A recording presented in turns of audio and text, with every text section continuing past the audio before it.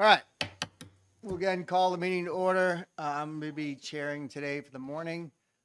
Senator Abbas is in court. He'll be here for 1, so I'll take it till 12:45-ish. Then I got to go run off and catch a bus to catch a plane. And Senator Whitley or Senator Gannon will take over for the last 15, 20 minutes in the morning. And then we'll take a break for lunch, come back at 1 o'clock. Senator Abbas should be here and we'll continue on.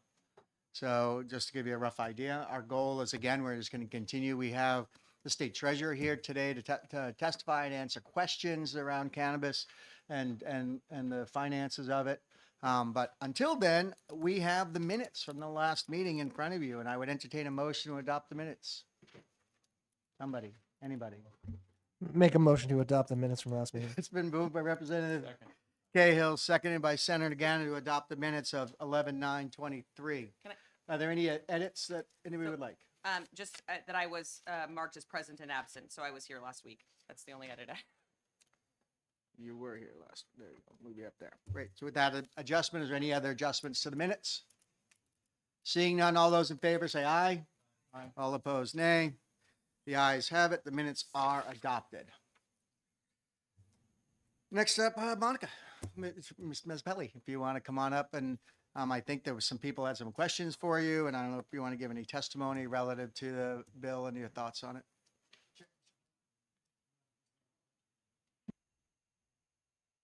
Oh, yeah, I apologize. Senator Gannon, would you lead us in the pledge? Sure. I pledge allegiance To the flag of the United States of America and to the republic for which it stands, one nation, under God, indivisible, with liberty and justice for all. Thank you, Representative Cahill, for reminding me. Yep, just getting past.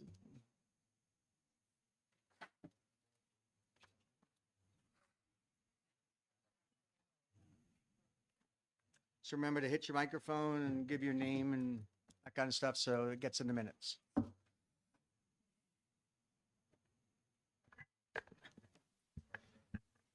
Good morning, Mr. Chair and members of the commission.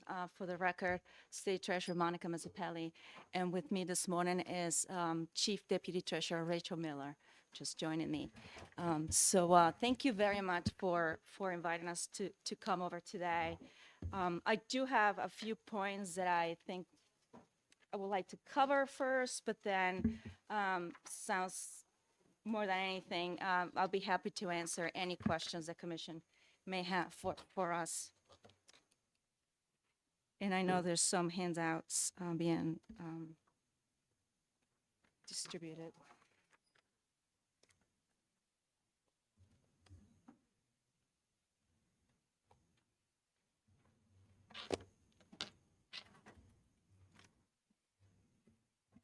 So it's the one pager that Ms. Mezzapelli is going to be referencing.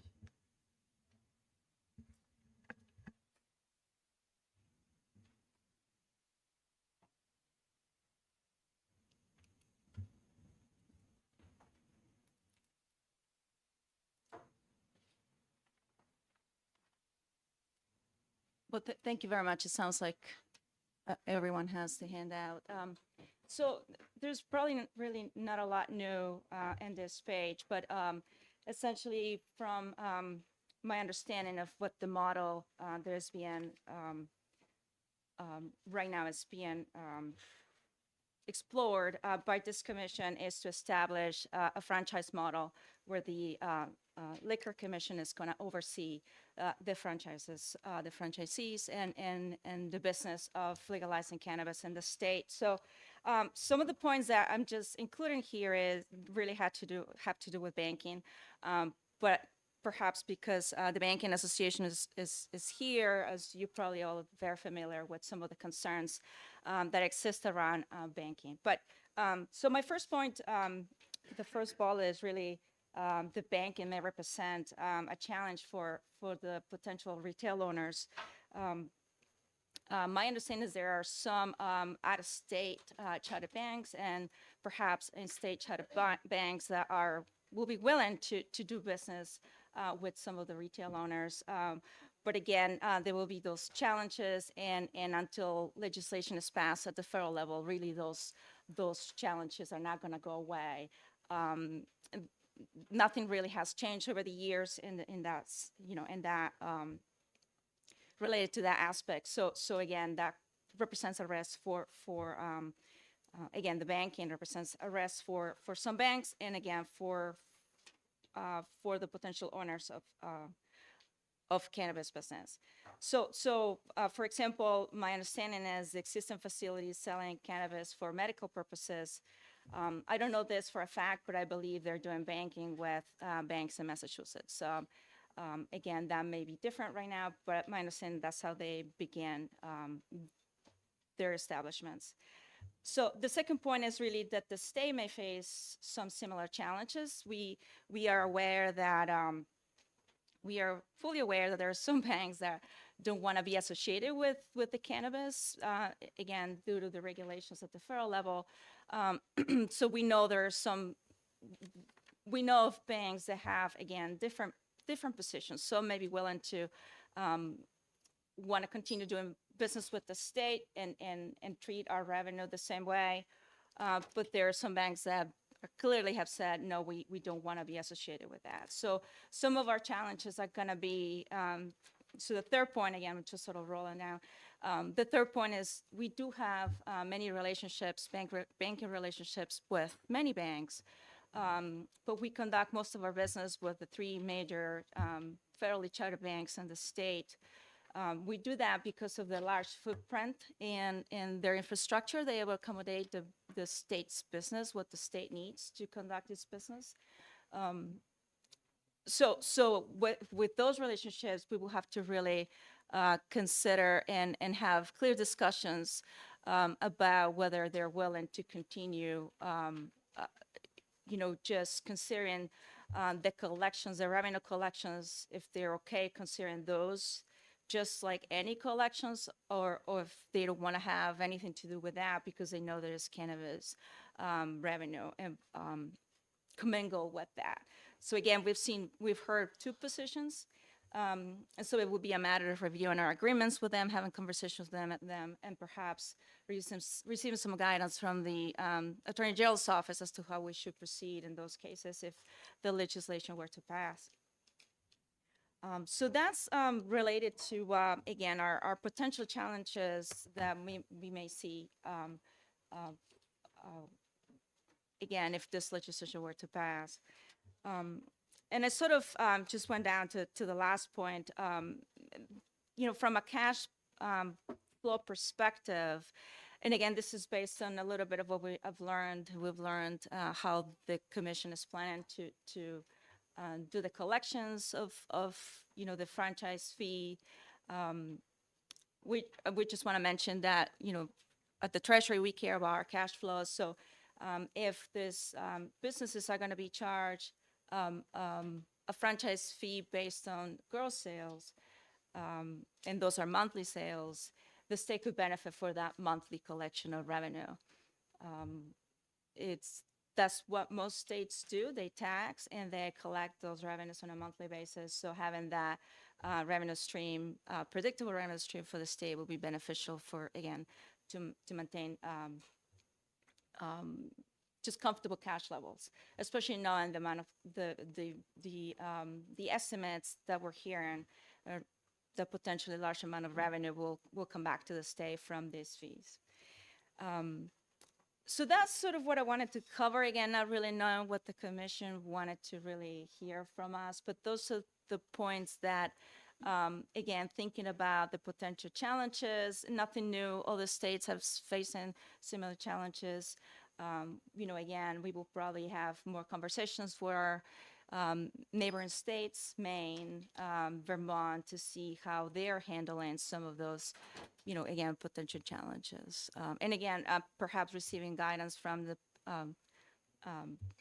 banking department that might help also try to make things simple. Once those, once all these business owners are able to establish banking relationships, then the state probably should have, again, the state should have less challenges. We want to collect. Um, we here as a cash business, that's always risky to have, large amounts of cash. So preferably the state will collect money, electronically via check. Hopefully we don't see cash coming to us as a form of revenue. So again, this is all I have for remarks. I'll be happy to answer any questions. Great. So I just want to start with just some of what I think I know, and maybe you can confirm, so we can understand the banking and what might happen around this. Is my understanding is the U.S. Treasury Financial Crimes Enforcement Network, FinCEN, has issued guidance for banks to be able to how they deal with cannabis. So banks are allowed to, but there's some that may still want to stay away for whatever business reasons. But that's my understanding. There are a set of guidelines for banks to follow. Is that correct? All we are hearing, again, there's more that we need to, again, evaluate all our existing relationships, but we're clear, some banks that we do business with currently, they have a very clear position that they will not get involved. They don't even want to know about revenue coming from the cannabis industry. So that's one clear position, and we just need to understand those positions, and figure out how to again, collect our revenue based on those banks that are willing to accept this. So as this That's move, revenue. so again, if this bill was to move forward and become law, the banking concerns for the state is we are already doing businesses that would be willing to accept these kind of funds, understanding the FinCEN requirements and managing it that way. Is that true? I believe so. I think part of the reason we never really had a very in-depth discussion with the banks is because for us it was no one really brought this up as a problem. So for us, it's been, again, the the license fees that we've been collecting, those have been coming as regular revenue.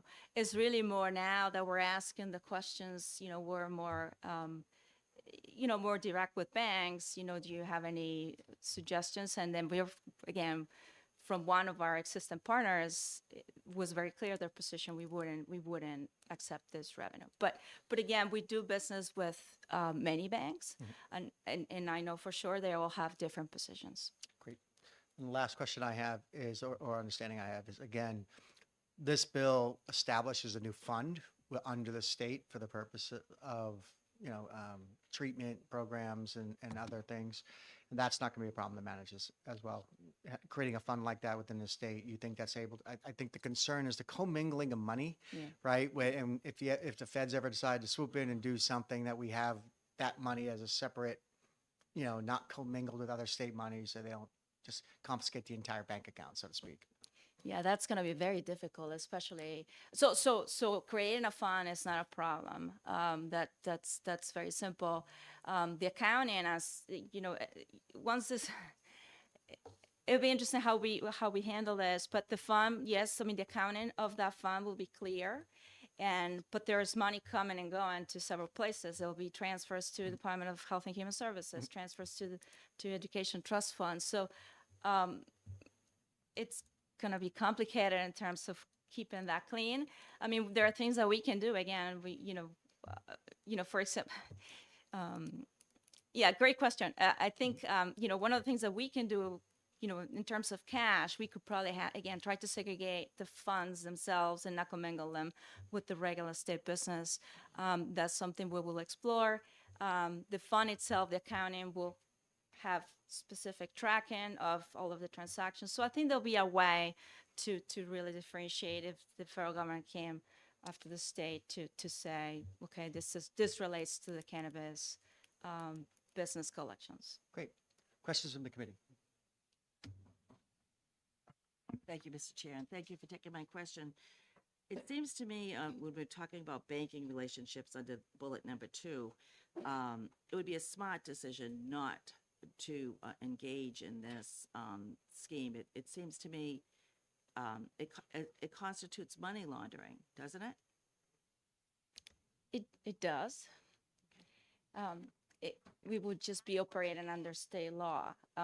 Again, I think at the federal level, there are discussions about, for example, the proposal of the the Safe Banking Act. That sounds like it's has bipartisan support.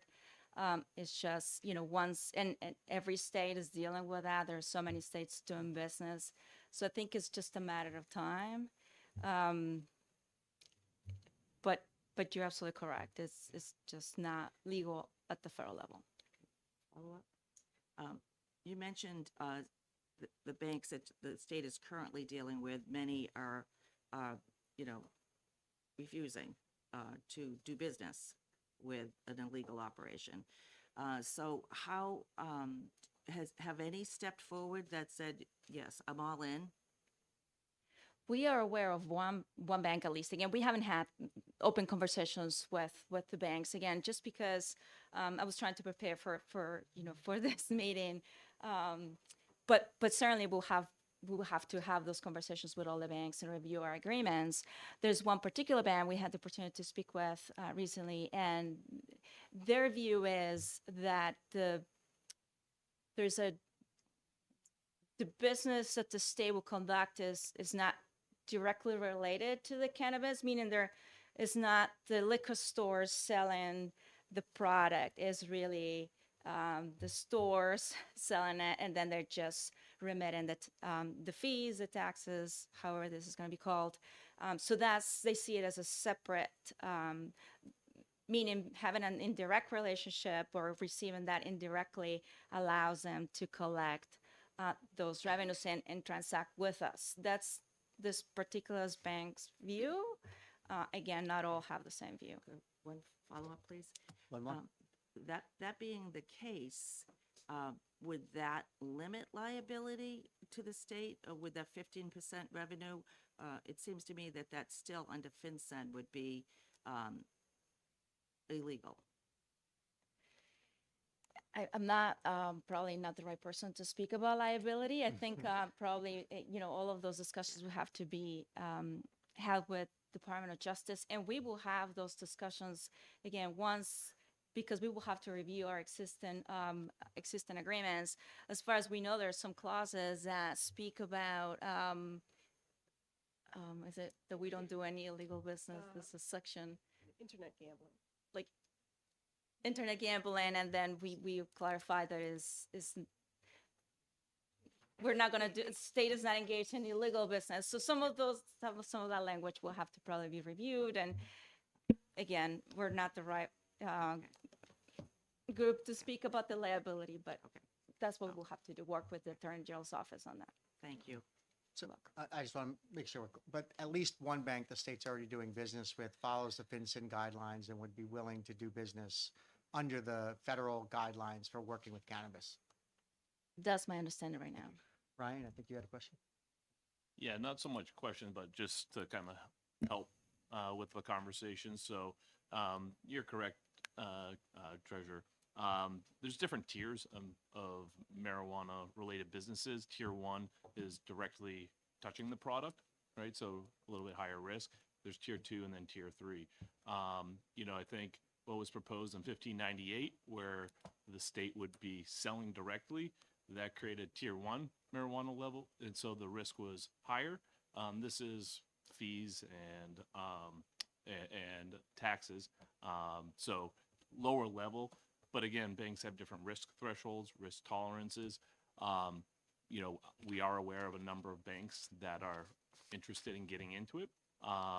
And one of the things that during the 1598 debate we did ask for was to make sure that those funds were separate and distinct from all other funds. And that was to ensure that current banking relationship that the state has isn't interrupted in the event that that bank didn't want to take those funds, and then another bank could step up.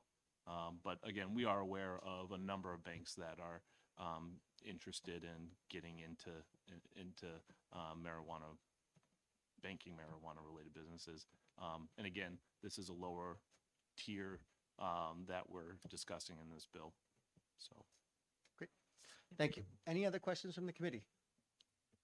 Just one comment, Mr. Chairman, Comment, if I Chief? may. Just one statement that the treasurer made, that we're fine with a monthly reimbursement instead of a quarterly reimbursement. The Liquor Commission is fine with that. The model was just to collect those franchise fees and make it a little bit easier on the franchisee to do it quarterly, but monthly would be fine as well.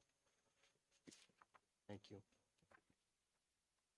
Yeah, and I can also just, on the Safe Banking Act, just to give an update on that.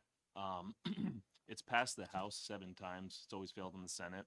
Our Senate committee, a month or so ago, marked up and passed it. I think it was 14-9, so it is making some headway. It has the support in the House, the question, and advocates feel that they do have the votes in the Senate. They have 60 votes in the Senate to get it through. So, obviously a lot has changed. There's a lot going on right now down in Congress, keeping the government open, but we have been told that is one of their priorities. So if that does pass, that will make it take a lot of these questions off the table and make it easier. So Great. Absolutely. Anything else? Thank you, Madam Treasurer, for coming. Appreciate it very much. Thank you very much. All right, so we're going to continue on in the bill. We last left off on page 50, at the top of page 15, letter F, and I'm just going to kind of remind people what that section is talking about. So if you go back to page 13, number 4, we're talking about rulemaking at this point, right? That not later than we decided on 30 months after the effective date of this section, the commission shall initiate rulemaking process to 541A for regulations on advertising, manufacture, sale of cannabis, cannabis products, cannabis accessories, and the rules shall include the following, and we made all the way to F on page 15.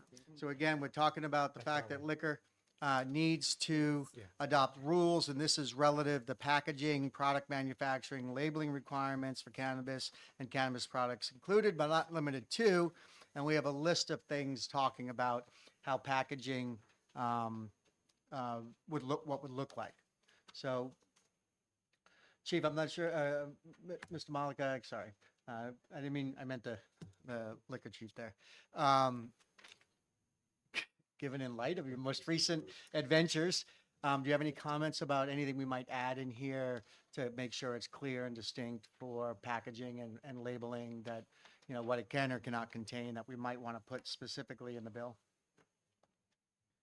The only thing I would add, Mr. Chairman, is we've done a lot of study with the states that have legalized, the 24 states that have legalized cannabis at this point, and we would just continue to look at what they're doing and model what we're doing after what we feel are the states that are doing it the best, which are, there's a few out there that are doing it well. Okay. So going through, Tim? Just kind of a question for Chairman Malika. With the recent pushback of the microbreweries on packaging for their microbrew containers, some containing cartoons that look like Finding Nemo, do you think you guys are going to be able to stop stuff like that on the marijuana packaging? I do. This is the way we look at it. We would ask that the packaging, much like beer labeling or anything else that we inspect, we would set a criteria out that cannot happen in this state, and would ask manufacturers, because I'm sure there's manufacturers in other states that are interested in coming to New Hampshire with their products. We would ask that those labels or packages meet our standards rather than the standards of other states. So I certainly think that it's something that we can do, Representative. I think if you look again at the rules under F, small I, number D and E, right? We talk about athletes, right, not being depicted, so it's no way informed of being a performance-enhancing product. And the same with cartoon, characters, not packaged for featuring illustrations, subject matter, attributes that are consistent with products marketed towards children and youth, right? So they have some pretty clear guidelines that they'll do, and maybe even adopt in rules a little tighter guidelines as well. So I think, Jordan, you have a... Yeah, two quick comments. There's some grammatical errors in the list of the laundry list. We're at... Oh, for example, but not limited to the following statements on the packaging are false, etc. That type of language Yep. occurs. But a question to the Liquor Commission. Go ahead. You've already been in discussion with the 24 other states. You already have some idea what the rules are. Is it going to take 30 months or can it be done in a month or two? The 30 months representative doesn't represent what the packaging would represent. The 30 months represents our business partners being able to come to the state and set up grow facilities and manufacturing facilities. That's where the lead time is necessary. Want to follow up, Mr. Chair? Well, my understanding is that you've already got a line of people that are ready to come in. They need rules in order to set up. So besides them coming in, they're ready to come in. But what they need is a set of rules for operation. So if it's going to take 30 months for them to set up and 30 months to put in a rule, you're now talking 60 months. You're talking a rather long period of time. It's my understanding in that 30 months representative that the rules would be written and sent to JAOCAR in conjunction with our business partners coming to the state and setting up their businesses. So the 30 months is just that, 30 months. And if it happens in 22 months or 18 months, so be it. But we just want to make sure that we're not in a position where we're asking people to, where we're asking franchisees to open stores when we don't have enough product for them to sell. So, Chief, Commissioner, if I can. So again, you're talking about a staggered set of rules coming in. It's a not 30 months is the not to exceed number, right? You have to have everything done within 30 months. But I would assume that I'm serving on JAOCAR and I'm praying you don't show up with a stack of rules like this for all levels of the. But you're going to do, like, assume you'll do cultivation first and then move into manufacturing and then move into the distribution and then move into retail. So as the people who have to stage and stagger will get ready. So when you get to the final product of the franchise store, there's already product on the back end to deal with that. Is that an accurate assessment of a staggered? Can't say it better than you said it, yes. Yeah, great. So, he's good. Mr. Chair, I have a question about the process. I know you've been collecting guardrails from subject matter experts that have come in. I submitted guardrails from the prevention community. I don't think we need to go through each and every one of those right now. Will OLS be integrating these into the mocked up copy that we're doing today? So I was hoping to have a red line product by today that we could see all the changes we've made up to this date. But yes, ultimately we'll end up with a red line product with all the additions and subtractions that we've done from the draft bill. Okay, that's after our.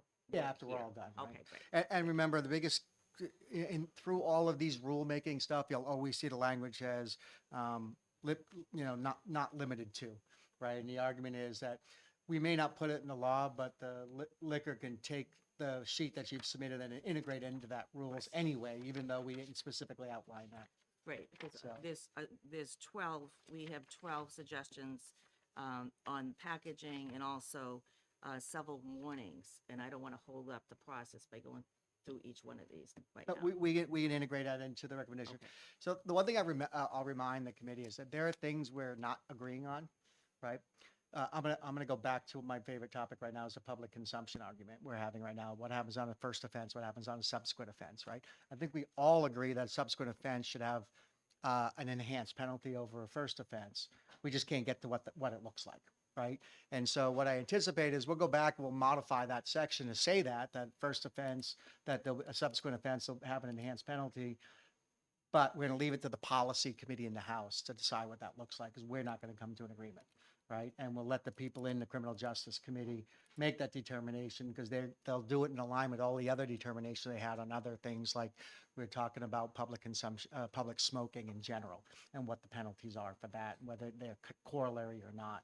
So I don't want to get bogged down too much in some details, because again, the policy committee is going to take this and tear it all apart. Our goal is to set a bill with the ideas of what we want and as much detail as we can where we can come to consensus. And wherever we don't, we can have a majority and minority report on that section. So I anticipate on the public consumption component, we're going to have a majority and minority. We're going to have a standard statement that basically says the bill we think again, I think it should be violation of misdemeanor. I'm not willing to set penalties and violation levels, penalty levels, but I'm willing to set the violation, the levels, and let the policy committee decide. And the majority report is going to say a second offense, we think should be significantly enhanced because you're knowingly violating the law. At that point, you've already been warned on a first offense. There are some people here that disagree with that model. And the minority can say, we don't think so, we're decriminalizing marijuana, and we don't think that we should recriminalize another action involving marijuana. That may be their statement. But we'll have two different policy statements to where it is that the policy committee can take up and define further. Does that make sense to everybody? Great. All right. So section F, we've got Jordan's minor correction, and we've got the some of the languaging that will give the liquor for better enhancement on the regulation on packaging. Is there any other conversation under section F we want to cover? Not seeing any. Moving on. We will go to, we're now on page 16, number 5.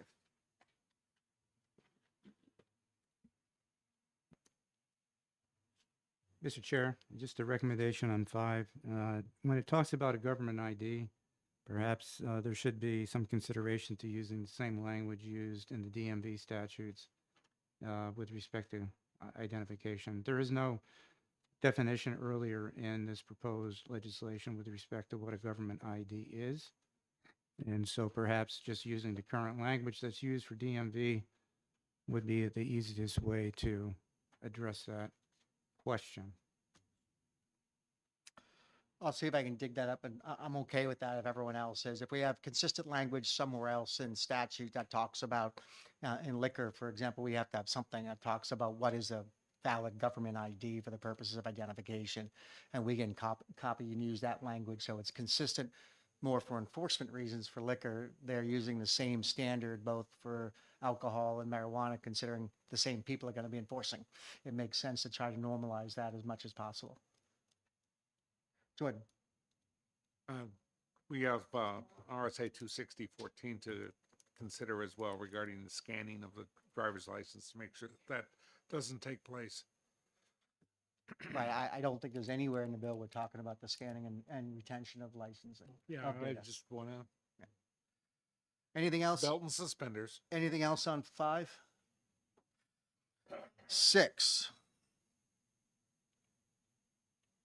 I think, Jordan, here's your no storing of data.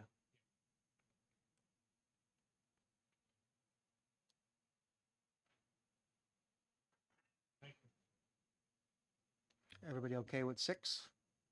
It basically says the only way they can keep the data is if for marketing purposes and if the customer allows. Number 7. Mr. Chair. Yes. We should probably change 24 to 30 like we did in the other sections. Seems reasonable. Anything else? Just a quick question. I know Good. you've been here enough. Nope, go ahead. Chair. What if there was a recall? There was a product defect, something got in, and you wouldn't be able to inform the consumer that there was something in the product? Good question, Chief. What do you have for, what if we have a batch that shows up bad? We don't catch it until the independent review later after it's already been on the market. How will we deal with notification to consumers that a given batch might have a problem? It's my understanding that nothing would make it to the shelf until the process of inspecting it took place. But then if in fact something was out there that had a problem in it, it would basically be through the Liquor Commission that type of information would come out through our social media, through our website, and through the franchisees themselves. So, hold on a second, see what the next number is. All right. So maybe, Chief, this is talking about rules. So maybe we can add a number 9 that just talks about notification of recall, possible processes, and just add that you have to require some sort of rules for notification. Does that seem reasonable to everybody? So we'll add a number 9, and it'll just be your recall procedures, recall and notification.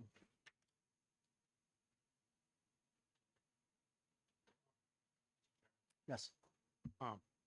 Currently, if there's a batch of, I'll just use one that popped into my mind, Blue Bunny ice cream. They had a listeria problem, 3 or 4 years ago. And all they did was public record, as the, commissioner just commented, so. I think it's pretty, I'm sure they have a process, and I'm sure they can add something simply in, again, I think of, just simple what's signage at the stores, that kind of thing, the franchisee locations, as well as social media posts by both required, would probably be enough notice, but there should be a process in place. So we'll just add that they'll adopt rules relative to that. So we're changing it to 30, we're adding a number 8 about recalls. Everybody else okay with, number 7? Mr. Chair, Mr. Yep. Chair, oh, sorry, excuse me. Good. Oh, okay. Number 7, from a public health and perspective, we would recommend or consider for the commission to add or to ensure that there's information in the handout that must contain informative material regarding the health hazards associated with cannabis products, including but not limited to restrictions on use by persons who are pregnant, breastfeeding, as well as health hazards associated with chronic use disorder of cannabis products. Just to make sure that those limitations or health hazards are included in those informational handouts, particularly with respect to potential health hazards associated with use by folks that are breastfeeding or are pregnant. Doctor? Maybe we can just copy the information under 38 dash F on 17, page 17, and it goes pretty specifically over adolescents, young adults, breastfeeding, pregnancy. If we just sort of use those same things in this section. So you're talking about 318 F8-2 and that advice about potential risks of cannabis, that whole little section right there? Mr. Chair, I would also add, keep this product away from children. So I guess my recommendation is we leave the language alone in 7 and just look at when we get to the next page about the information, because it talks about informational materials and warning labels, and we can address it over in there rather than make an some sort of list and under number 7. That sound reasonable? I don't see it here. And then number 8, no later than 36 months after the effective date of the section, the commission shall make written recommendation, general court regarding regulations of hemp, cannabinoids, synthetic cannabinoids, intoxicating products derived from hemp, including, and then a list of A, B, C, and D there. I think we start talking in this area of Delta 8 and Delta 10 cannabis products that are derived out of hemp, but now are being synthetically altered to change the makeup. And so this just says that they need to give us some advice, the legislature, in a reasonable amount of time, so that we could potentially put either rules or laws around that down the road. Does that make sense? We're okay with that one? Okay. So we're through that section. We added number 9 about the recall and notifications, and that's the end of that section. We're moving on to the next section on page 17, 318 F8, informational materials and warning labels. So number 1, is everybody okay?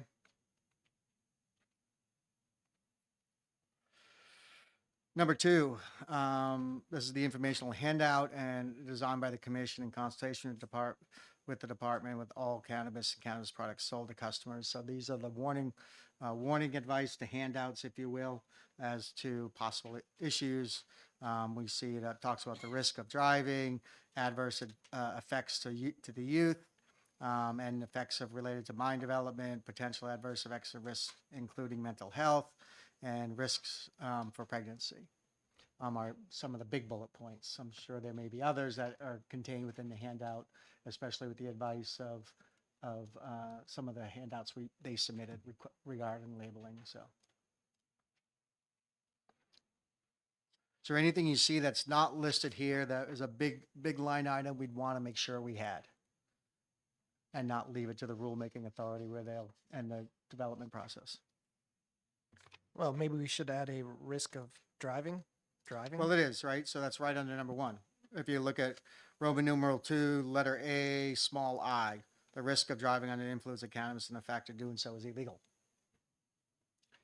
Yeah, perhaps consideration for adding the potential penalty if convicted for driving while impaired under cannabis may be helpful, given the statistical increase in every state that's commercialized with respect to the number and increase of serious bodily injury and fatal motor vehicle accidents associated with cannabis use.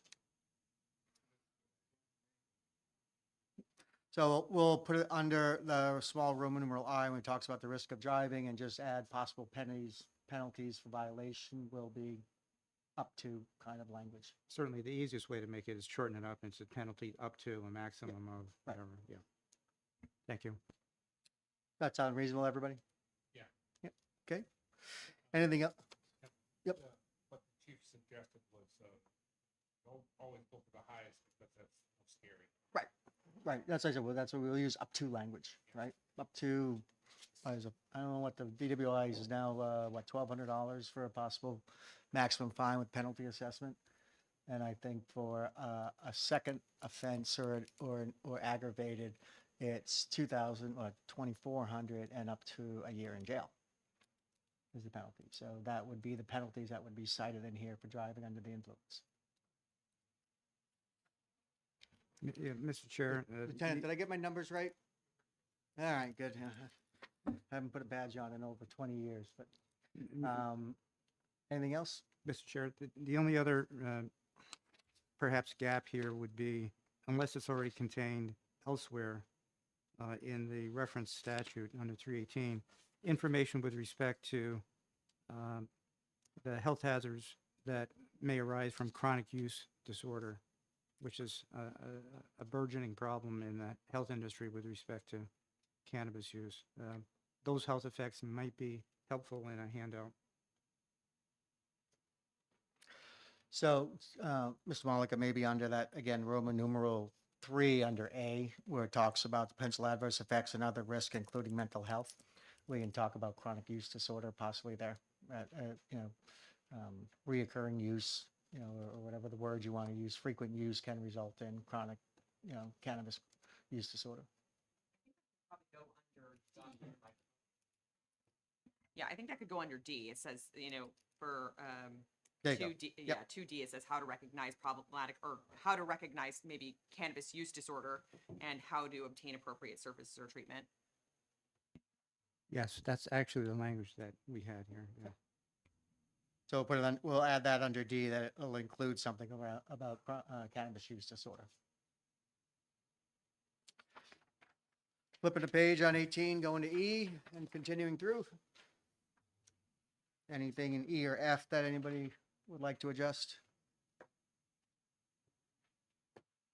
Seeing none, we'll move on. Number 3, cannabis, the commission may require franchise cannabis retail stores. So I'm just gonna fix that language because we've changed the definitions. We got rid of one of those. I can't remember which it was. And it'll just say that whether it's franchise cannabis retail outlets or just cannabis retail stores shall display informational posters in conspicuous locations about the risks, da-da-da.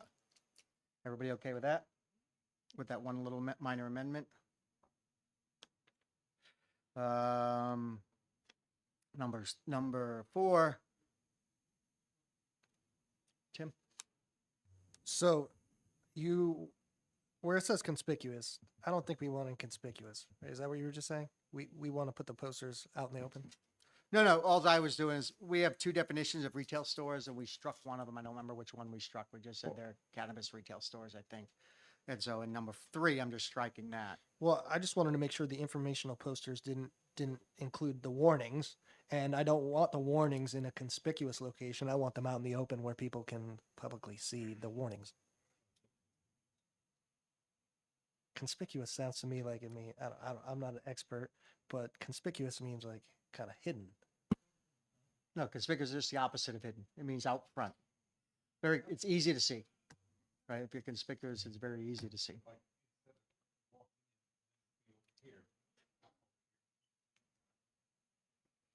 So we're okay with number 3 with the minor adjustment. Number 4, what about warning labels again? We're good there. Going on to number 5.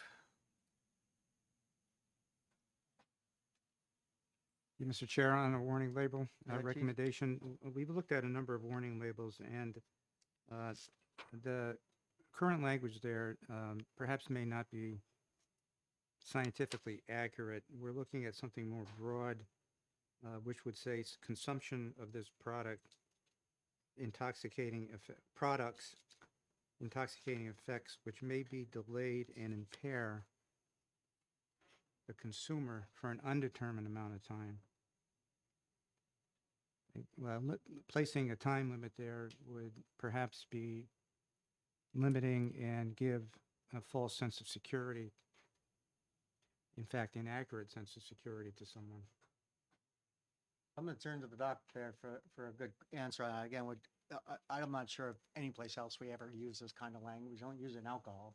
About consuming a beer may create intoxicating effects and lasting up to, we don't use that in any of our alcohol warning labels. I'm a little, I don't know the science around this, so. I think it would be reasonable just saying may be delayed and just take out the our language, because that is, we know that that's a big problem with edibles, is that it's often very delayed and people just take more and more, and that's how they end up in the emergency room. So, but yeah, I think that may be delayed and yeah, I think that language would be fine.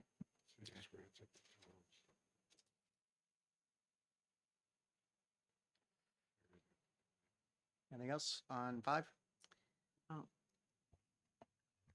I have a question about number 4, if we could just back up Nope, back one up. moment. We were talking about warning labels. I know that we've had discussion about inserts that have more comprehensive information, such as when you get a prescription drug. Can we, is there another place here that we're talking about inserts, or is this the appropriate level, place number 4? Warning labels or inserts, and/or inserts. I think we can't put all of the warnings on a label. It's not going to fit. We've had that discussion.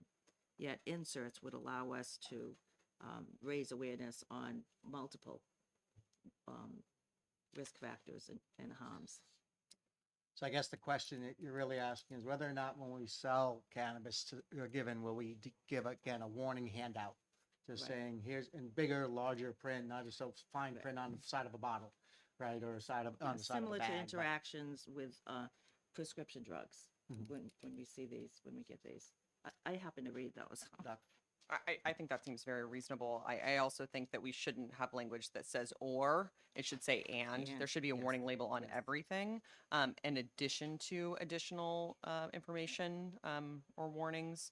And I think we have this somewhere else, but I'm not certain about rotating the inserts, Right, like, right. every month it's a different insert so that we have some increase in education, and it's hard to get everything out there in one shot. So can we add, shall include warning labels and inserts?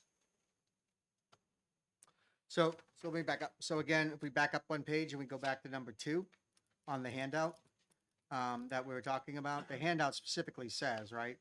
We'll fix the store language there in that first section of 2 types of stores. We only have 1 now, but shall include an informational handout designed by the commission in consultation with the department with all cannabis products sold. So it looks like they're already planning on handing them a No. handout on cannabis products and the effects and warnings of that. That's a full sheet type of, or a glossy index, whatever they use.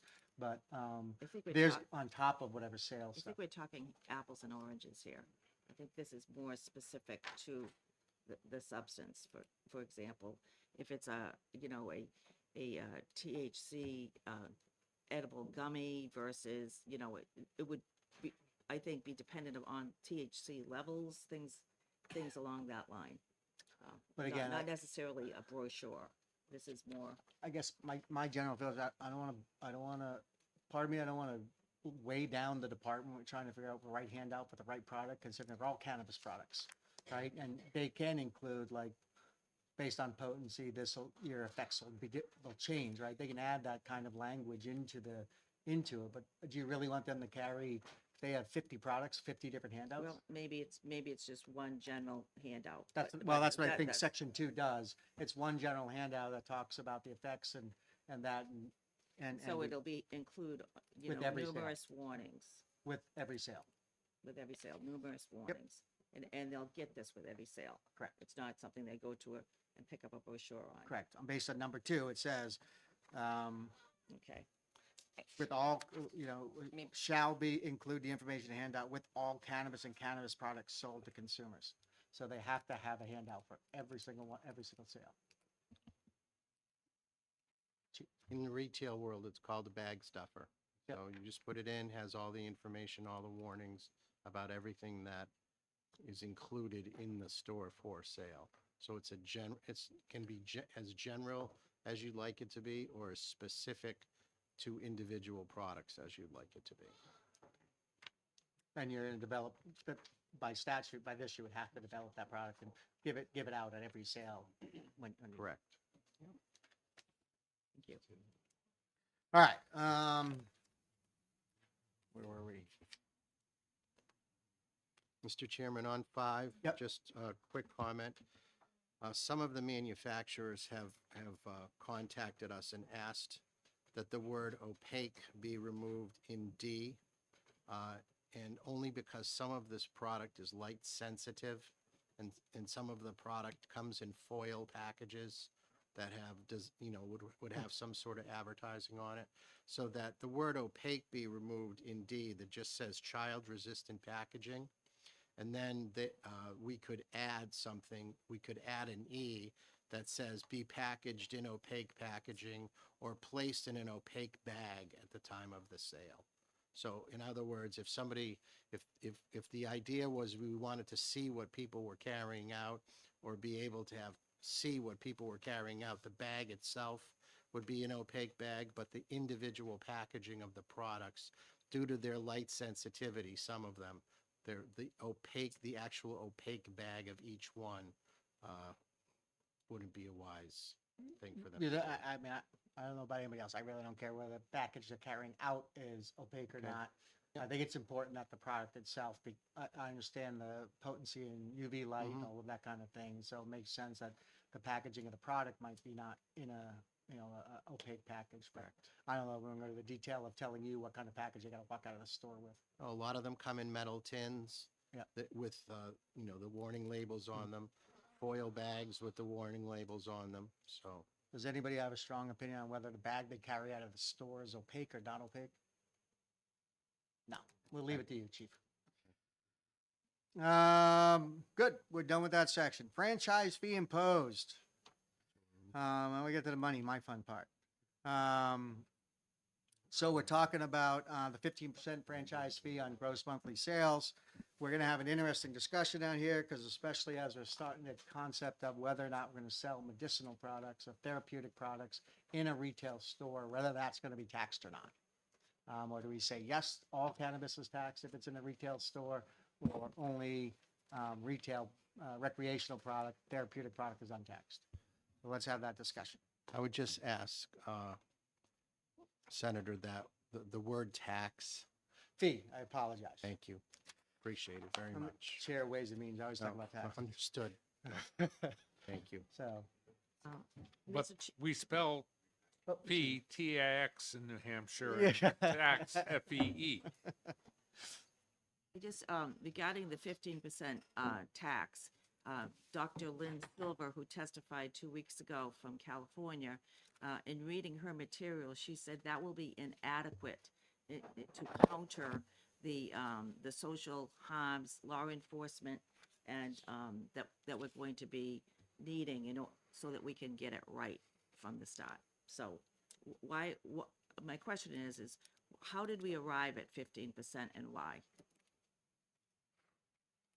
Well, there was much discussion in House Commerce about the fee, whether it be 8%, whether it be 20%. So the discussion went back and forth at length. And I believe House Commerce at the time fell on 12%. And we we testified that we didn't feel that 12% was enough. And that 15%, in running the numbers that we've run, 15% we feel is a fair amount for us to retail the product at better prices than the surrounding states and still make it a profitable endeavor for the state to undertake. Dr. Silva was saying that that revenue would be inadequate for the state to address the issues that will arise, that have arisen in the legalized states, and she was recommending 30%. Well, I think that the good doctor is from the state of California, where tax doesn't seem to be an issue, and they're quite liberal with their taxes there, one would say. And I think that the state of New Hampshire takes a different approach to that.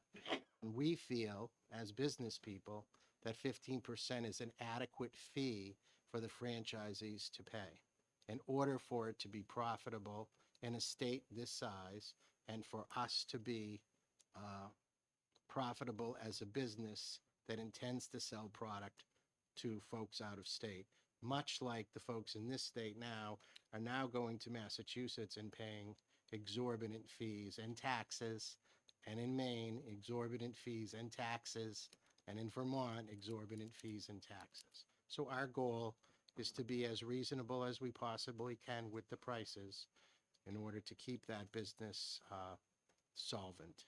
Okay, so follow up. The profitability, we're talking two different issues here. Profitability for the franchisees versus revenue for the state to address the social problems that will inevitably come our way, regardless of the retail outlet. So I think we need to be cognizant from the very beginning that we are going to have problems. We already know that. And if we cannot address those, our state, our children, our families, our state will suffer. We're basically playing with fire here. Well, if I may, Mr. Chairman, go ahead. there's no one at the Liquor Commission that wants to put anybody in harm's way of anything. Our model ensures that. And we just feel as business people that 15% is enough for the state to have a profit that ensures that everything that needs to be done in a state of this size is adequate. I just have one more question, if I could make this point. If our surrounding states have exorbitant taxes on this, why should we not play on that level playing field? Why should we shortchange New Hampshire citizens? I don't feel that we are. So that's going to be ultimately end up being a legislative prerogative, I promise you, when this shows up in front of the I Ways and think it Means. will. We're going to have a big conversation about what the rate is and what the revenues look like. I'm going to go back to 1598 from last term. We were estimating about $250 million in gross sales in the state of New Hampshire, which will result on a 15% franchise fee of $37.5 million in new revenue for the state of New Hampshire to combat what's going on. So until we have some data, I think $37.5 million in new revenue that'll supplement our mental health services and substance abuse services are a significant number to help. Considering every one of these, I won't say it, every one of Be these. enough. It's not, it gets into the argument of, do we think they're going to be new consumers, or is it just going to be existing consumers that are already doing the product and already have the issues to begin with that we're going to be working with? So I think there is probably an incremental growth that happens, but the question is what that looks like, and it's not going to be solved in this committee, I promise you. Let's come over here to Tim, to Jordan, and then the chief, and then Dave. Thank you, Representative.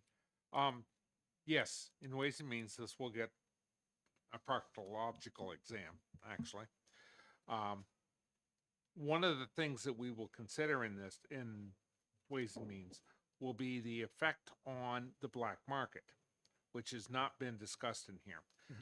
States with a high taxation, I know from going to various national conferences, states that have had that have wound up not competing with the black market. In the black market, the corner salesman with selling whatever weed he can grow winds up underselling the state at that time, which means that you're not affecting illegal sales. You're not stopping the black market. You're not stopping tainted product from getting out.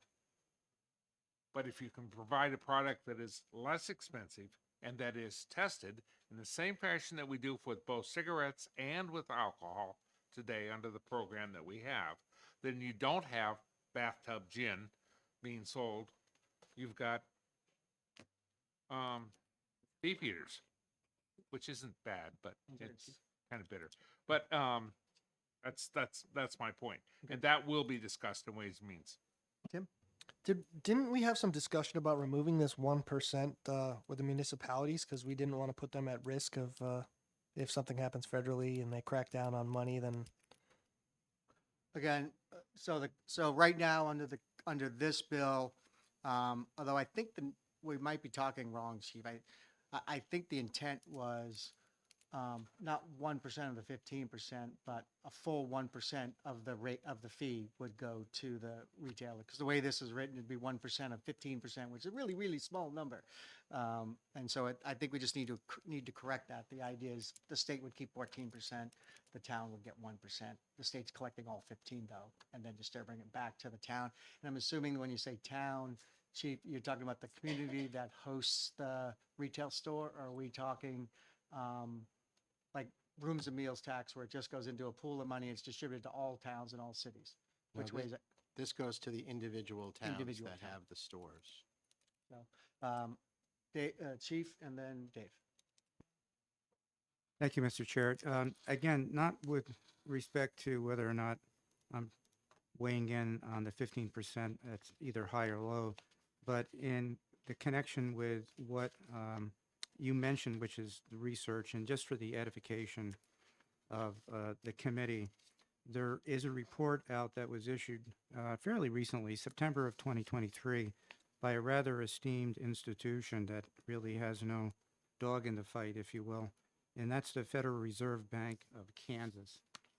That report is online, and it talks about the offset cost, which is, I think, part of the discussion with respect to your percentage debate. And that offset cost that the Federal Reserve Bank estimates is $1,400 per capita, which is a rather large amount. So perhaps that study could be used by Ways and Means and take a look at what the potential offset costs are, and that report is available online. Any discussion about the I just had a question. Senator Gannon?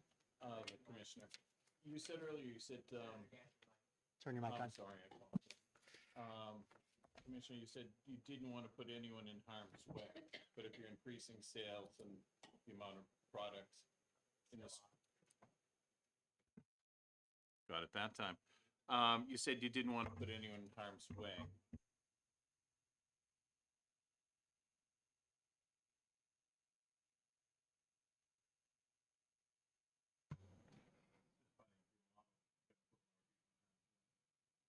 I think when I was referring to that, I was referring to the liquor sales, the way we do it, with the way we're doing sales now. Our model is around education. Those stores are controlled locations and thus being a controlled state. And we feel that the oversight of the franchisees would also indicate that they'd be a controlled location. That's all. Thank you, Senator. In regards to whatever amount, percentage, the franchise fee is, I mean, we could have a franchise fee of 30% or 50%, but if it's not going to the right places to offset the harm that's being done, my recommendation would be that to make sure that whatever fee comes in, that we have a high enough percentage of it going to mental health, going into the mental health aspect, going into the. No, I know, but I'm just saying in relation to this, I think that's the baseline that we should be looking at, no matter what the fee is, that an adequate amount is going towards offset. So again, I'll just say, as serving 3 terms in the House and Ways and Means and chair of Ways and Means in our state, in the Senate now, that New Hampshire's never been one just to raise a tax to collect revenue, right? The point of the tax model is A, to have money to offset any costs. So the cost of liquor will come out of that as well. So that to the general citizenry, there's not an expense for this. And then the second part is to provide the services that are necessary. But even after we got all that, it's not New Hampshire's way to just ratchet the tax up for this cause, right? For the sake of just generating revenue for the general fund. So I will say, I think a portion you have to recognize is, I think what the chief was alluding to is, again, there's a certain amount of, I'm going to call it harm reduction in consumers of product if they don't have to go to the black market, because we have a clean product, for lack of a better phrase, that they're consuming. We don't have to worry about kids overdosing on fentanyl. We don't have to, or adults overdosing on fentanyl, because they're getting a clean, tested product. And I think there's a certain amount of that, and making sure that the tax isn't so exorbitant that it pushes them back to the black market, where that potential then exists again, where those adulterated products can be served because it's cheaper to go to the black market than it is to come to the state. So it's a balancing act, for sure. And I don't know whether 15% is the right number. We'll have this discussion in Ways and Means when we're talking about the fee. But just understand there's a little bit of a balance act going on there about reduction of harm by having consumers move off the black market and come into the legal market. And we had the same discussion around sports betting when I put that bill in, about how much we took away from black market, and it was helpful to the industry, or to consumers, because they couldn't. Mr. Chair, I Yep. just want to make one final point. It all comes down to what's in the bucket. If there's not enough in the bucket, you are not going to be able to direct the correct amount to offset the risks and the harms. That's all Understood. I'm saying. All right, so we're done on that one. Moving on. 318F10.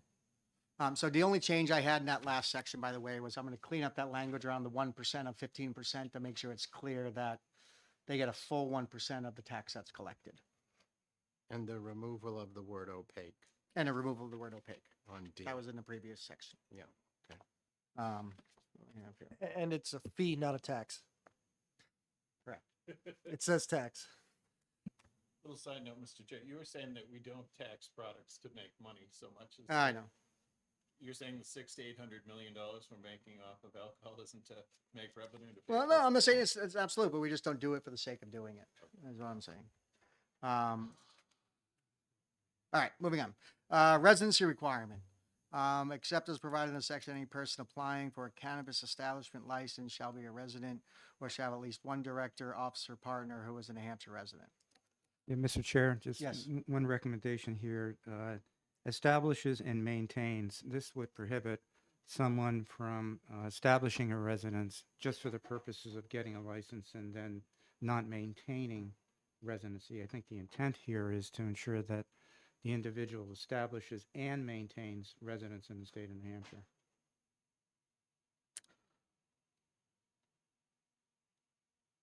So I'm not sure your question, because the way this is written, that's what it says. You have to be a New Hampshire resident to request a license, or one officer must be a resident. Well, There's no- it says establishment, doesn't say maintain.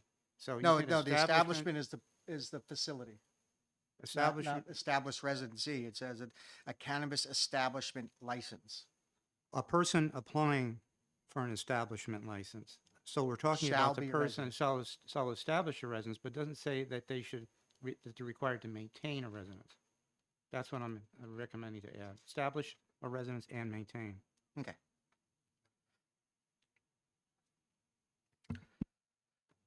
Number 2.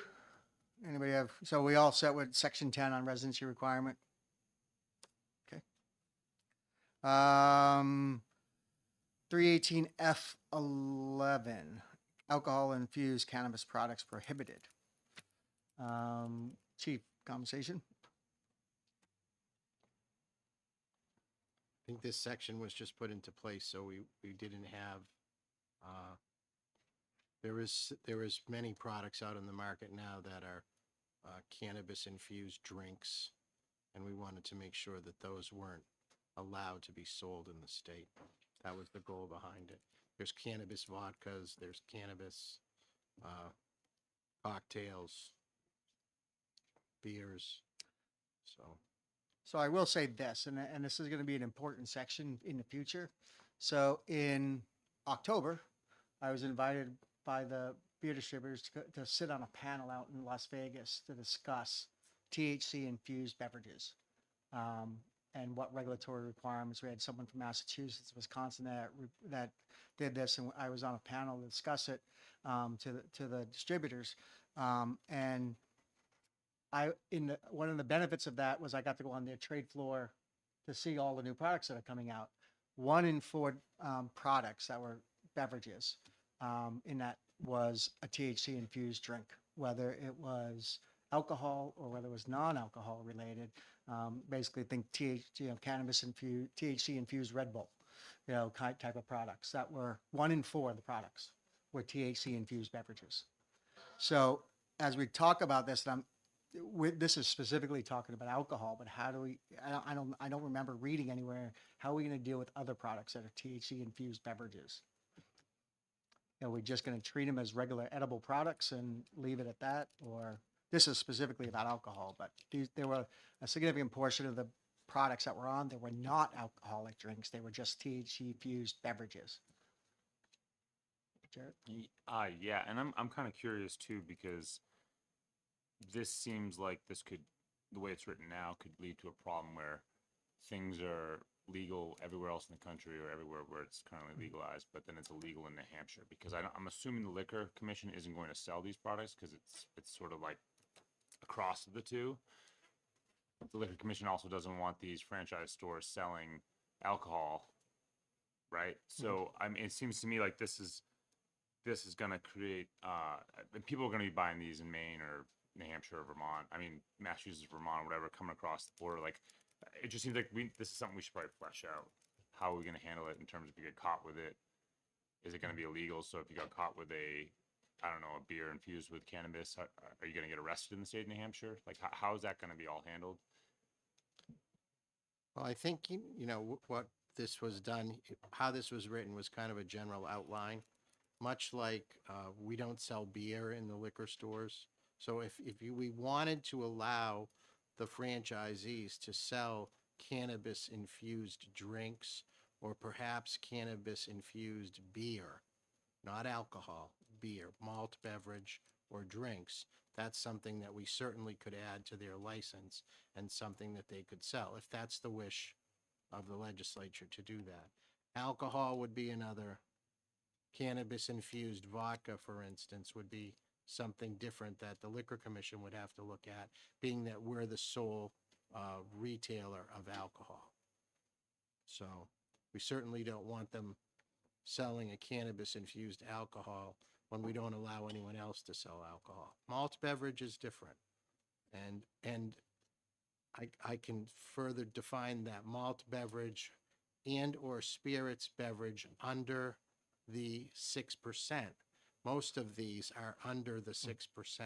So they would fall under the purview of a beer distributor distributing them to the franchisee.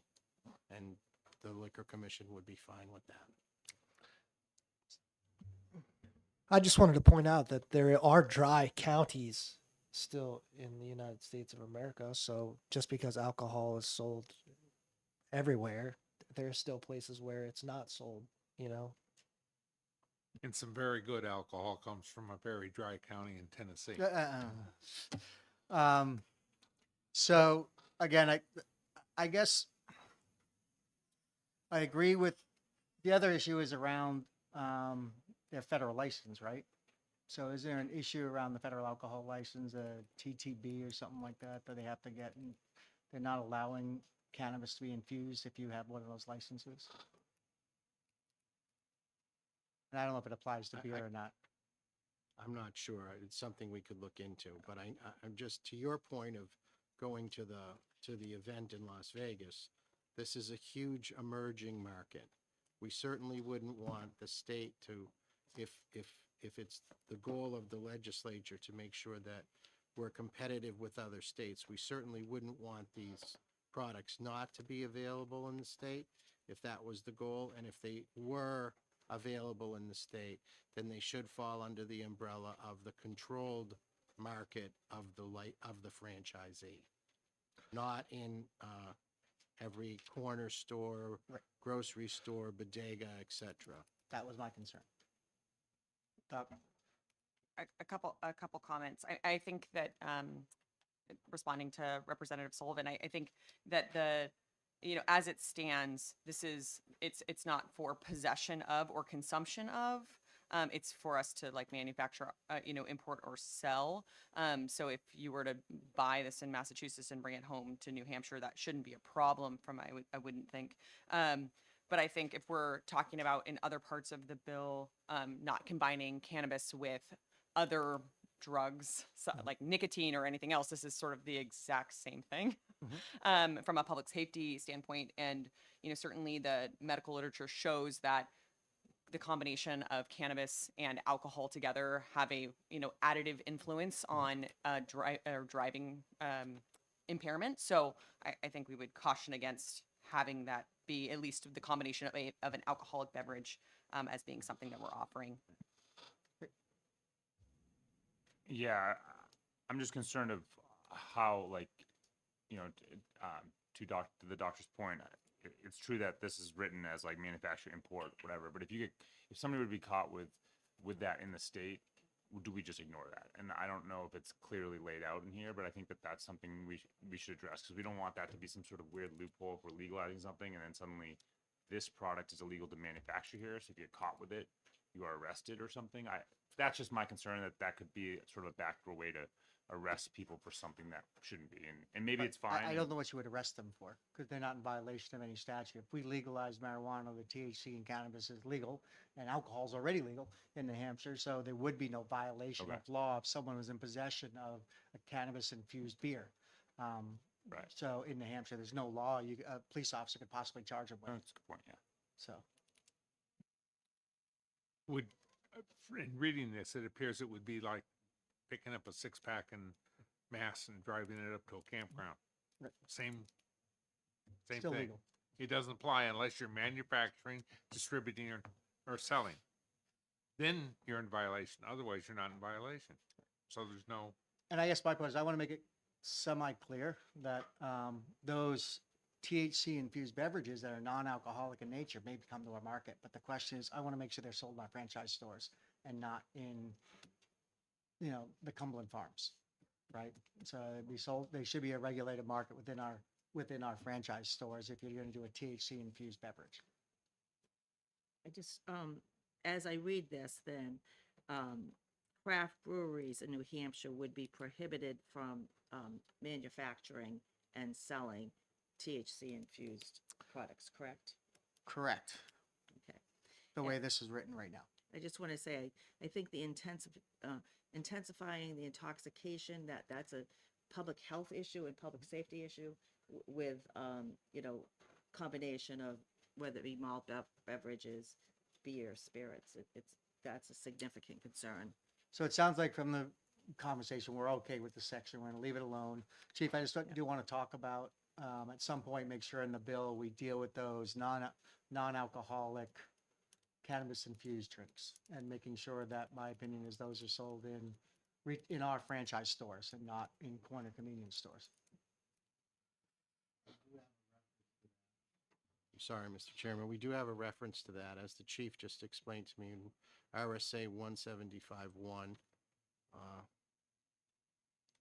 in Title 13, so we can include that language in this if you'd like, which, happy to do that. Thank you. So we're good with number F11. Going on to F12, tracking system. So Mr. Chief, I assume this is what's commonly known as seed to shelf tracking? Yes. I apologize. In an earlier section, I missed something that New Futures had lifted up from a public health perspective. So I was wondering when it's appropriate if we could go back to 318F8 and just have New Futures come up for a second. Let's finish the tracking and then because we already Yep, brought that up, and we'll go Yep, back to whatever apologize. the change you want. Thanks. Are we okay with the tracking system? Great. All right, Frank, what was the change you wanted to go back to? What page?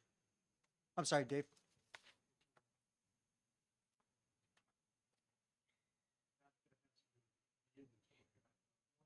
Turn your mic on.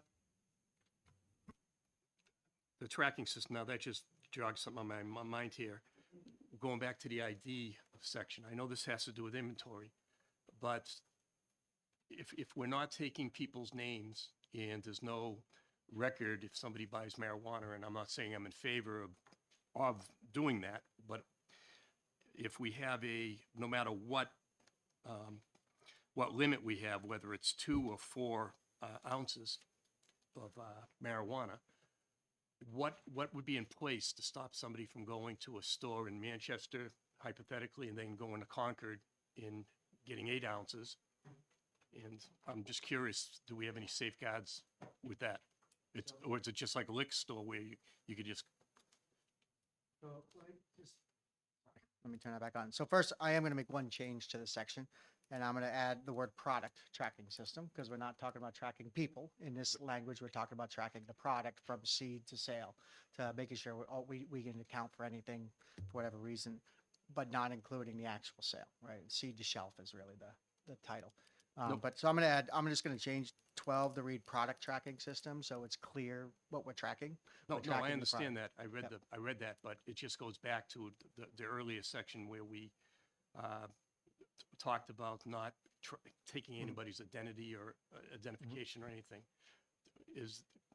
There would really be no stopping anybody if they could go to every single store, and I'm just curious, is there anything? Liquor does regular investigations, I understand, from people who are buying alcohol in large quantities and moving it about. And so I'm sure this would fall into that same kind of idea, is that they would track, to a certain extent, if they see somebody coming in on a regular basis, I'm sure it'll trigger some sort of investigation somewhere.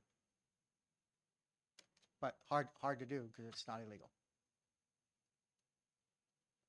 Well, that's what other states, I believe, do that, but, and that's how they're able to, if somebody goes into one store, stops them from buying more at another store.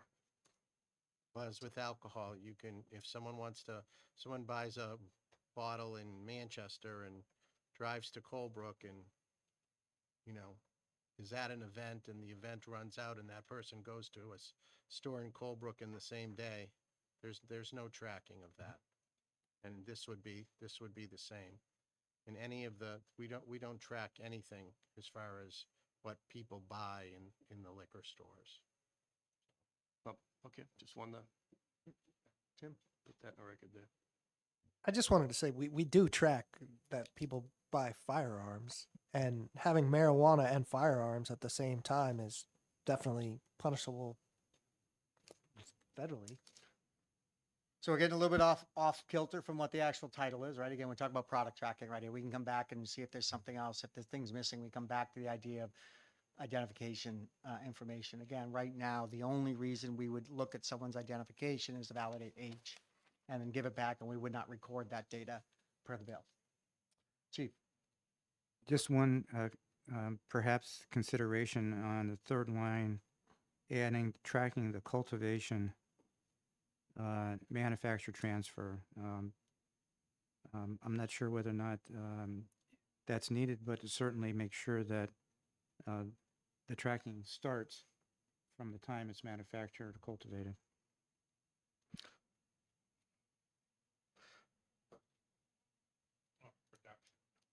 Yeah, I think they were being a little all-inclusive because they just said anytime you transfer product from one licensee to another licensee, it's got to be tracked.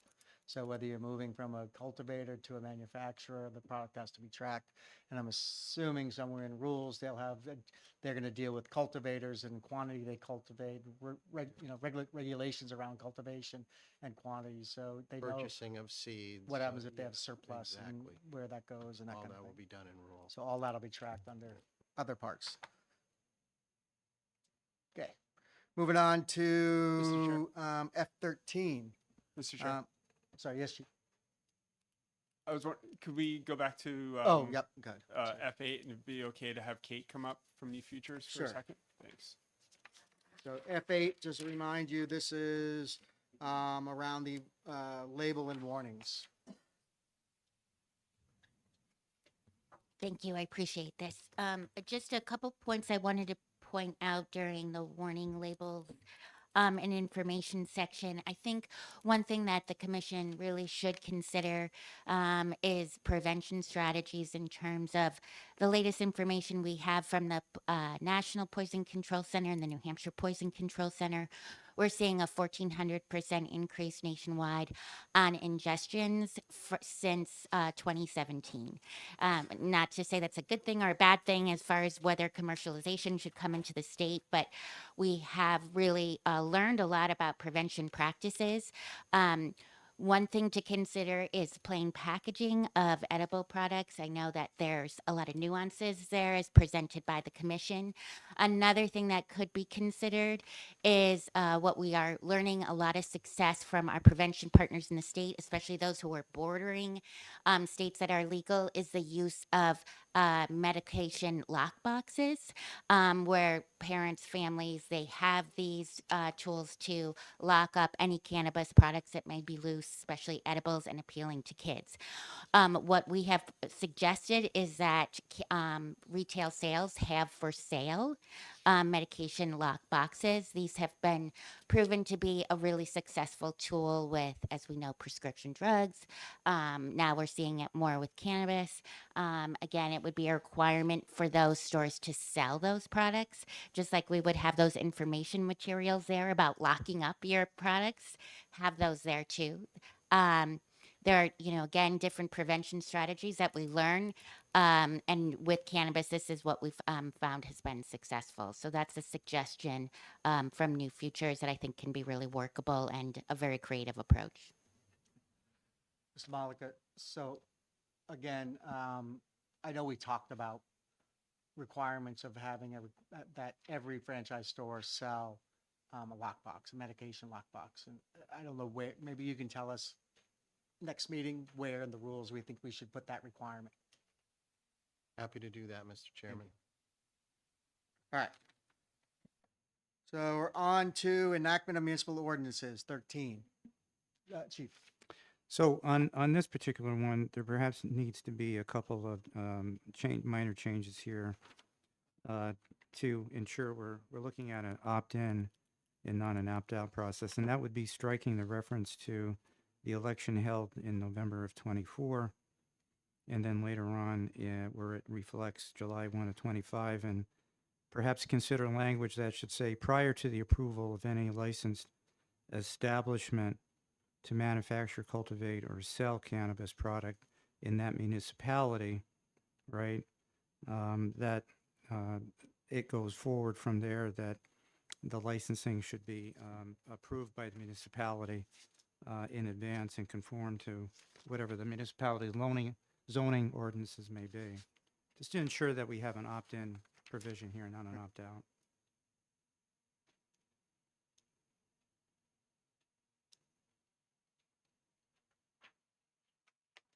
I believe that the NHMA also sent correspondence to Senator Abbas on that point as well, as recently as the 13th.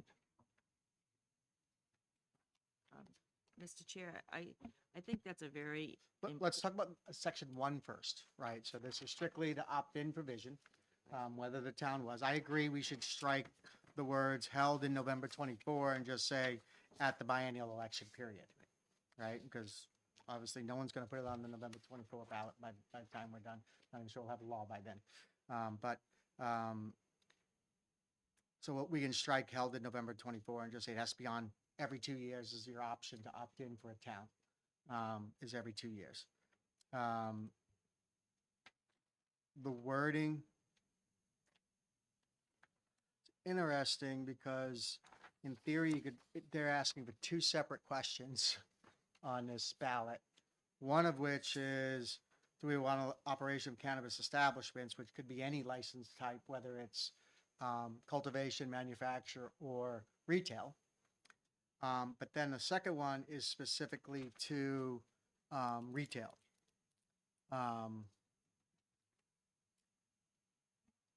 Yes, Mr. Chair, What happens that's if one passes and the other precisely. doesn't? Yeah, it Right? should I mean, be it's kind of a all-inclusive, I would think. confusing having both of those on there. Thoughts? Anybody? I think it's critical to keep the opt-in language there only because with the therapeutic cannabis, local control was something that was completely non-existent.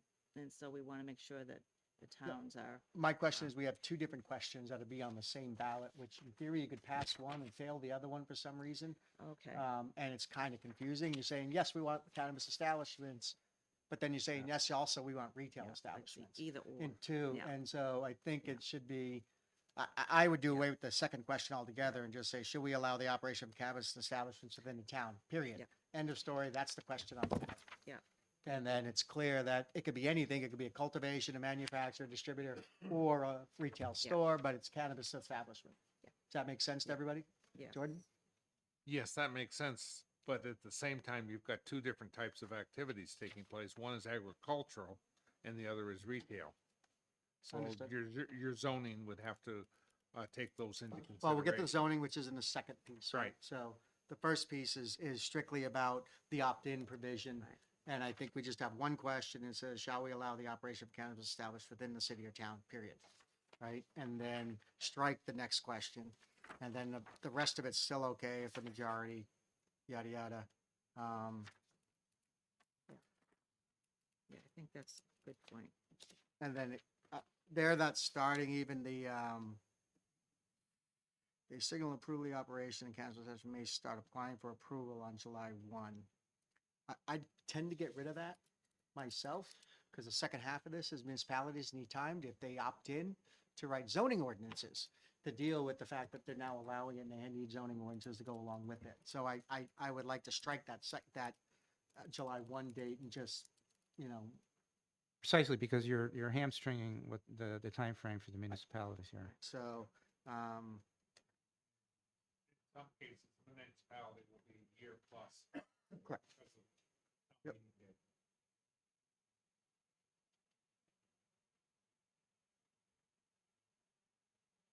I think we can strike everything from it, right again after that second question, if, all the way down to the date. Right? I don't know that we have to put any timeline into their approval process. It passes and then they can start applying with planning board, but they still have to have processes in place.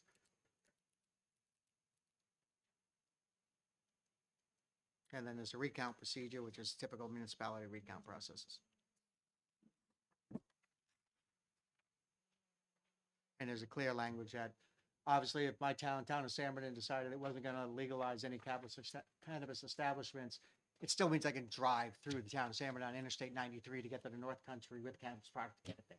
So that's not in violation. All right, number 2, zoning. Any questions about this? Comments? Again, this just allows local municipalities to set zoning restrictions. There are some zoning requirements in the next section we're going to talk about schools that will preempt local zoning. But this allows for them to designate only allowed in our commercial zone kind of thing. So agricultural only in the agricultural zone. They can write those rules. Nothing on section 2, so we're good there.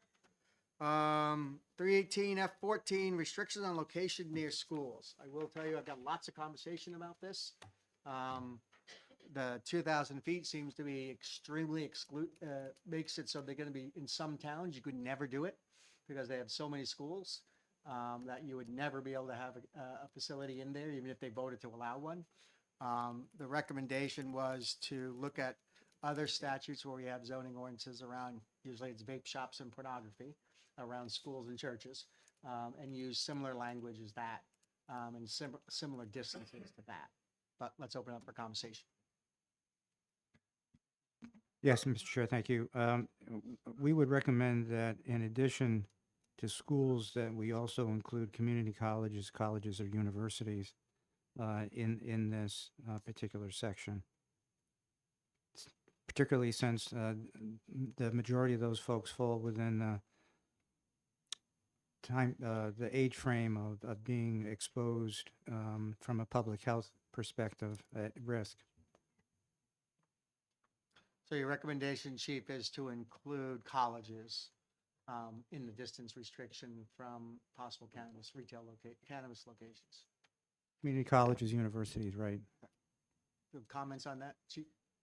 Joe? Mr. Chair, uh, Title 13, Section 177-1 has to do with state liquor stores, and that is that no newly established state store shall be operated within 200 feet of any public or private school, church, chapel, or parish. Just for So- the record. Parish. I think the The 200 parish feet- is a large area. It includes entire towns. Well, I think they're, Excuse me, Representative, it says parish house. Thank you. I was gonna say, 200 feet is inadequate, I think, with cannabis. I know that the city of Laconia has had some issues with a vape shop that's just right within sight and shouting distance of this school. So I don't think that that would be adequate, 200 feet. I would stay with the 2,000 feet. Just for the record, I'm not a proponent, I'm just of what footage it is. I'm just 2,000 feet, to your point, would exclude many cities and towns from having a cannabis location. And I was just referring to the statute for liquor, not suggesting that it should be 200 feet. You might need to so hit also understand middle that ground here. municipalities would have the right under the zoning ordinances to change it within their own zoning and their cultural needs. So again, I use the example in San Bernardino, we have the state as a wetland setback, and we've chosen to increase our wetland setback beyond what the state minimum requirement is because we protect our watershed even more. So municipalities would always have the right to do zoning ordinances that were beyond the restriction of the state if they chose to. If they wanted to allow it, but their zoning ordinance says you can only do it within 500 feet of a school, they could choose to do that. The question is, as a state, do we want to set a minimum standard? That you can't, no town can go below this number. You could go above it, but you can't go below it. That's the question. Frank? I agree with trying to figure out I mean, I think functionally this would put many municipalities out of the option. So I mean, as you mentioned, there's already not only the zoning control that municipalities would have, but they're also going to have to opt in. So they're going to have to, affirmatively say, yes, we want this in our town. So there's multiple ways if a town has concerns for them to not let this happen in their jurisdiction. So I think just from a practical perspective, I think mirroring it on, what Liquor had mentioned makes more sense. So my recommendation would be is that we leave the first, everything to the comma, no cannabis establishment shall operate, and then incorporate 177-1, which is the 200 feet, church, schools, and everything else that is in that. So again, remember the same group of officers are going to be enforcement. So having as much consistent enforcement is going to be important. So we'll copy the language from that other chapter and put that in here as the minimum standard, and then allow towns to establish greater standards if they want to beyond the minimum standard of the state. That sound reasonable, to everybody? No, I know you don't like the, I don't like that. Right. No. all right.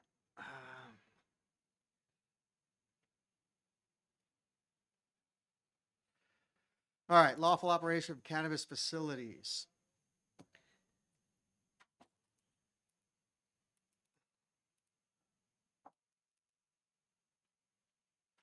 Mr. Chair, just and addressing the potential loophole here for black market under subparagraph small a.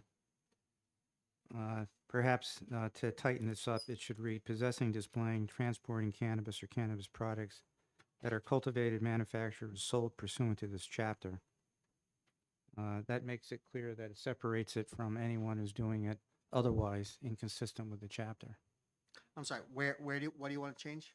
Right, small a, Yep. first line, possessing, displaying, or transporting cannabis or cannabis products, and then add that are cultivated, manufactured, or sold pursuant to this chapter. That makes it clear that there's a distinction between cannabis products that are not being transported, sold, or produced pursuant to this chapter, which are obviously tracked and part of the process, from that which is the so-called illicit market.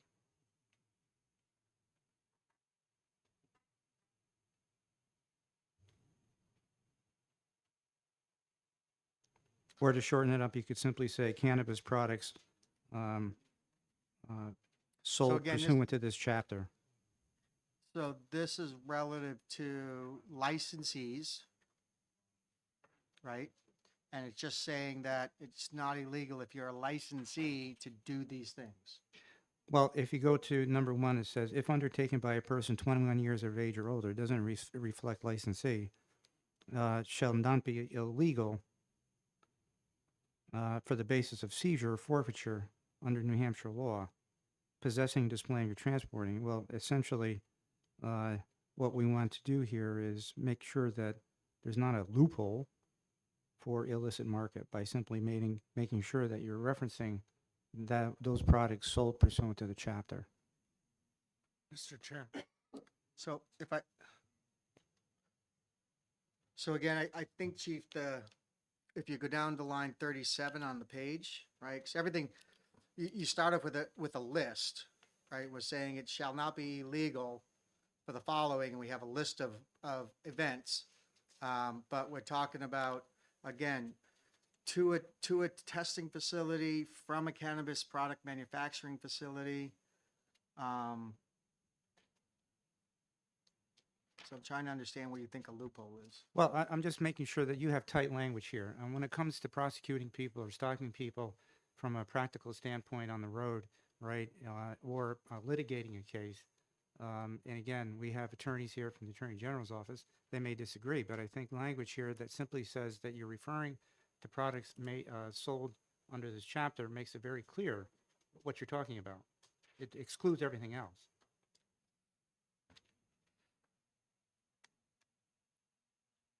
Mr. Chair. Yep. I think I understand where the chief's coming. He wants to have, when he goes to court, an ability to say, this person was acting illegally because he had a non-licensed product. And the only methodology of doing that is to put into the law that only New Hampshire licensees are subject to this. Because reading this, and I agree with the chief, reading this, I'm over 21 by more than one day, marijuana, grab it and sell it under this chapter because it says it's not illegal, even though I'm not licensed to do so. So you need to make somewhere in there that this deals only with New Hampshire licensees.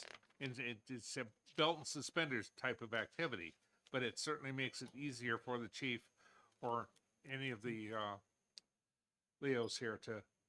So Joe, are you following this? Because I'm honestly, I'm not quite following the loophole they're thinking about, but if you're following it, would you propose language that closes whatever perceived loophole they're looking at here? Well, I think we could, on line 37, we could add licensed. From a licensed cannabis product manufacturing facility or sale delivery. So licensed cannabis. It falls under the heading lawful operation of cannabis related facilities. But if you wanted to further clarify it, in line 37, you could put licensed in front of cannabis.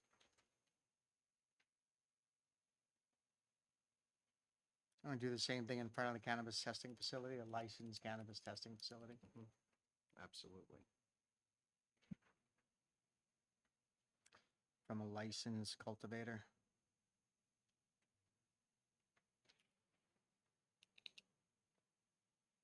Well, probably also, or licensed sale, delivery, or distribution of cannabis or cannabis products to an adult who is 21 years of old. That's where I think that's what you're talking about. So I think that what they're really trying to get at is if I'm a transporter or a cultivator and I'm moving product to a manufacturer, I'm going to be above the 2-ounce, 4-ounce model limit we have. And that's not illegal if I'm conducting it in the form of business, is what we're trying to say. I think that's what this chapter is trying to say, is that you're not subject to the same 2 ounce or 4 ounce restriction, whatever it is. Okay. All right, look at that. We could add the license language in there. It's one of those legal sentences that go on forever, and you're trying to understand what it means because they got so much precursor to it. Could actually, Mr. Chairman, you could add it to the heading, lawful operation of licensed cannabis retail facilities. Mhm. Put it in the heading, and then it would include everything, Mhm. would have to be under the license.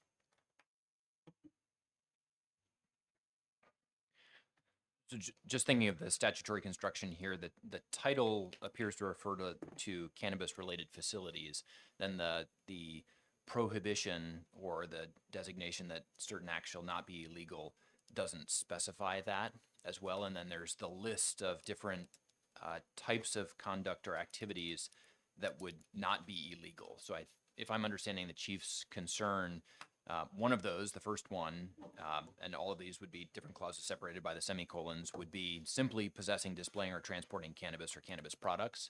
And there isn't any language necessarily here that would be prohibiting that independent of a cannabis-related facility. The title refers to cannabis-related facility, but the statutory language itself would say anybody 21 years or older, it shall not be illegal to possess, display, or transport cannabis or cannabis products. So I think that the chief's concern would be that doesn't exclude the possibility of black market products being included as not illegal under this section. So trying to insert language that would clarify that products or operation consistent with this title would not be illegal, but operation outside of the title would be illegal. If I'm understanding the chief's concern. So, Joe, I'm going to ask you to go review this, see if we can tighten it up and make it a little cleaner language. There's way too many semicolons to try to understand the list of what we're doing. I think, again, the clear answer is that in operation of a licensed facility, the following acts shall not be, illegal, right? For a person 21 or older. And it might be an easier way of saying it than trying what we're doing here, where we're breaking up in all kinds of different sections. So well, let's skip that section and come back after the chief reviews it, taking in what we said about the lawful operation of cannabis. So let's just rewrite that section and maybe tighten it up so it's a little cleaner in understanding. So we don't have the statutory construction. As you said, it's better. That's it. What page are you on? That's what we're skipping over 21. We're going to go to 22. All right, proof of purchase identity, purchaser's identity.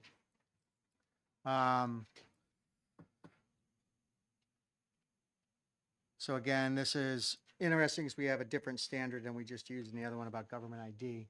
So we probably want to clean that up so they're consistent. But this is, again, what's required for a person purchasing cannabis from a franchise location, what they're obligated to show upon request. So the first one is a list, your ID, whether it's driver's license, military card, passport, whatever, right? You have to, upon request, you have to show it to prove age, right?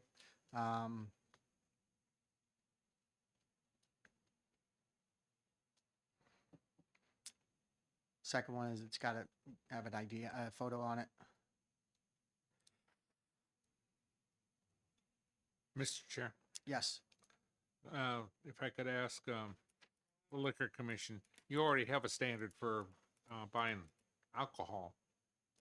Could we not just apply that here instead of repeating a second set of language? Certainly.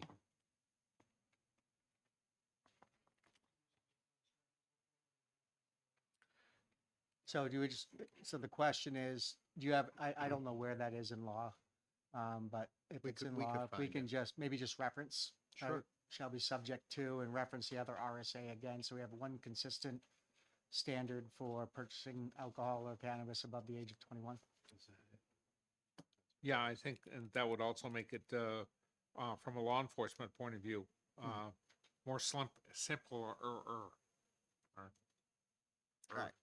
So we're gonna leave that one alone. The chief will come back with the homework assignment to what language he wants to change to make it consistent with the liquor laws for purchasing liquor and proof of identity use for that. All right, enforcement activity verifying non-compliance.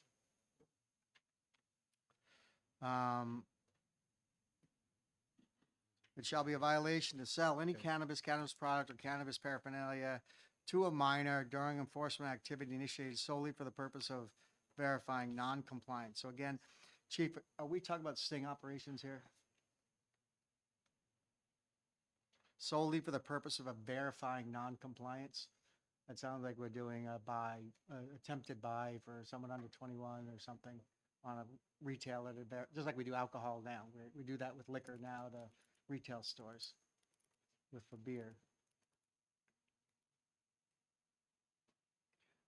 Yeah, Mr. Chair, if it's points only to the sale at a licensed retail outlet, that's one thing. But if it has a more broader implication, right, with respect to sale of minors, our recommendation is that if the state is going to legalize, commercialize cannabis, that any sale to a minor of any cannabis product should be a criminal offense. We're talking about a second violation for smoking in public being a criminal offense, that any sale of a minor under 21 should be a criminal offense, simply because of the substantial health risks imposed to young people here. And the evidence is clear in that regard. So- And we need to have strict penalties, enhanced penalties with respect to sale or distribution to a minor. So if I'm reading this right, and with the correct reference to 318, again, this is talking about enforcement on licensed providers, right? People working within the law but not actually following the law, so to speak. They're licensed to sell, but they don't check the ID and they sell to a minor, right? I think other than that, if you were a non-licensed and you sold, you would be taken with possession with intent to sell. Right, you would be charged under the existing statute, which still would make it illegal because you're not a licensee and you're not allowed to sell marijuana unless you're a licensee. So you would be under the Controlled Substance Act and be subject to sale and a felony level if you're a non-licensee selling marijuana. So I don't know that this is strictly talking about licensees who don't comply and sell to an underage minor, just like retail stores who sell beer to a 20-year-old. Right, that this is enforcement of those actions, and so the question, that's the way I'm reading it, Chief. It's the enforcement actions to verify that the licensees are doing what they're supposed to do. And certainly, if F:17 points to simply sale at a retail outlet, then I would agree. However, again, it's a violation, not a criminal offense to do that, and perhaps a recommendation to include elsewhere, somewhere in the recommending statutory language, where appropriate, perhaps not this section, that any sale or distribution to a minor under 21 would be a criminal offense. At least that's a recommendation. Senator anyway. Whitley? Yeah, so I would agree, Senator Lang, with your interpretation that this section in particular is targeted towards enforcement under this act of the involving the franchisees. So we already have existing law on drug-related crimes, and so I think that law is already there. We don't need to change that, but I would agree that this is focused on sort of the enforcement within the sort of structure that we're creating. So my understanding of where it's placed is similar to yours. So, Joe, can you explain? I'm trying to understand the first sentence and the second sentence and what the difference is between them. One talks about, it's a violation to sell cannabis product to a minor and during an enforcement activity initiated solely for the purpose of verifying non-compliance. So again, that's a sting operation, as I'm reading that. It'd be a violation for a licensee to sell to a minor. If you were doing a sting operation. The second sentence, it shall be a misdemeanor to knowingly sell cannabis or cannabis paraphernalia, cannabis product, cannabis paraphernalia to a minor at the time of any such enforcement activity. Those two sentences seem in conflict with each other. One saying it's a violation, the other saying it's a misdemeanor, but it seems like it's the same exact thing. And I don't understand what we're trying to say there. Can I ask Joe a question? Like, Yeah, clearly? good. We have to Um, change the question. What? Is- Yeah. Does the first one not require knowledge, just the mere fact, like if you took a fake ID and you were real casual about taking fake IDs, where the other one, the second sentence requires knowledge? Yeah, Is that the exactly. There's a The different knowingly, intent. You're yeah, right. yeah. You're right. Yep. Is that the interpretation? Mr. Chairman, I would ask the chief, if he's here, I saw to him come up outside. and speak. Is he outside? He's right there. So there's a higher, essentially, Yeah, I I think understand Senator Gannon's the right. mental There's, state, I get it. exactly. So Yeah. there's a higher.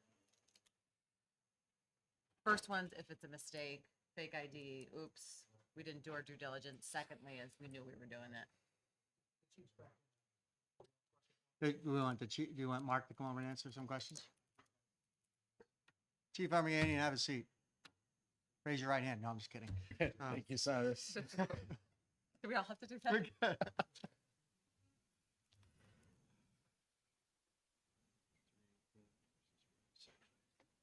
Okay, thank you. I'm gonna leave it at 11:20, so you're gonna catch a bus and you're gonna take over the chair.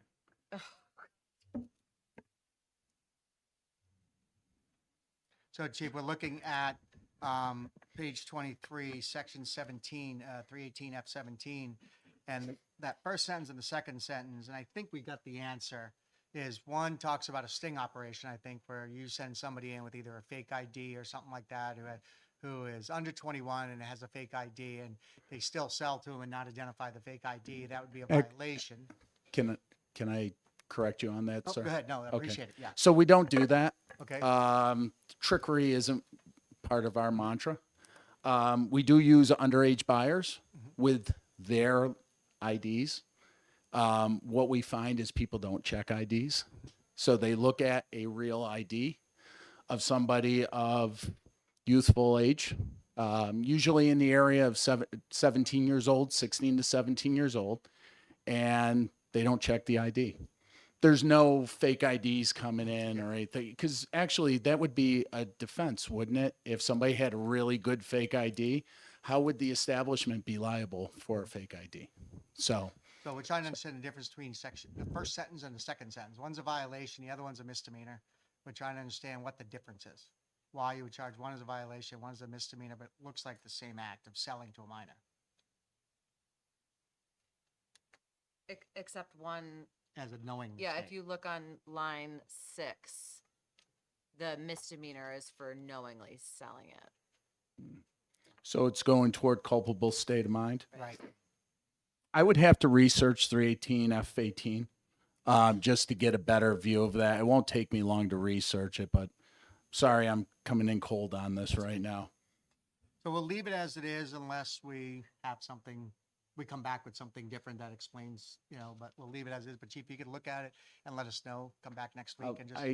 Or I could do it right now if you just give me But 15 we're about minutes. to talk about 18 next after this one. Okay. So. so you Let sit me in the just back of let the me room just and jump listen. out, fire it up on the computer and research it, and I'll get right back to you. So by default, we'll leave it alone unless the chief comes back with something different. Does that sound reasonable to everybody? I did have one question is, and I think I'm okay with it because again, we don't specify A or B misdemeanor, and that is multiple offenses, where you have a facility that continually sells, and you're gonna have license suspension issues and that kind of thing possibly. But the question is on a criminal charge, does a second offense have an increased penalty? In my argument, I guess I'd argue the same thing I was talking about consumption. If we just leave it as misdemeanor, you always have the option of filing it as a A versus a B, if you choose to, for a second offense or multiple offenses. So I'm okay with it as it's written. Thanks, Chief. Thank you, Senator. All right, 318B, 318F, 18, driving minors and control of property. I'm sorry, may I ask a Yep. clarification question? So you're good with the language being as is in section 17 because the misdemeanor can be charged the Either first time as way. an A, second time as a B, something like that. Well, actually, it would be Yes, first or second or third time could be charged as an A, right? So. Got Based on the aggravating mitigating circumstance, the Yep. prosecutor would have discretion. Yep. All right, section 18. Control of property. Section 1, does anybody have any comments on section 1? Senator, just note, representatives from the Department of Safety are here, may wish to share commentary on section 1. Sure. Lieutenant, you want to come on up?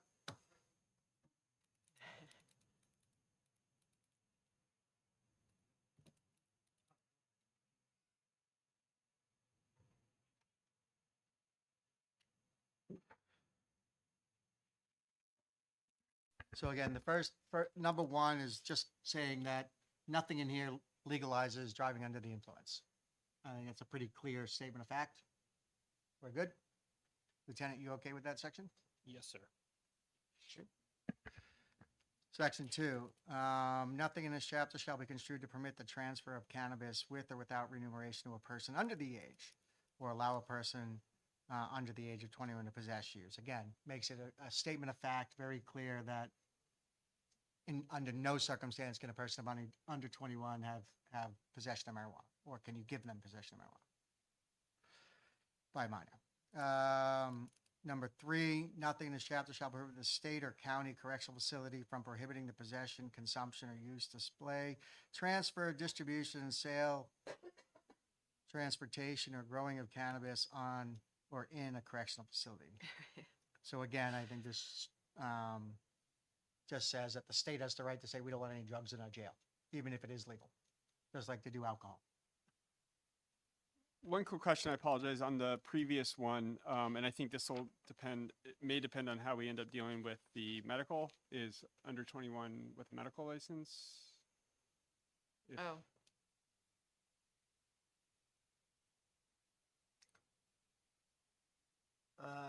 Yeah, I don't know the answer to that question. Is therapeutic 18? What is therapeutic? yeah. Any age. So does that mean we have to add except as provided by 126X yep, and just add that? yep. So, but for number 1, it's irrelevant, right? So Yeah, I think just number 2. number 1, it's irrelevant. It's only number 2, right? We're talking about except as provided, Except as permitted. permitted by, yeah. By 126-X. Impressive that you have that statutory reference at your fingertips. Sorry. Talking about marijuana way too much. We're okay with 3 though. Jails can prohibit, state prison can prohibit.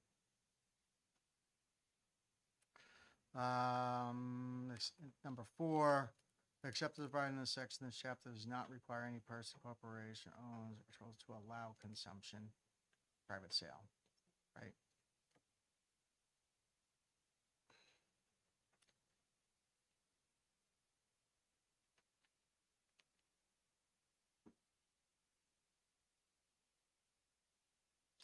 So again, this is talking about private property rights, right? Allowing private property owner to restrict if they choose to. The first one is interesting. It allows a landlord, if they're only doing edibles, then there should be no reason a landlord should be able to prohibit it. But obviously, you can prohibit smoking like they can now anyway, right? Landlords can make non-smoking rentals. So.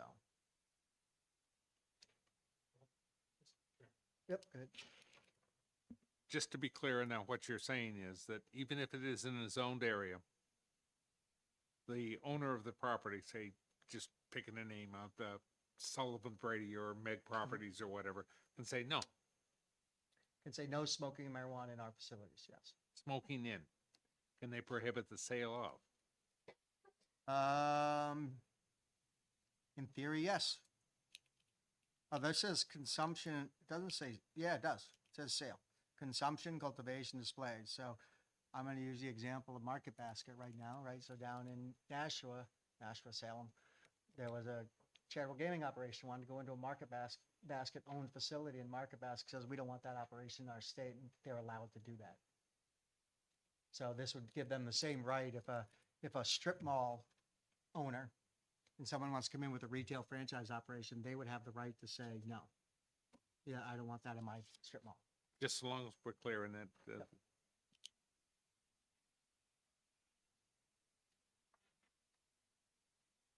Is there anything in 4 we need to be concerned about?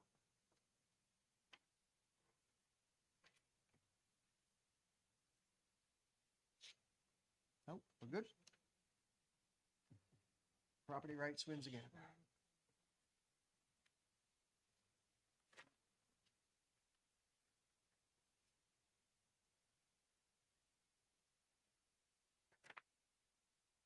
And then C, which is under, again, number 4C on this one, B, again, just restates that a landlord has the right to prohibit smoking or cultivation within his facility. And then C is interesting. It says that if you're basically visiting somebody, they have the right to stop you from smoking in their residence or place if they want to.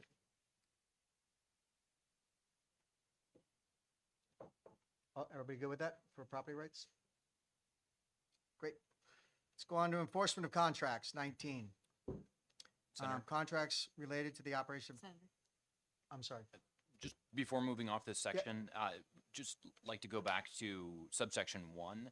And I know that we touched on it. That's relating to nothing shall be construed to permit driving under the influence of drugs or liquor. Even without changing anything in 265A, would just ask if by the operation of this title and legalization, just comment from the lieutenant on challenges for enforcement related to this, as we've had a lot of other 265A. discussion related to public health, public safety. And so even though this language is cursory in saying we're not touching 265A, just challenges from other sections of law if we are legalizing or authorizing certain marijuana use in different locations. So we just put that to the lieutenant for to ask about challenges for enforcement. Yeah, certainly. So obviously, if we legalize marijuana here in New Hampshire, we're going to have an increase in potential impaired driving with this, as we've seen throughout the country with the increases of impaired driving with cannabis-related driving. That being said, some of the things and some of the challenges that we, the state police, are going to see, and probably our local partners and our county partners are going to see, is a training piece with our troopers, officers, and deputies out there. We're looking probably to have to increase our education as far as it goes with standardized field sobriety test, getting more testing and so forth, and officers, troopers, and deputies educated in field sobriety that would be able to be utilized for the detection of cannabis impaired driving. The other aspect of it too is something called A-RIDE, which is Advanced Roadside Impairment Detection education that we're hoping to be able to then teach to all of our troopers, officers, and deputies out there.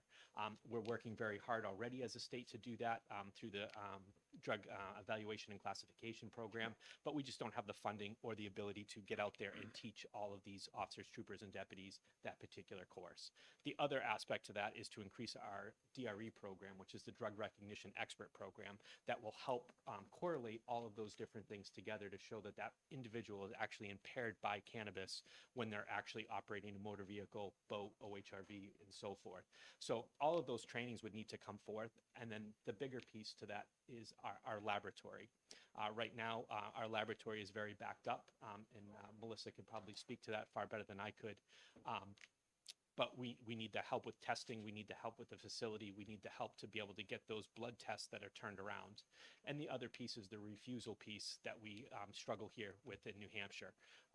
We have an exorbitantly high refusal rate. So to be able to have someone that's convicted of that marijuana or THC crime, we need to be able to have more tests and more evidence to be able to do that. Right now, if someone refuses, there is no DRE evaluation, there is no blood test. So to be able to prove that and to make sure that we are doing it properly, we need to increase all of those aspects of that education and our laboratory to do that, which comes with a significant cost. So let me just ask some clarifying questions to make sure we all got on the same. So when you're talking about refusal, are you talking refusal of FSTs or refusal of blood draw? All of the above, Senator. So Okay. as soon as you refuse one thing, you've refused, as far as the ALS process goes, but as soon as you refuse anything, we basically have no evidence to be able to prove a, a solid DUI conviction for a drug-related offense. So I'm trying to remember, because I think the statute changed. Refusals is that just an administrative suspension when someone refuses, or is that statutorily? So it's the two-pronged system, right? Okay. So we have the administrative side of the house through the DMV, which we talk about 265A14 with all the refusal pieces. So it is that two-pronged system. So the best way to explain to that is, hey, that individual gets arrested for DWI.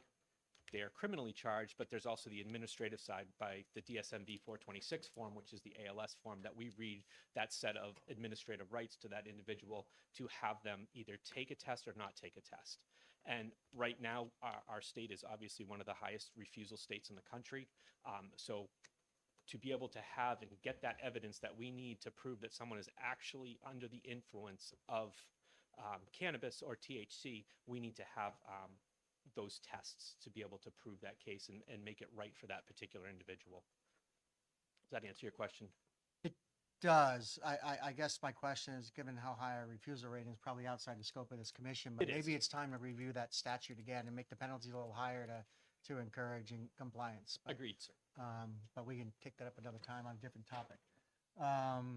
Frank, and then Senator Gannon. Thank you. Just a quick question. So how do you all kind of investigate right now and then tee up? Is it through the DRE program, people who are driving under the influence of opioids or other prescription drugs? The exact same process, sir. Okay. So it's the same thing. It would be roadside field sobriety tests. There would be determination to develop basically probable cause that that particular individual is under the influence of whatever substance it may be. They're placed under arrest. They're brought back. They're read their administrative license suspension rights, and then it's up to them whether they take a test or not take a test. Thank you. I think there's going to be a conversation later on about whether or not we amend 265 to allow a prima facie level of in a blood sample, but we're not there yet. Senator Gannon, and then we'll If come over to you, someone Chief. submits to a blood test, is there a certain THC level that I'm not aware of that would say you're impaired? Is there like a number, like we have a .08? Is there? So there's a lot of talk about that. And right now here in New Hampshire, there is not. And I can tell you from the Department of Safety side of the house, we are not asking for that, nor do we think that that is something that's appropriate. Nationally, there's nothing, because size, weight. There are certain states that do have per se laws for THC. Okay, thank you. So Bill, just don't, Senator Gannon, just know I'm going to ask the doctor over there to do some research for us, Okay. to give us a standard that we could potentially use in 265 to establish a prima facie standard for impairment. Awesome. Thank you. So, Chief. Yes, just to bring it to more of a precise pinpoint here, with respect to collisions that result in serious bodily injury and or fatalities, right? Oftentimes, if the operator, suspected operator that caused the collision who may be impaired by cannabis or other drugs is not able to submit to test due to injury or other reasons, but even may be subject to mandatory blood draw, we still are hampered here in the state of New Hampshire with respect to gaining any conviction with respect to impairment.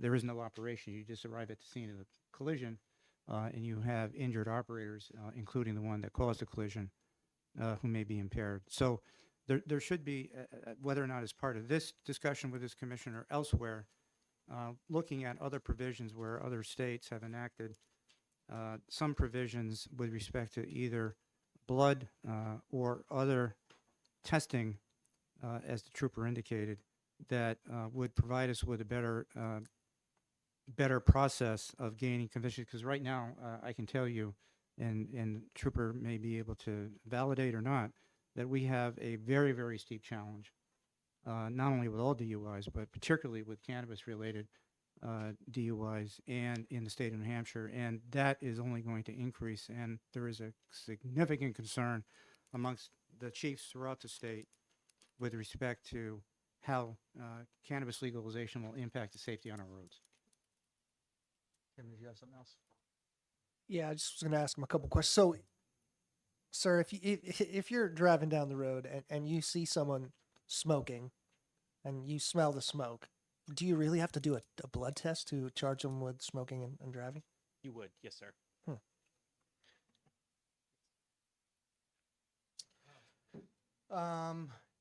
Jordan.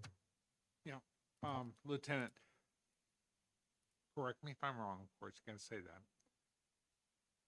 It's the operation of the vehicle, not the condition of the driver, that first attracts the attention of the, law enforcement officer.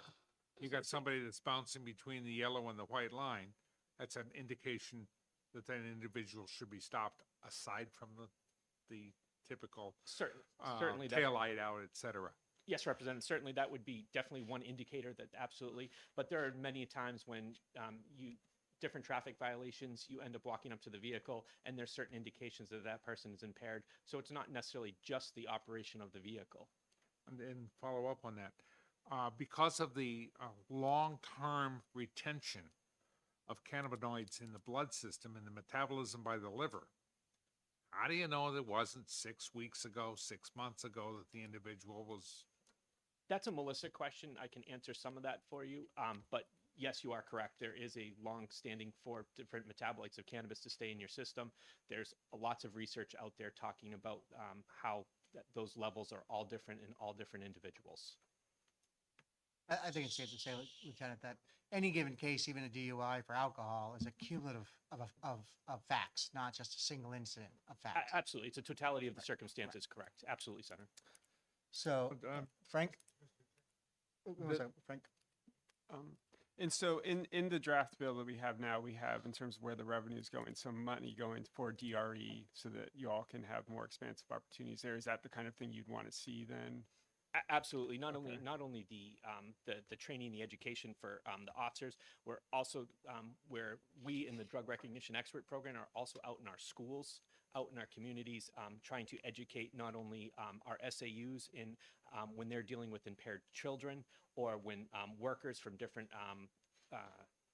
facets of the community are looking to see, hey, can we tell if that particular employee is impaired? We, as the state police and the drug recognition expert, we go out and assist them to help show signs and symptomology that those particular individuals are under the influence. So we need lots of training to be able to do that, to be able to get out there in the community and not just out there enforcing it, but also educating.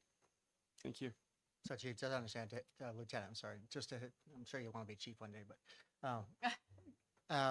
it's estimated we're putting about 5% of the state revenue in, which is estimated about $1.8 million to go specifically for training purposes for law enforcement to be able to.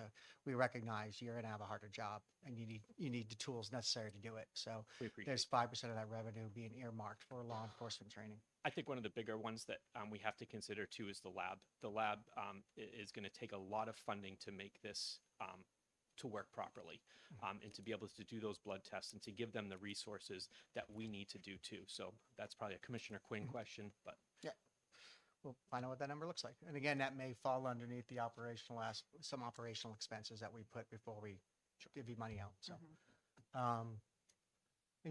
nope, we're good. Any other questions on? So, we'll look at 265A again. I'm going to ask the doctor to do homework and see if she can find some sort of. Okay, we'll talk about that when we get there. Anything else under 18? Did we finish it? Yeah. Everybody okay with 18? Thank you, Lieutenant. thank you, sir. If you want to stick around, we're going to ask the doctor. I'm going to have you jump in right now because I have to leave in the next 20 minutes, and I'd like to be involved in this discussion. So why don't we talk about possible changes needed for 265A, the DUI statute, in order to make enforcement, more doable now that we're adding some more complexity to it. Okay, so I did a deep dive here on a couple of facets that we all, were discussing at the last meeting. And so I know that the medical society sent out some articles. I don't know if those just went to Senator Abbas or if they went to the whole committee this morning. But no, it's not that. That was included also, but if not, I'm happy to provide them. So, I think the overall tone was that there's really been no correlation found between the degree of intoxication or impairment and the THC level concentration in the blood. The other challenge that we were talking about is that, not having people who were inadvertently breaking the law, even if they were not driving intoxicated in the situation of chronic users. And there's a really good meta-analysis that essentially goes over all of the data that was available, 2 years ago, that showed that even people who were observed to abstain for over a day, there are still people who would test positive at greater than 22 hours. And these are people who, were observed smoking, admitted to the hospital for one reason or another. They know they'd have abstained testing blood levels at certain times, and were still above even the 5 nanograms per microliter. So I think that there's certainly some challenges there of capturing some people who are not intoxicated or altered, that would still test positive. The other thing that I think speaks to this was a sort of correlation between oral fluid and blood THC concentrations, which overall was poor, but it in this particular article did discuss that oral fluid THC did appear to have some utility for investigating high-risk drivers who have already come to the police attention for evidence of impairment, as the police officer just was discussing with us. So it's a lot of false positives if you were just testing everyone, but if you're testing someone who has at high risk driving because they appear impaired, that was a useful tool. Chief, and then Yes, thank you. And I certainly agree with the results of those studies. When we've looked at other studies, there was a fairly landmark study, I don't know if the good doctor was able to find this, out of Ohio, that looked at the ability for operators with respect to the decision-making and impairment actions under a test environment after they have consumed, and then there is some significant lapse in period of time involving people that are chronic, heavy cannabis use disorder patients, and showed significant driving impairment even days after. The issue here really goes to whether or not the state wants to look at ways of making a cannabis DUI conviction within the realm of possibility. In a legal way. The states that have looked at limits, probably the most appropriate way to look at it is not in a per se limit, but in a prima facie case, which simply says that whatever limit that's arbitrarily imposed, and again, it's an arbitrary limit. It's clearly those state legislatures have indicated that. It simply is a matter that can be considered by the judge in determining impairment, much like the results of observation, the results of DRE testing. It's only a prima facie element in the overall determination. So there is a subtle nuance there that perhaps not perhaps germane for this particular commission, but a recommendation that a study commission look at whether or not 265A should be amended to include some provision that would result in some prima facie changes that would enhance the ability for law enforcement to keep our roads safe. So again, the question goes down to, we have the 0.08 limit in alcohol and the 0.16 limit for aggravated and understanding that it's a totality of the circumstances, as the lieutenant said, right? It's all things. You can't just pull somebody over and draw their blood, find out they're they're 5 ng per milliliter, nanogram per milliliter, and arrest them for impairment.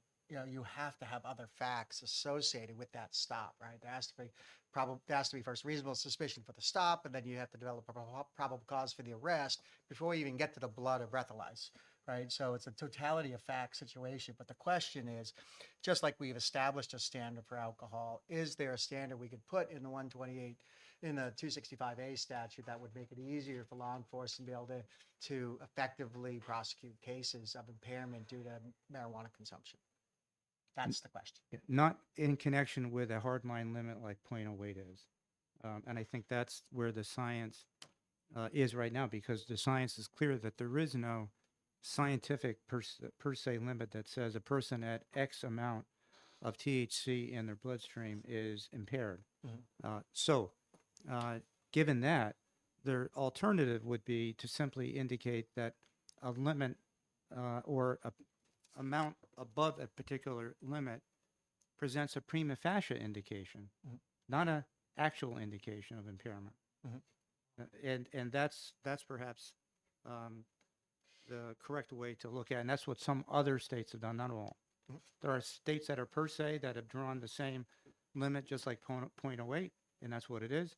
And there's other states that simply look at this as another element in terms of establishing a prima facie case that still needs to be proved up for impairment.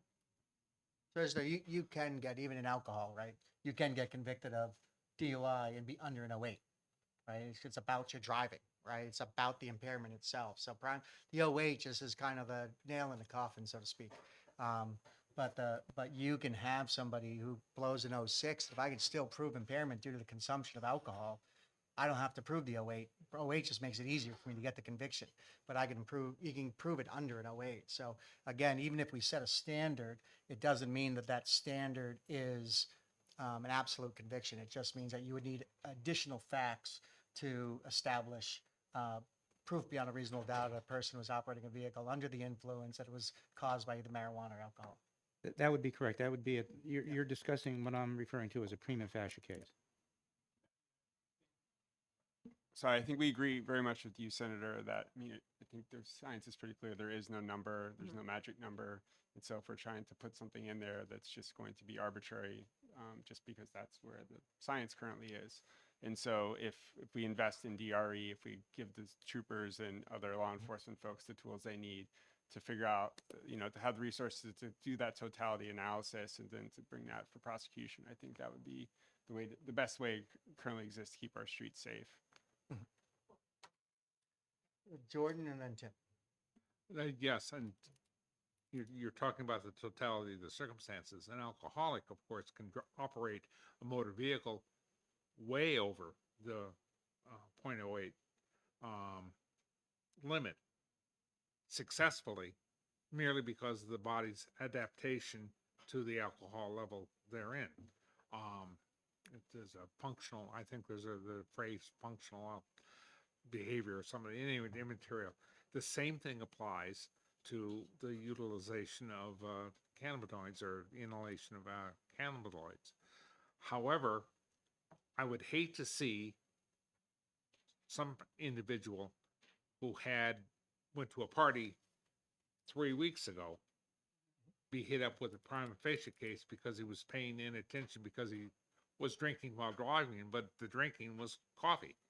And he spilled his coffee and went over the yellow line, and that's something we have to take into consideration. Understood. Again, that goes back to the totality of the circumstances, right? So again, when you get into court, if he is covered in coffee and the officer says, yeah, well, he was covered in coffee when I pulled him over and I said he spilled it, but I arrested him anyway, you're going to lose your case, right? So the judge is going to throw it out. So again, you have to be able to prove impairment, and the impairment is caused by the consumption of alcohol or marijuana. Thank you, Mr. Chair. Actually, I just wanted to say that the best way to protect our streets is to not legalize weed in the first place. And I'm really glad to hear my colleague say that, he's mentioning someone going to a party and getting and then maybe getting tested weeks later.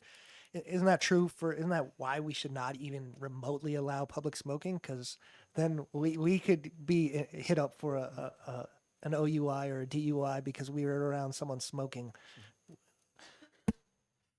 All right. Mr. Chairman. Chief Malika first, and then we'll come over here. Commissioner Malika. Okay, Mr. Chairman, I would just ask that the chief be allowed to come back. He has the answer to the original question. Okay. Thank you. Thank you, Chairman Malika. Thank you, Senator. Chairman. Thank you for the 2 minutes. It looked very familiar to me when I saw it. I mentioned to Chairman Malika when I walked away. This is the same verbiage that we have in Title 13. As I researched it, it looks like it's under 179 Excuse me, colon. 1 second. We're going back to number 17. Oh, I'm I sorry. think you're going back to, we're talking about enforcement activity and verifying Yes. non-compliance. I am. So just, Page 23, Page section 23. 17. so, just so everyone knows what we're talking about, so kind of jump subjects. Good, I'm sorry. Good. No, my fault, sir. On the Title 13 side of the house, we're looking at that in 179:5 dash B, which is enforcement activity verifying noncompliance. You're absolutely right in the direction that you were going in, Senator. What the legislature did some time ago is separate these two entities. So an investigation that has non-compliance in it is a misdemeanor.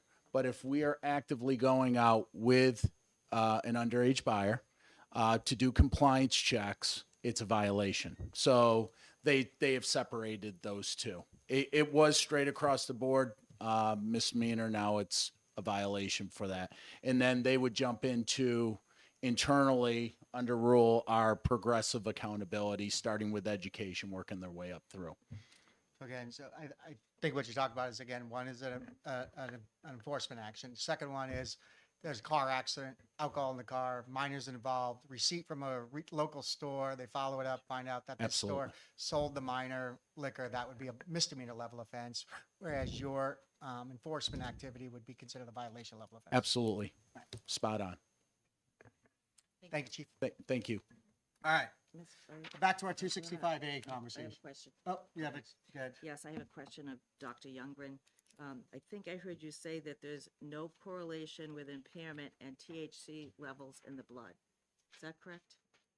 Correct. Okay. I'm happy to, I mean, so the degree of intoxication or impairment, and the THC level. So that meaning that for me, who does not smoke cannabis at all, that it could be 0.1 and I could be intoxicated, where if you're a chronic user, some of this data is showing that after 24 hours from smoking, some people still had 13 nanograms per milliliter. Okay. I'm just trying to comprehend this because I think we heard testimony from a child psychologist, a psychiatrist from Boston Children's, and a neuroscientist that are relating THC levels with the triggering of psychosis.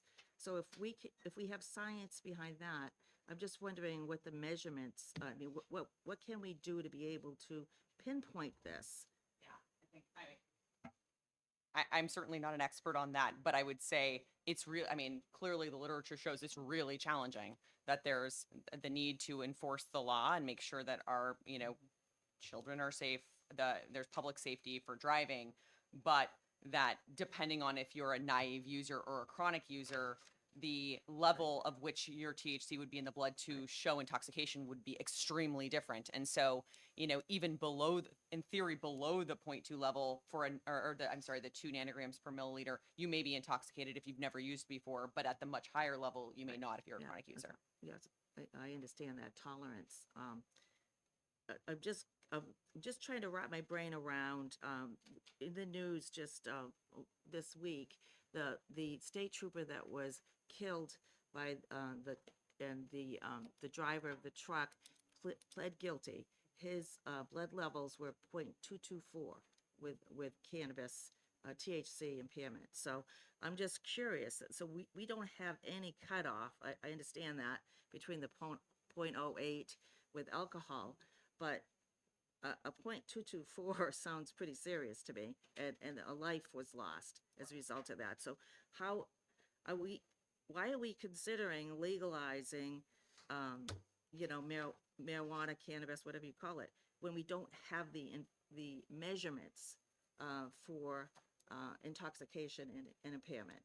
I mean, I think that's a very different conversation than the one It's we're just having like- today. I understand your concern for sure. Yeah. I don't know what a .22 is. I think all of the literature that I've 224. yeah, I don't even know what that, I mean, that's, all of the things that I've seen in terms of, even from the, accident analysis and prevention journals, like everything is nanograms per milliliter, and that's as a whole digit. So I mean, I can't really say, anything. If you told me it was like 150 nanograms per milliliter, like probably any person would be intoxicated with that. But a 2 versus a 5 versus a 15, I think it's really, it's really hard It's to say. arbitrary. Again, what I recommend is Crazy. everybody can go home and do a little bit of research. Just simple. I'm looking at the National Institute of Health has one, and they have one clear statement in it. It says, furthermore, drivers with a blood THC concentration of 3 nanograms per milliliter had an increased risk for being judged impaired as compared to drivers with lower concentrations. So that seemed to be the break point of if you're below this, it's more likely you're not going to be found impaired, but if you're above this, you are going to be found impaired. So, and that's the National Institute of Health Right, what statement you on just- 30,000 with 30,000 participants in the study. What you're saying contradicts So- what doctor just said, because there is a correlation with impairment. So, but I think, but I also, to Representative Ulrich's point, Yeah, right. high consumers are going to have a natural level that may not correlate directly to impairment, right? Because they consume on a more regular basis, right? So, Mr. Chair, yes. And our then- our current laws regarding driving while intoxicated include prescription drugs. Mhm. And again, the level of, I don't know, there's a word that talks about the ability of a person to have drugs within their system and still function. I can't remember what it is right now. Applies. You can have a person on Valium driving into a telephone pole. They're driving while intoxicated. Mhm. And it could be a very small amount of Valium because that's the first time they take it. Or it could be a very large amount of Valium because they're tolerant of that.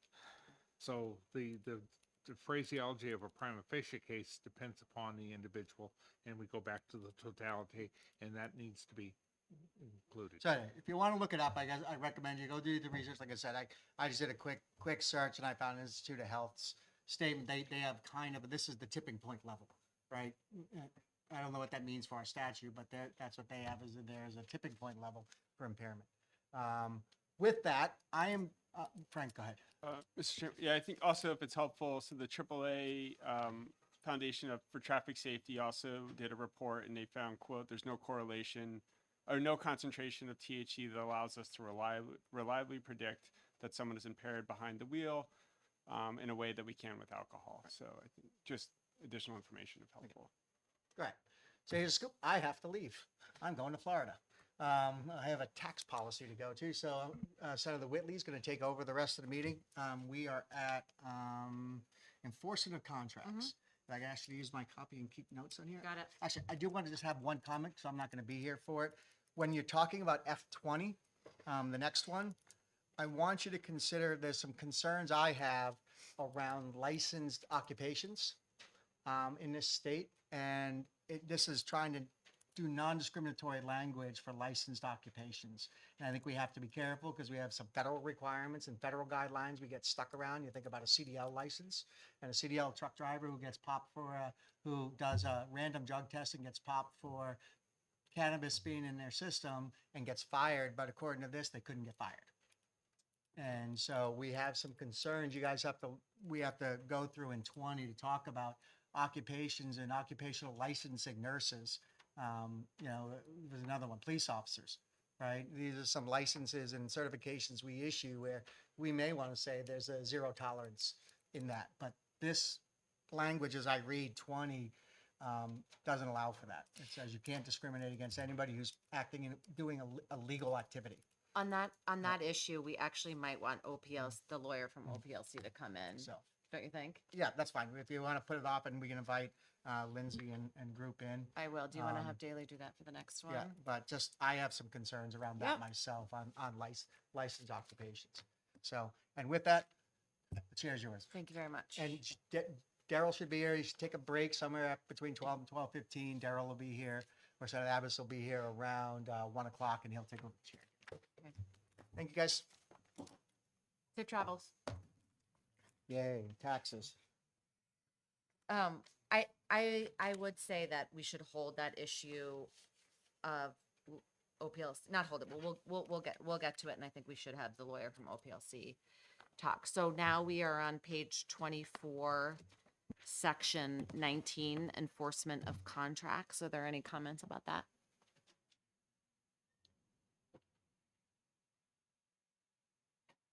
Seeing none. Oh, Senator Lang, did you want to leave your copy with me? You keep it updated because that's when it's trying to make the deadline from. Yeah. You can just give it to Daley. He can, when we're done, just, if it's approved, just check it off. Yep. If there's changes, just whatever they are. Okay. Okay, seeing none on 19, moving on to section 20, non-discrimination for state legal cannabis activities and prior convictions. I think we'll hold on the licensing conversation, and Daley will reach out to the lawyer, the executive director of OPLC, Lindsay Courtney, and maybe have her come in and discuss this further with us. But are there any other comments on section 20, starting on line 26? Just one comment, Senator. From the law enforcement perspective, it throws, this section is so broad that with respect to certification and licensing of police officers in the state of New Hampshire, they would be in direct conflict with federal law with Right. respect to firearms. Right. Also CDLs, as the good senator mentioned, and others. But certainly here, with respect to our certification process in New Hampshire, with respect to law enforcement officers, that Right. has to be rectified. Right. I think this section needs a lot of work. I'm wondering actually if the Attorney General's office wants to work with OPLC on this section. I think it needs a lot of work because there's a lot of interaction with state and federal law. Or would you be willing to do that? I can note that and take a look at that. Okay, thank you. Yeah. Yeah, I just wanted to add, that I'm carrying a couple licenses right here, license to transport refrigeration and use refrigeration, those are federally governed. Yep. And you definitely can't be smoking weed or using drugs while doing those things. Right. There are lots of other requirements. I think this section is complicated. Any other comments? So I think we're going to put a pin on I, and we'll have the AG and the OPLC work with that. Same with 2. Moving on to 25, section 3.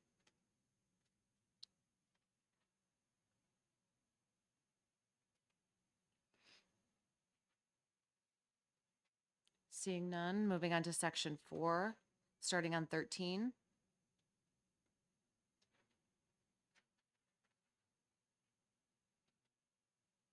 Seeing none, section 5, line 19.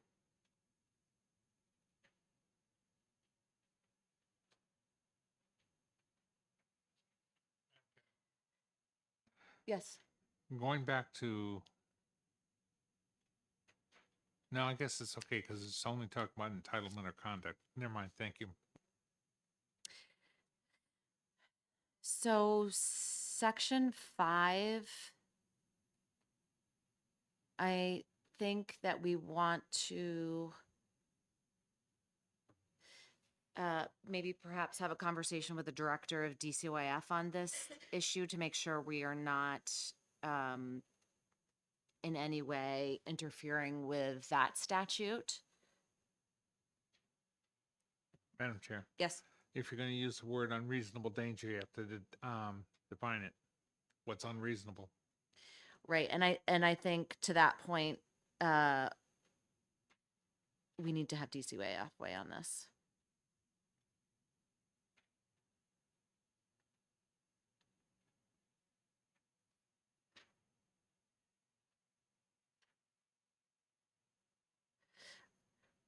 Okay. Section 6. This is employment.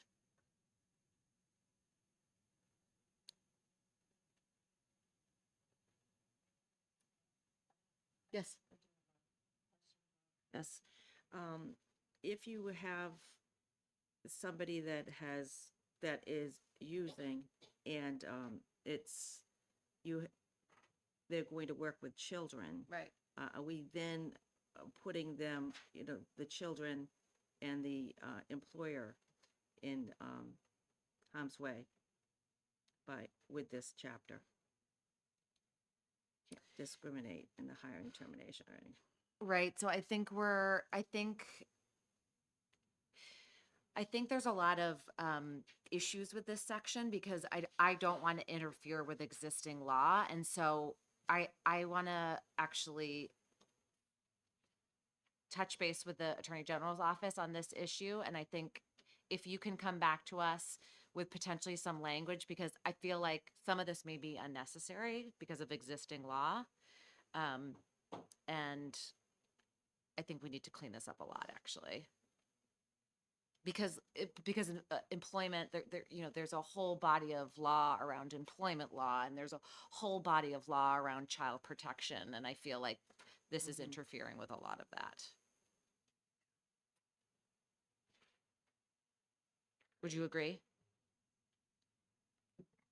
Yes, this appears to touch large bodies of law, Right, yeah. impacted. I think we need to come back to this. Especially Like child- employee child care centers. child protection, employment. I think the issue of non-discrimination is certainly important, but we don't want to interfere with existing law. And you're referring to things like, some financial institutions require drug testing, et cetera. Exactly. And there with employment law, we already have existing state statutes and common law. I mean, we need to make sure that's consistent in this. And I don't, I'm not even sure some of this is even necessary. Maybe reference. Yeah, thank you, Senator. I think the distinction should be between professional licensure and non-discrimination. And that, I think that's where some of the work that the AG and OPLC needs to work there. I think that this whole section probably needs to be subject to further review. I agree. Well, Yeah, Frank. Just want to flag on section 7, sorry, on line 37, it clarifies that it does not impact the ability of employers to discipline for engaging in cannabis Yep. use but also there's in the subsections there, it talks about conflicts with federal law or any other, ensuring that there's no conflict of laws there. Yep. Madam Chair. Yes. A good phrase in this section might be notwithstanding other provisions of other laws. Or Exactly. Yep. Okay, so we're going to come back to that. We'll defer to the Attorney General's office because there's multiple bodies of law that we are engaging with in these sections. So moving on to page 26. Oh my gosh, so line 8.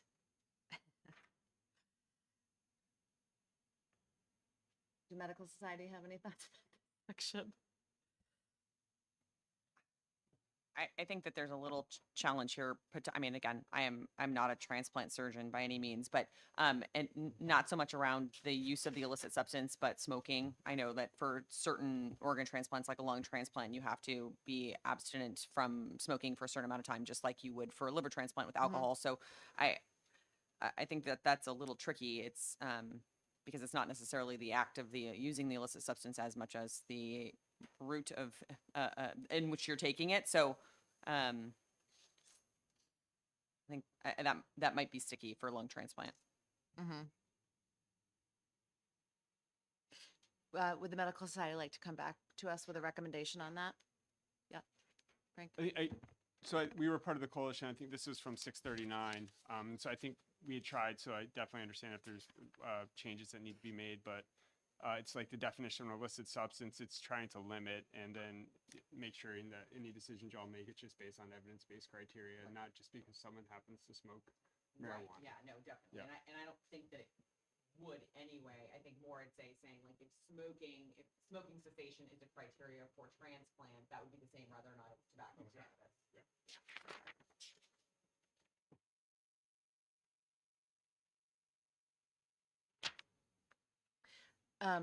So you'll come back to us with a recommendation on that. Okay, moving on to line 13, notwithstanding any other provisional law, unless there is a specific finding that the individual's use, cultivation, or possession of cannabis could create a danger to the individual or another person, it shall be a violation of conditions of parole, probation, or pretrial release to engage in conduct allowed by this chapter or test positive for cannabis, etc.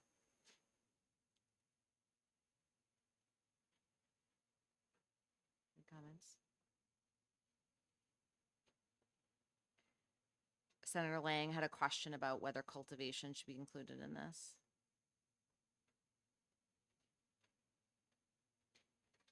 I mean, I think our thought is that if people are engaged in employment, this is all lawful cultivation under Yep. this chapter, and so they should be able to do that unless there's some individualized basis that they shouldn't engage in that. Yep. Okay. Anyone else? Line 23.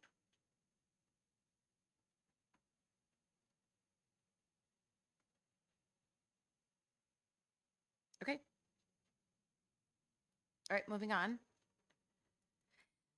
Data collection. So we are page 26, line 31, data collection related to cannabis legalization and regulation. Again, this is language that came from HB 639. I think in this conversation, the data collection has been a very important topic, I think, in the legislature writ large. Yes. I was just wanted to suggest that just throughout the piece of legislation here that we're using substance use disorder instead of substance abuse or misuse, just to be consistent with the current medical nomenclature and, removing stigma from the language. So, I'm happy to go through the document. There's a lot of times where it says substance abuse, but So substance use disorder. substance use disorder, treatment, prevention throughout the document, if we can use substance use disorder in place of substance abuse. Thank you for that flag.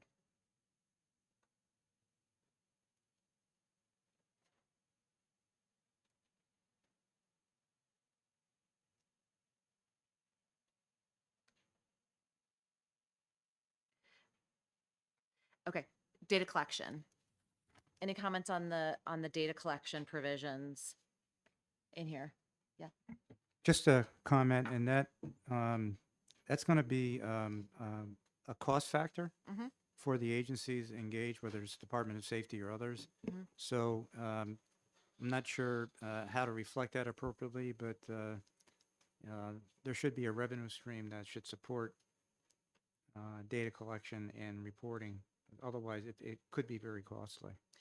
Yeah, so as Senator Lang mentioned, 5% of revenues will be going to law enforcement for all, for implementation of this entire statute.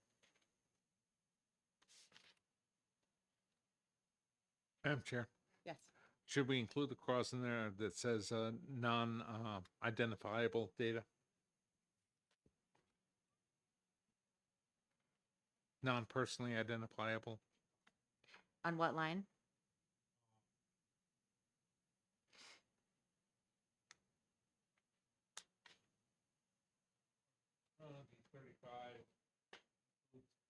Non-identifiable, or non-personally identifiable baseline data.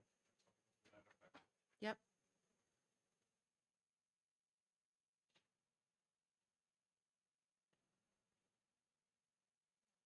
Consistent with our Constitution.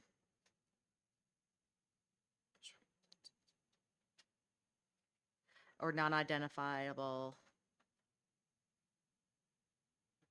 personal or individual. I think there's language already in law regarding that, and just use, OLS has it handy. Mhm. Okay. Any other comments on data collection? Okay, moving on to page 27, the cannabis fund. Okay, so section 1 actually creates, it's a non-lapsing fund. Yes. So this is the section that I referred to at the beginning where it's kept separate and distinct, just so this doesn't interrupt the current banking relationship the state has in the event that that bank doesn't want to engage and in banking marijuana related businesses. Yep. So that's just to protect that relationship. Okay. And did you have language, I'm sorry, that you wanted? The language is already in. It's already in there. Yep. Yep. Great. Thank you. Okay. Section 2 shall include the cost of administration. Section 3 to the Liquor Commission. Any comments? Okay.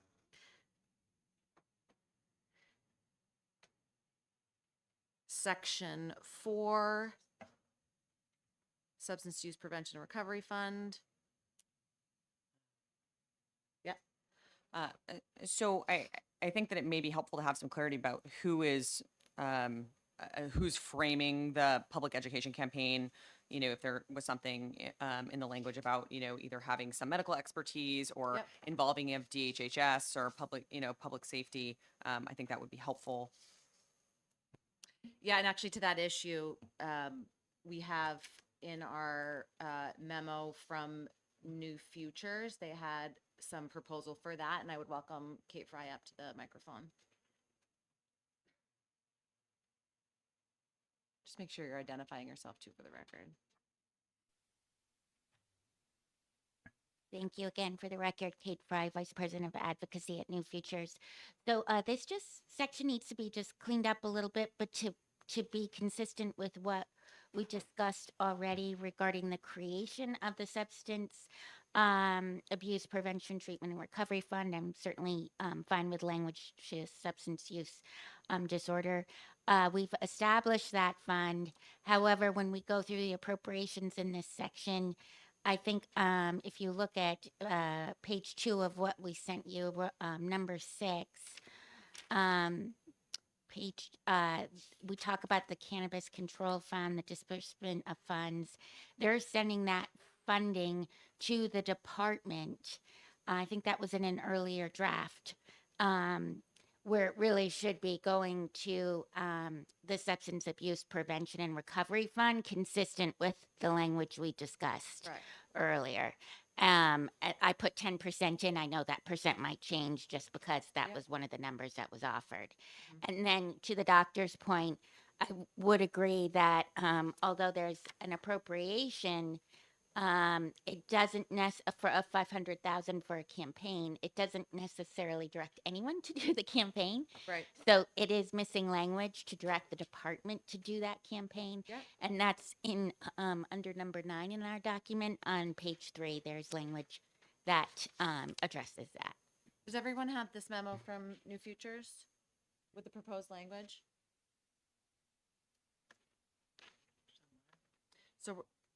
So we're looking at New Futures memo number 9, where they make a recommendation about the direction of the appropriation, and I think that makes a lot of sense. Doctor, does that address your concern? Yes, okay. Good. And then under number 6, it just clarifies that the funds aren't going to the department directly, they're going to the Substance Abuse Prevention and Recovery Fund. So just, I think it combined 2 or 3 different bills, so it just clarifies that. Yep. Thank you. That makes a lot of sense to me. Thank you. Actually, I'm sorry, Kate, will you come back while we're on this topic?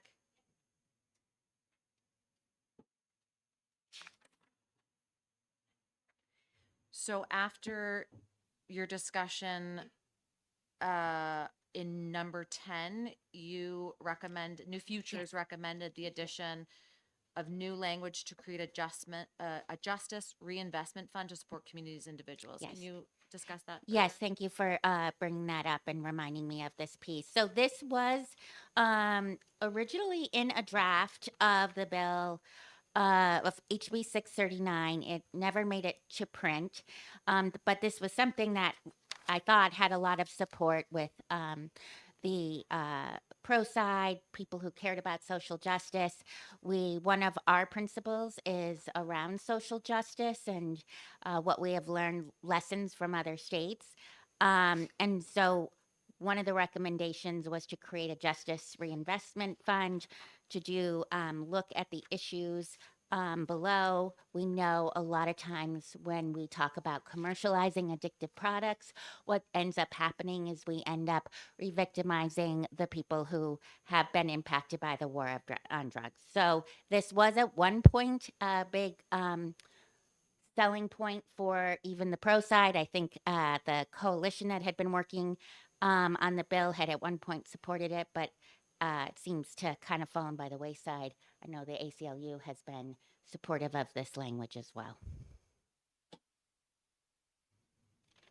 I will say from my perspective, I think this is an incredibly important piece. You know, one of the reasons why individuals and in fact constituents and the community at large is so in support of legalization is because the disproportionate impact of prohibition on communities of color and those within the substance use community. And so I feel like this is an important part of the conversation. And I think without it, we sort of have a lopsided approach in New Hampshire. I think if we're going to be a leader in New Hampshire on taking a public health perspective, I think it doesn't make sense not to have something like this. So I'm open to other comments as well.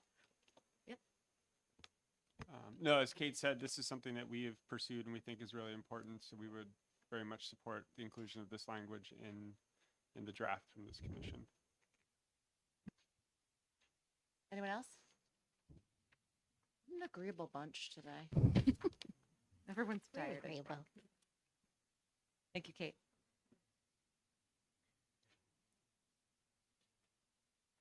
I don't know. Do we have any House members left? Nope. I don't know if that was an issue in the House. That was just, Representative, with this Justice Reinvestment Fund, I didn't know that language actually never made it to the Senate, so we didn't have a conversation. I didn't know what the conversation was in the House, if there even was one. On this Justice Reinvestment Fund? Okay. Okay. Although I will say that when it comes to these specific funds, Representative Almy is going to have a great deal. I can imagine. Because you know how enamored she is with it. That's right.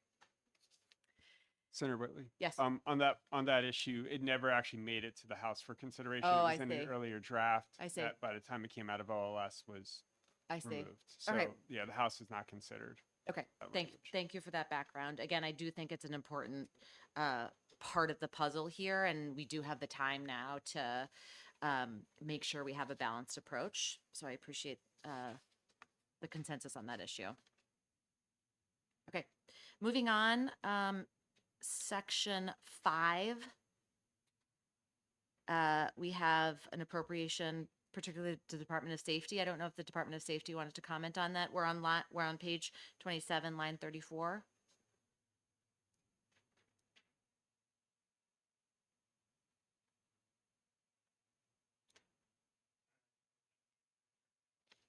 Okay.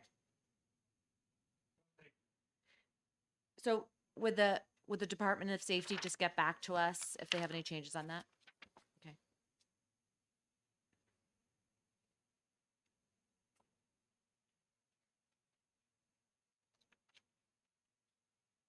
Okay.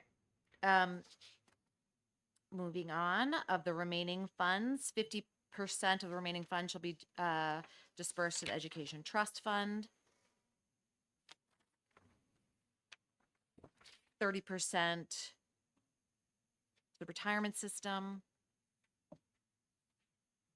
And then maybe we'll have a further conversation on subsection 3, line 13 on 28, page 28.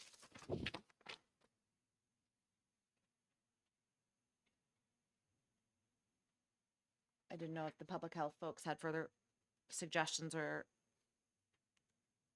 I have a question, I think, of Chief Malika on the 10% of remaining funds or 25 million, whichever is less, shall be credited to the Substance Abuse Prevention and Recovery Fund. How does that 25 million compare to the allocation which is currently dedicated through the alcohol fund, the profits? It's 5% of the profit. So the alcohol fund was 5% or around $11 million last year, 11 million. approximately. Okay, so Madam Chair, is there a provision here that prevents the direction of these funds to the general fund, as what happened with the tobacco settlement? Kate, you're welcome to come back. That's an important point because, you know, it has historically been rated every single year. And I know that's an issue that we have been working through. So again, for the record, Kate Fry from New Futures. Yes. So in again in our memo, I believe on number 2, the creation of that fund, the Substance Abuse Prevention and Treatment Fund, we had discussed this quite a bit. Is that the idea behind that was to create a separate fund following the Opiate Abatement Trust Fund that was completely separate from the general fund, couldn't be touched. Funds couldn't be swept because what had previously happened with the alcohol fund is that was more of a budget process, though that RSA was suspended every 2 years in the early years, so that's why you weren't seeing the full 5%. This makes this as a completely separate fund you can't trust, or that you can trust, that does not get diverted. And again, learning from the opiate abatement, the creation of the Opiate Abatement Trust Fund, where these settlement funds are coming in, we wanted to make sure those weren't going elsewhere, so we just copied that language That's to do the same thing here. Okay, thank you. Yeah, and as New Futures noted in their memo, the commission had reached consensus on inclusion of that and made a lot of sense. Thank you for raising Yes, that. the commission has oversight on that. Yes, Yep. thank you for that point. Senator Lang, oh, don't go away yet. Senator Lang had made the recommendation in subsection 3 or a issue of discussion about inclusion of NAMI in this conversation. I don't know if you had comments about Regarding that. funding, Yep. the funding pieces. In subsection 3.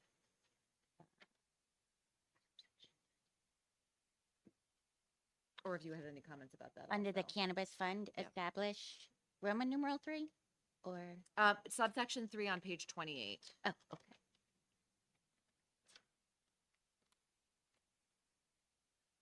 Three and 28. Yeah. So I think there's a couple thoughts here. So we've heard very clearly over and over again that there's a significant connection that has been established by science with specifically high potency products and mental health issues, certainly with psychosis. So I think with whatever number you end up, you could go around this a couple ways. You could have the the Substance Abuse Prevention and Treatment Fund, which is overseen by the Governor's Commission, set aside a certain amount to go towards that specific issues. I think the concern is that the Governor's Commission on Alcohol and Other Drugs just does funding for substance use disorder, which is not necessarily the case. They do prevention, treatment, and recovery funding for behavioral health issues. So they have done significant amount of funding for the behavioral health issues, co-occurring issues. Yep. But if the concern is about significantly earmarking an amount to go towards an issue that NAMI is concerned about significantly, I think they're concerned about first-time psychosis. Yep. And having CBHA supports at the CBHA, you could set aside a certain amount of that from that amount that goes to the Governor's Commission, but there's also something here in Roman numeral 5 Right.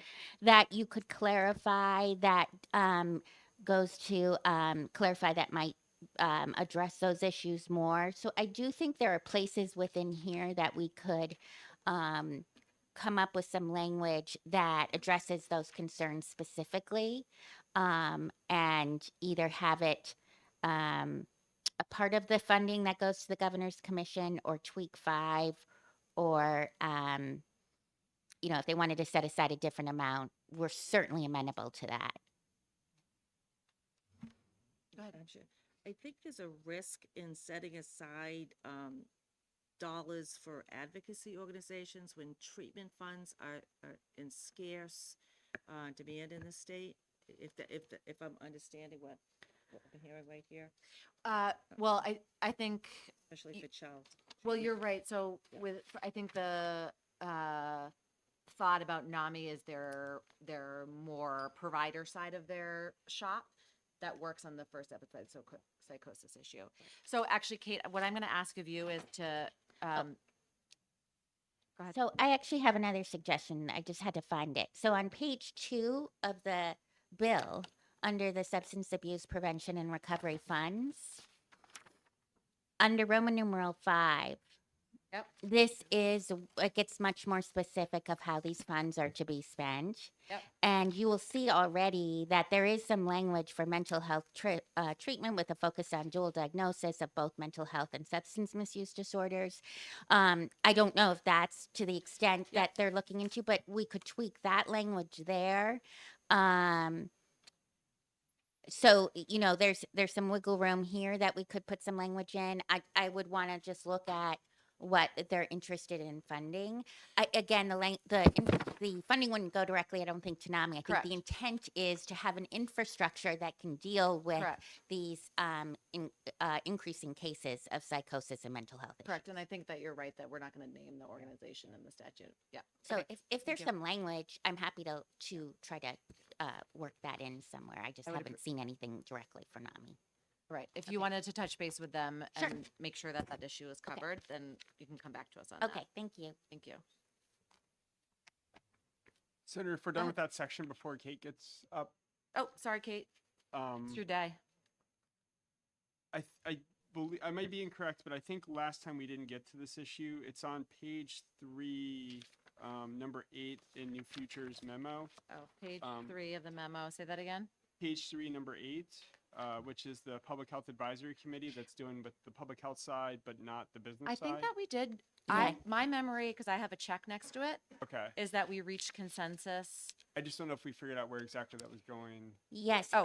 I was remiss. I was gonna make some suggestions. I'm happy to work with the commissioner and Mr. Vara Oh, to sweet. to Okay. provide some suggestions of where that Public Health Advisory Commission might fit in. I was thinking around the section around rulemaking, but we can certainly talk about that. Sorry. Thank you. And thanks. I've since had some thoughts and some suggestions since we discussed, the commissioner and I want to be clear that it's not to approve every single product. It's more to establish guidelines Right. on public health related issues we need to be concerned about with some products. Right. So we have a consensus that it should be included. I think the question is where it should go.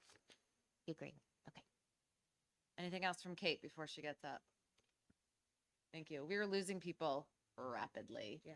I think Senator Abbas is going to be here. Can I just take a pause and ask what people's schedules are for the remainder of the day? It doesn't make sense to me to keep doing this if we don't have a critical mass here. You're here for the duration? Yeah. I think they mentioned 3 p.m. Yeah. Right. And Yeah. No, right. I want it because some people have to leave. it looks like you made great progress. So Would you say 3 is the duration? 3 is 1? Yeah, Is well, it- I is it think at some necessary? point, we're gonna pause for lunch and then come back at 1. Is that good for everyone? Okay. could All right. I just ask a question, Yep, Madam go Chair? Is this the intent to complete the line in, line out today? Or is that going to continue on Depends on next how week? far we get. Okay. Yep. All right, so it's 12:15. I think this is a good stopping point. Why don't we come back at 1 o'clock? And hopefully Senator Abbas will join us, but I think we're making good progress. Thank you.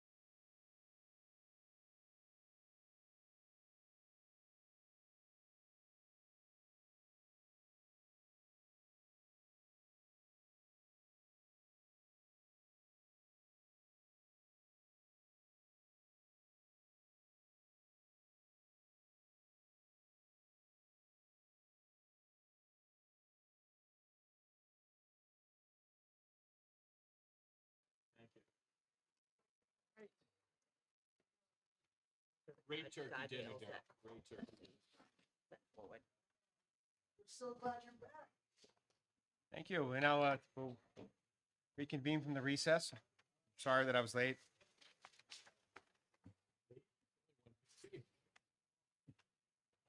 But by that time, I was 3 hours and 15 minutes late. Thank you, Senator, again. You're welcome. We're on page 29, if I understand that correctly. Yeah, we made good progress, Senator, with going through the various funds. I think we have some open questions. Just for your information, if you go back to page 24, starting on line 26, these are all the non-discrimination provisions. I think the commission rightly identified that this needs a whole lot of work because there's a whole body of existing law related to licenses, relating to employment. And so the Attorney General's office has graciously offered to work on this with us to make sure that we're not interfering with other bodies of law. So, and that brings us to right up to page 29 to the statutory changes. Okay.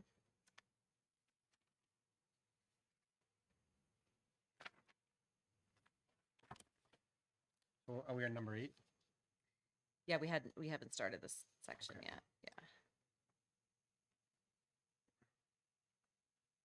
So and this has to do with penalties. I guess this would apply to the black market when I read the sections. I mean, do we have anyone have any comments on paragraphs 8, 9, 10, or 11?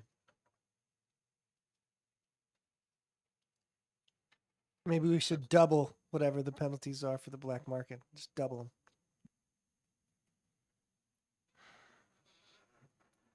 So I understand what you're saying. And I understand the logic behind it. The problem is it's a certain class of each drug's put into classes, usually not a standalone. We probably want to make it consistent with the bootlegging laws, but if we did something like that, but I know that's not really rampant. I know there'll be a black market impact one way or another. Many say the black market will increase if we do this, but I suppose doubling the penalties is the current penalty insufficient? Does anyone find it to be? Well, is the current penalty stopping the black market? I would say no. Then let's increase it. Well, unlike our model, unlike the other states who did nothing to deal with the black market, they say there's a black market problem. They just sit there and do nothing about it. They just make an observation and carry on with the day. I think what we have here is a model that's designed to actually remain competitive with the black market. So the price point will actually be closer in the number as opposed to it, which disincentivizes someone from buying something on the street, which you don't want.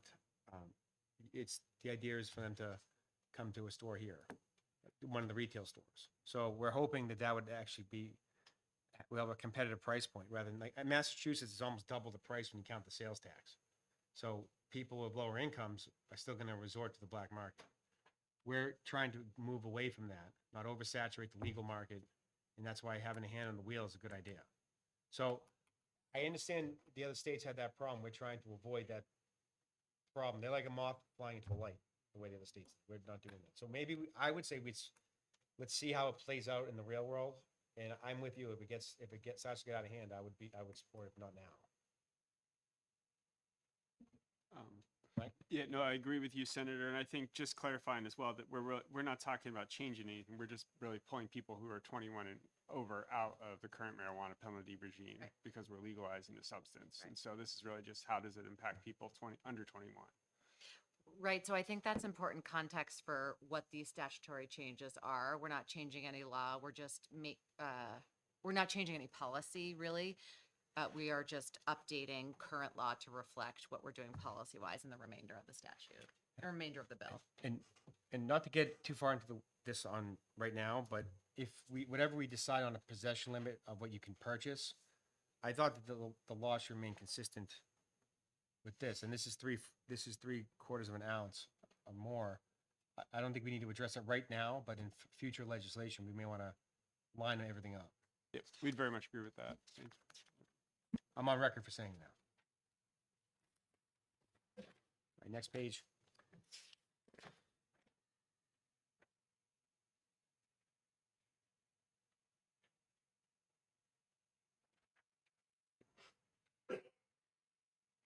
Any issues with 12? It says marijuana. Does that need to, I know we want to use, is marijuana and cannabis is used interchangeably in the law at this point? I know cannabis is the term people want, but that's the correct term? Well, in existing law, 318 it is, it remains marijuana, yeah.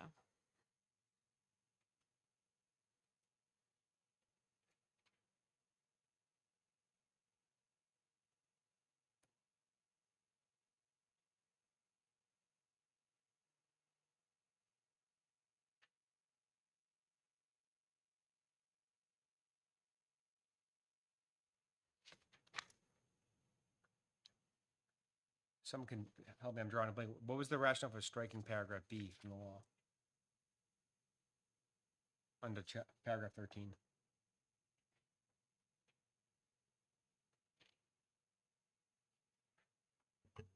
Does it seem like they were assuming it's going to be legal, so they're just striking that? Right, because those things are now going to be legal. Over 21. Okay.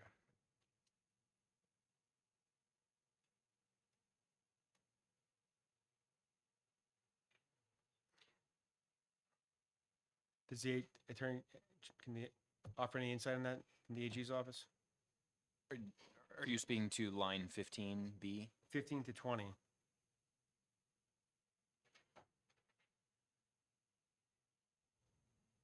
This has to do with, my understanding, if they qualified for, if they had a therapeutic card but were under 21, they wouldn't be prosecuted. I guess, what would happen if you're 20?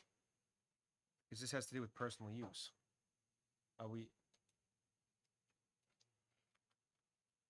You don't want to then start prosecuting people for having a therapeutic card who are a 20-year-old with a therapeutic card, right?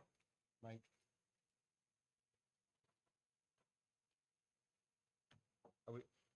Not sure if it would cover that. I'm just trying to interpret that. Don't have a good answer for you at the moment.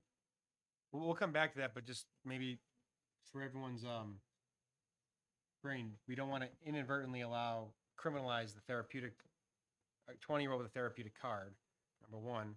But we also don't want to have no penalty in the law at all for someone who's 20 just using it, period, right? Right. I have a question. Yes.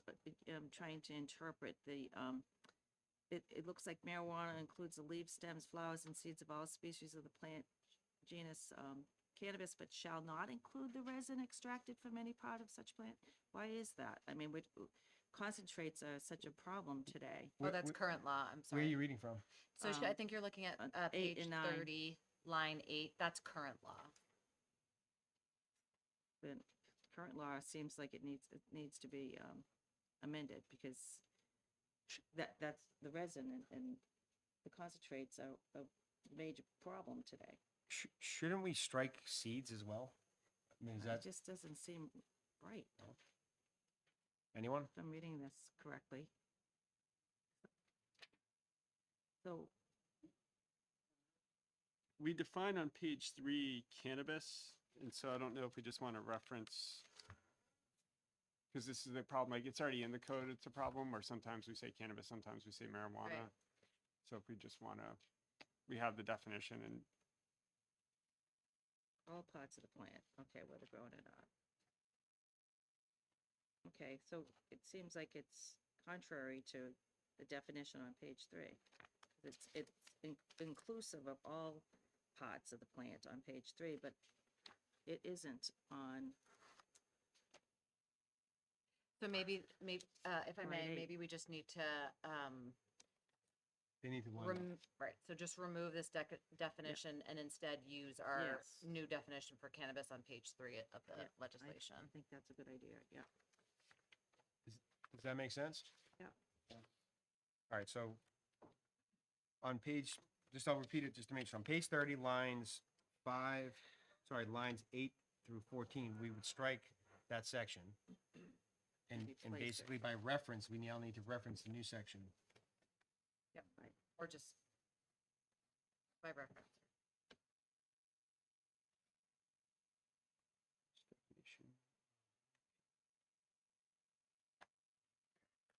Thank you.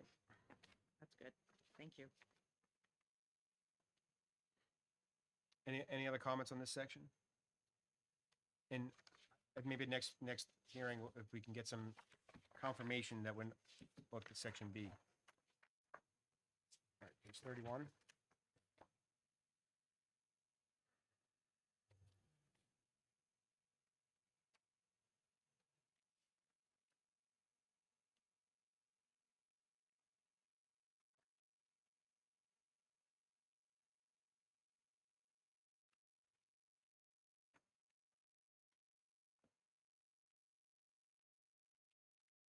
I don't think we really need to address this anymore, and this is the existing law. And this is for someone under 21, and this has to do with the 3/4 of an ounce provision. And I don't think we want to touch that yet. Yep.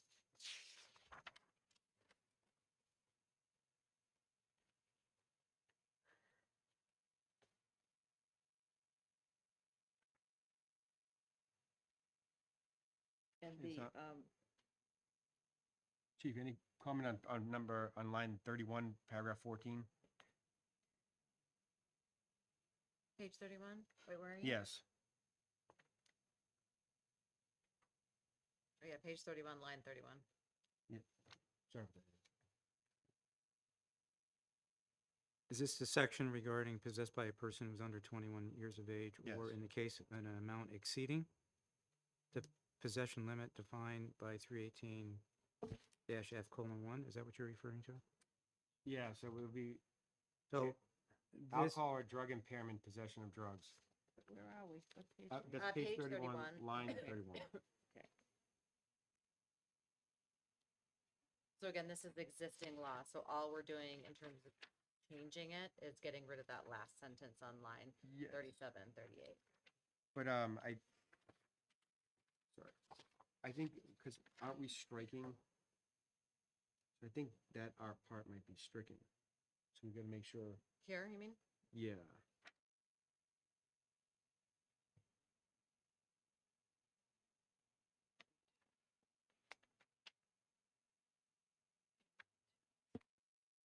Senator, would we have to specify here that it'd be driving with possession while, outside of the parameters of this new code section? Something like that, because we're striking basically most of the stuff under 318-B2. Right. So that they're gonna go there and it's basically be a repeal. So we gotta put that, the same consistency you just brought up needs to be brought here. Yep. So there's a cleanup required there. Yes.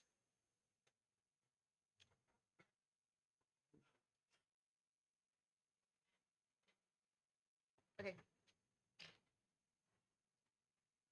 No, man.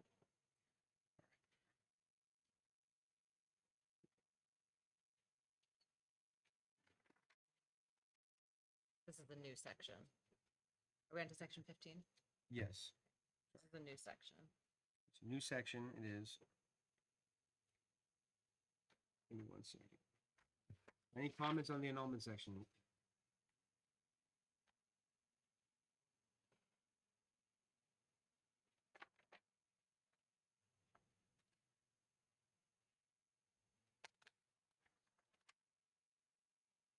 Well, Seeing none.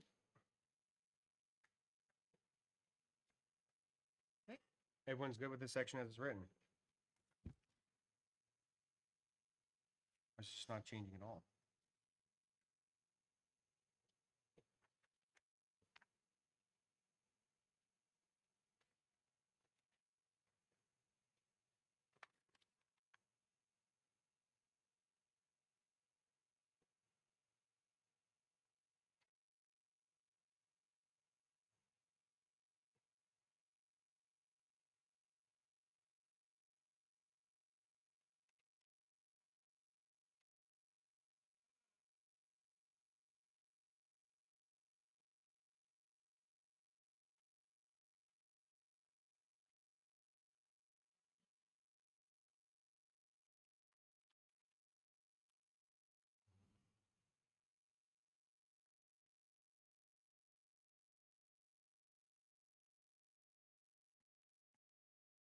Yeah, Mr. Chair, if we're on the annulment section, perhaps the Attorney General's office could weigh in on the question with respect to subparagraph B as to whether or not the dismissal of a marijuana charge would imperil other contemporaneous charges that were associated with an underlying marijuana charge that's now dismissed, particularly if it's still in process. So, for example, a marijuana stop results in the disclosure or the discovery of, let's say, a murder weapon, for example. It sounds like the way it's written, if there's a pending prosecution, that this would essentially say that they have to stop that in mid-prosecution because the behavior that they were being prosecuted for is no longer a crime. Right. Which, although that makes sense, certainly makes logical sense. I mean, we don't normally give it a retroactive application like that. I mean, it's still, I think they'll likely be able to get the conviction annulled and there would be prosecutorial discretion, but do we legislate that they have to stop the prosecution? My opinion would be yes, because it's a fundamental fairness issue. Why continue a prosecution of something that's not legal anymore, or not illegal anymore? I'm with you. I think that the discretion is pretty obvious, but I guess legislating to mandate is the question. Yeah, and I think it's necessary. Because even if you can seek an annulment afterwards, you still have to go through that very, very disruptive prosecution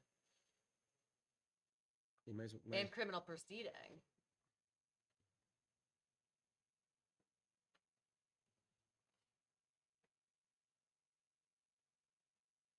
But this is the existing law anyway, right? No, this is a new section. Oh, this is a completely new section. Yeah. Ooh.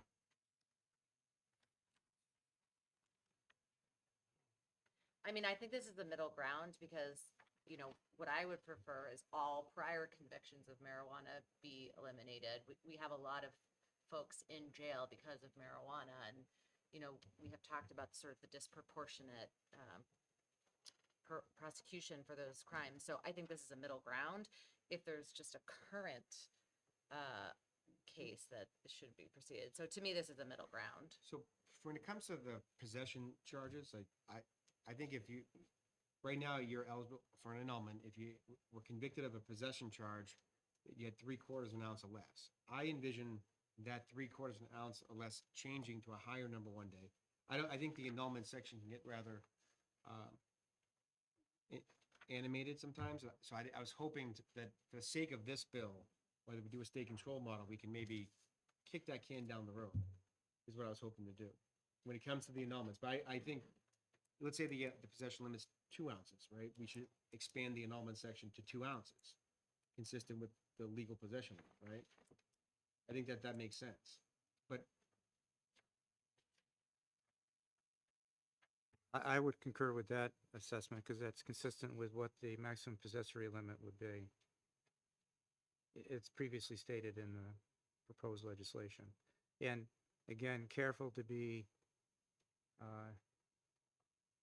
allowing annulments of convictions of significant quantities of marijuana that you don't want to have annulled. and there's no charge for the annulment, so that was something that passed 2 terms ago. I think at this point, you know, possession with intent to distribute, distribution, those have been qualified. If I may. Yes. Yeah, I feel like kicking this issue, I think this is a fairness issue, and I think this provision is very fair, particularly if, I mean, this is someone, just to reiterate, we're going to be prosecuting someone for something that's not illegal anymore, right? So this is a fairness issue, and I hear what you're saying about, you know, this being potentially a political hot button, but I think this commission is trying to get the best possible package here, and if that's something that the legislature is going to debate down the road, let's do that. But from my perspective as a commission, looking holistically at the problem, I think this is a piece of the puzzle that we can't ignore. It's fundamental fairness. It is, I do agree that for any county attorney out there that's prosecuting a claim that if you got a successful conviction on, that conviction would immediately be subject to an annulment is a horrible use of discretion. I just, because literally, you get the conviction enters, then you get the annulment within seconds. Right?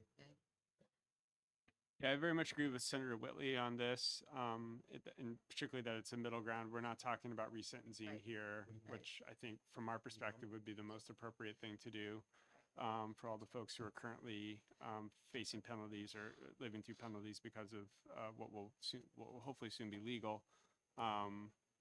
And also, I think there's sections in this that are talking about non-discrimination, talking about, access to engage in the business aspect of this. And so I think having the annulments piece as part of this, ensuring that folks have clean records so that we go through this whole process with a clean slate, I think is important. And also just the straight fact that having a criminal conviction impacts housing, impacts employment, et cetera. So I think the faster we can fix that, which are shown to have. I'm with you on that. I just want to make sure this doesn't apply. This would apply to manufacturing, right? So if someone's illegally is in manufacturing, I'm not really sure. I don't get into any more, but you get what I'm saying, right? If someone's transporting basically large quantities, right? Someone has an 18-wheeler full of cannabis, like we're talking like that. To me, falls under here. I think that is one issue. The simple possession charges at the lower level, that's the stuff that's I'm with you. So do we just need to clean that up to exclude perhaps the kingpin from this? Am I wrong? Am I wrong? Am I reading this incorrectly? Anyone? I agree with you, Senator, that you should handle these simple possession charges, which I think it's a myth that we have all these people in jail. And I would love to hear from the AG's office how many people we actually have currently incarcerated for simple possession charges, if you have that stat. I don't have those numbers. It's not many. But manufacturing, right? It doesn't say cultivating. We learned from representative, my friend from Hudson, that there is a difference. So manufacturing, yes, manufacturing is included in there, but it also appears to be qualified no more than the possession limit of cannabis, where the offense occurred prior to the statute going into effect. The possession limit means the possession limit as defined. I think that's pointing to the provision earlier in this section here. It's not the same provision, so that may be a clerical error in terms of what subparagraph it's pointing to. But that may be the personal possession limit that's articulated on page 3. Or on page 5 of the bill, line 26, if that citation is a clerical error. So if you were transporting, manufacturing, but you're under you have 3/4 ounce or less. So we're not talking about the 18-wheeler then. Correct. Okay, good. Thank you. But with that, As long as we have the appropriate reference. yeah, maybe. I think so. That's what I was trying to figure out if that's. Right. Yeah. If that's intended to be pointing to the new possession limit text on page 5 of this document. Yep.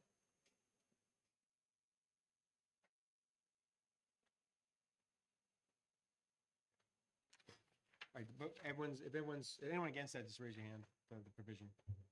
We're good? All right, Oh, so we did reach consensus.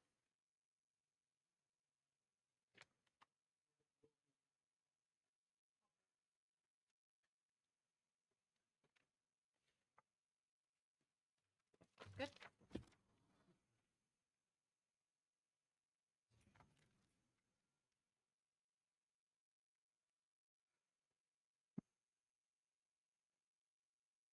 Any issues with paragraph 3?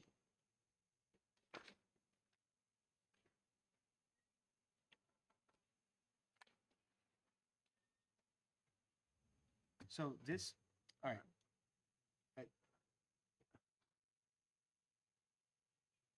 The only issue with paragraph 3 is that it automatically vacates.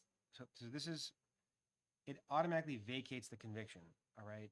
In order for that to be done, and this is a separation of powers issue, the legislator can't vacate the conviction. We had that with another annulment bill. It's the bill involving the, with the witchcraft bill and criminal justice publics, that bill. We had in Senate Judiciary this year. So I think paragraph 3, right now for the possession for an annulment, a person just has to apply. And I'm not sure if it can be done administratively. I know south of the border in Massachusetts, it can be done administratively, but the court could, at their discretion, schedule a hearing. But this says it's automatically vacated without any finding to make sure that they even qualify, you know. There's no charge for the application, right, in New Hampshire. I remember I was actually against getting rid of the $100 fee, but I lost out. But to automatically do it, I mean, that's a lot of. Since May take 9/20. Yeah.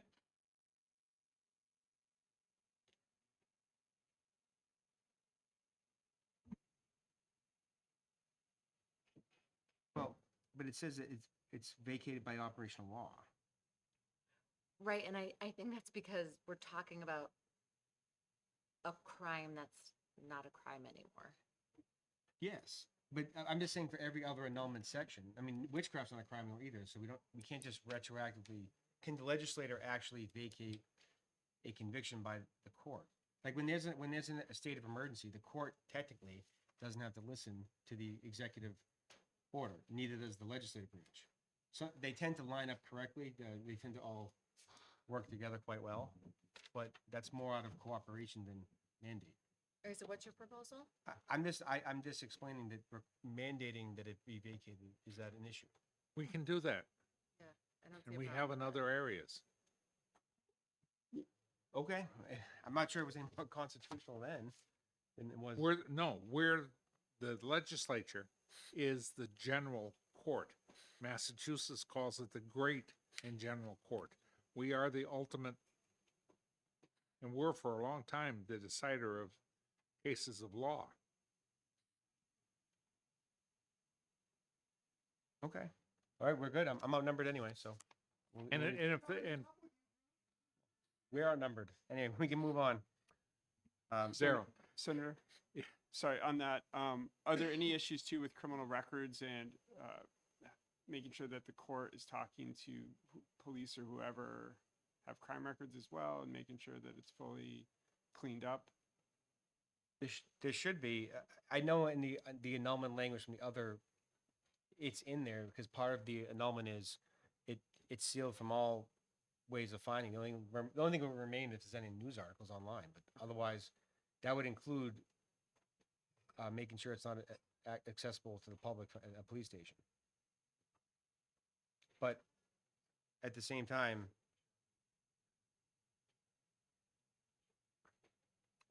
you want to add that to this? Yes. So what I would, homework assignment is look for the other RSA and you want maybe clone the language so it's consistent.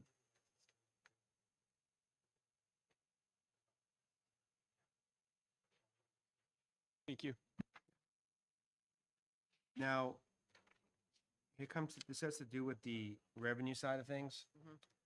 Before we debate that, my only take on that is, no matter what happens, we're not gonna all agree. That's really for the Ways and Means community to do. I think for the sake of whether there's a state-run model, we should punt on that. Because I think that's that. We need to spend time on the new state flag.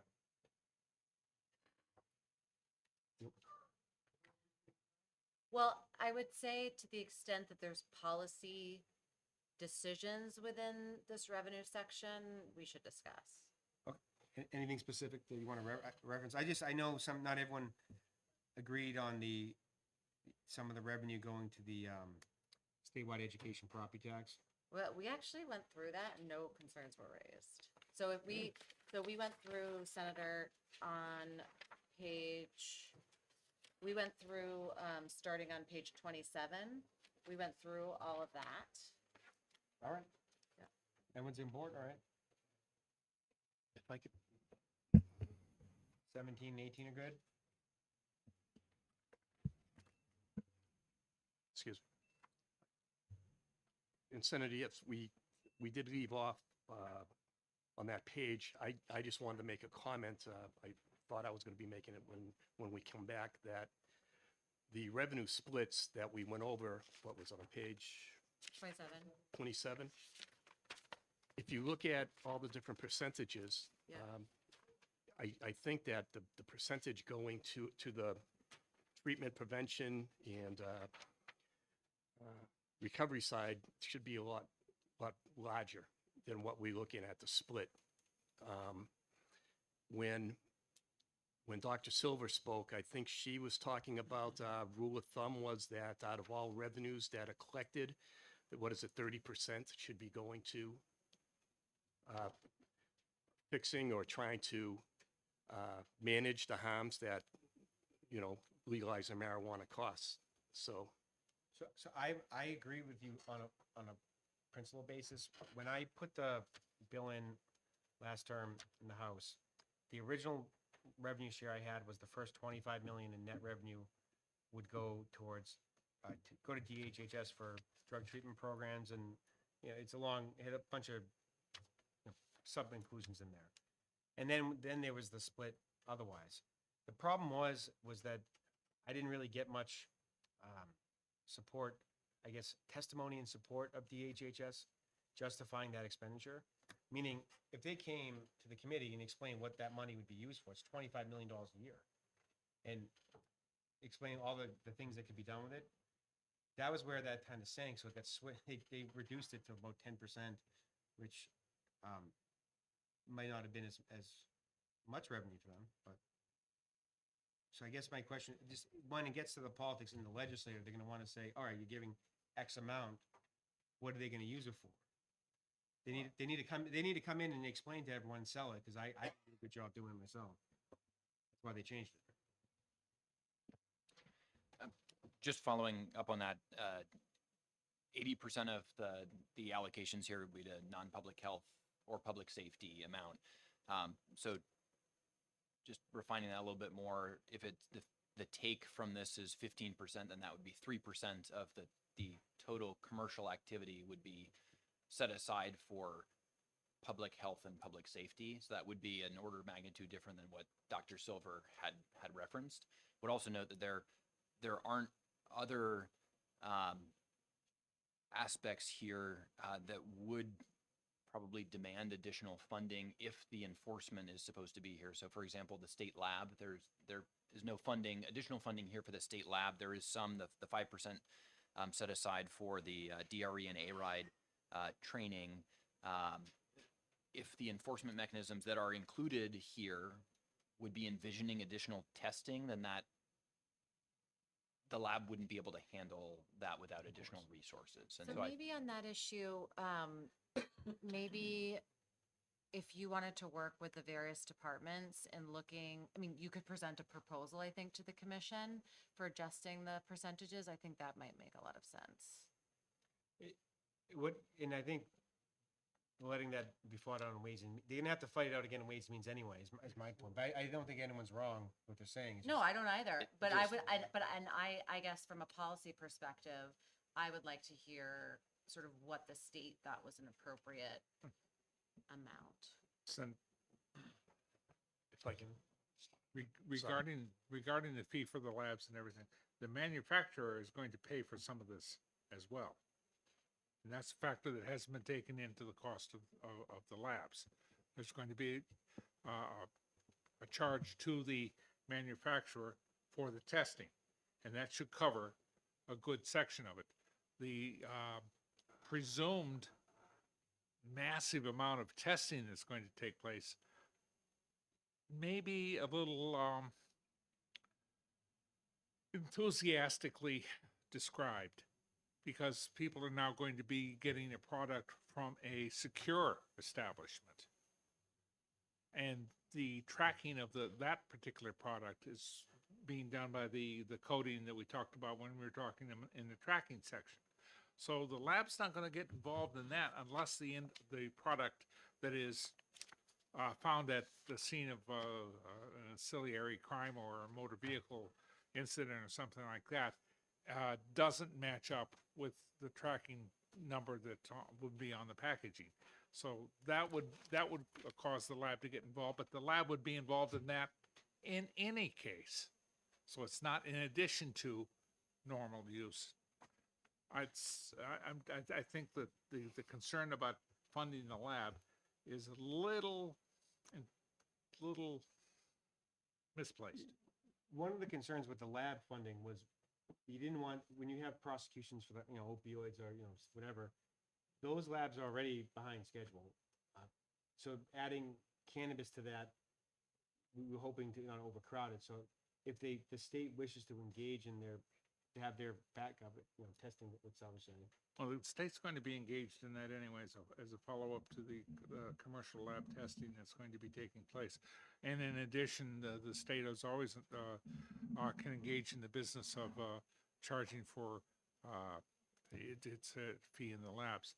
However, it seems to me that using this as a justification for more money is a little disingenuous when you can say the state is behind in our testing because we don't have enough manpower or person power.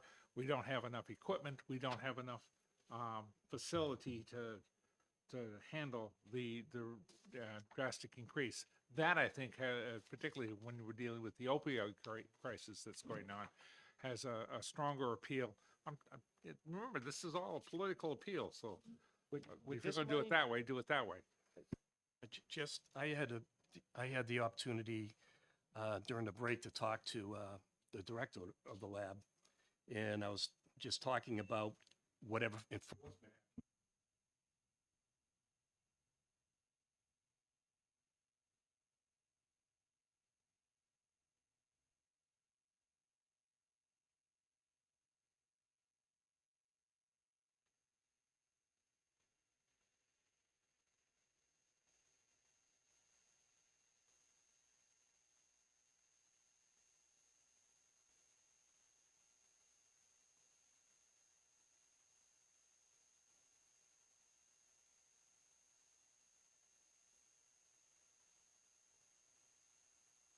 And just one other point was to have the prevention side of things have to justify the amount. I think we're looking at the wrong way because we're not looking at we're not looking the same way when we're saying it about retirement or the educational fund.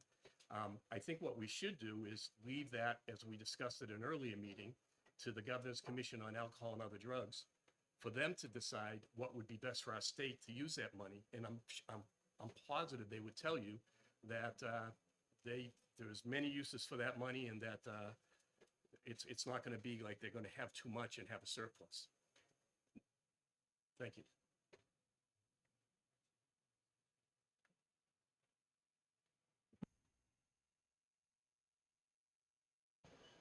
Just a quick, I guess, qualification, less to the commercial testing of product and more to the envisioned demand on labs for testing samples relating to prosecution. So if the assumption is that there will be no increased consumption in the state and impaired driving won't increase at all under this, then that's, I guess, one question. But if there's an assumption that there will be an increased usage of cannabis in the state and a corresponding increase in impaired driving proportionate to that, then I think that that's where it's a policy decision in terms of right sizing funding to ensure that the enforcement mechanism for DUI enforcement is right sized to the amount of consumption and potential impaired driving. So I think that was my context for demands on the state lab and enforcement.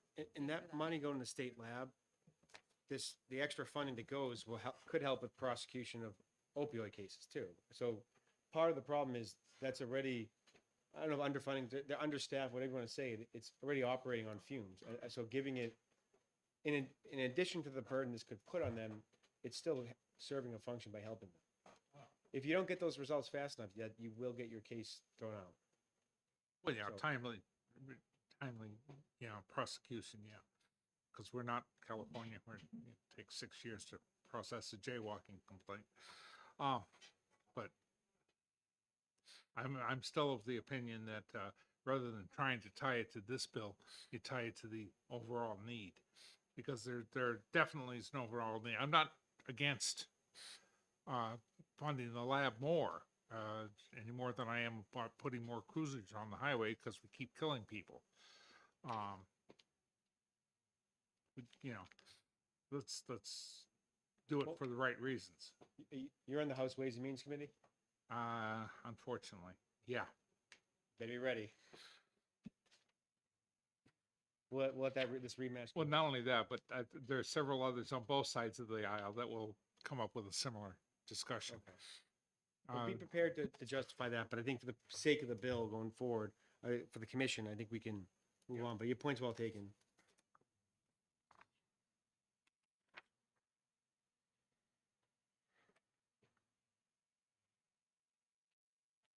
You may be surprised. You may find some extra money on the business profit side. Who knows? Finance. So we were on page 32. 32. Thank you.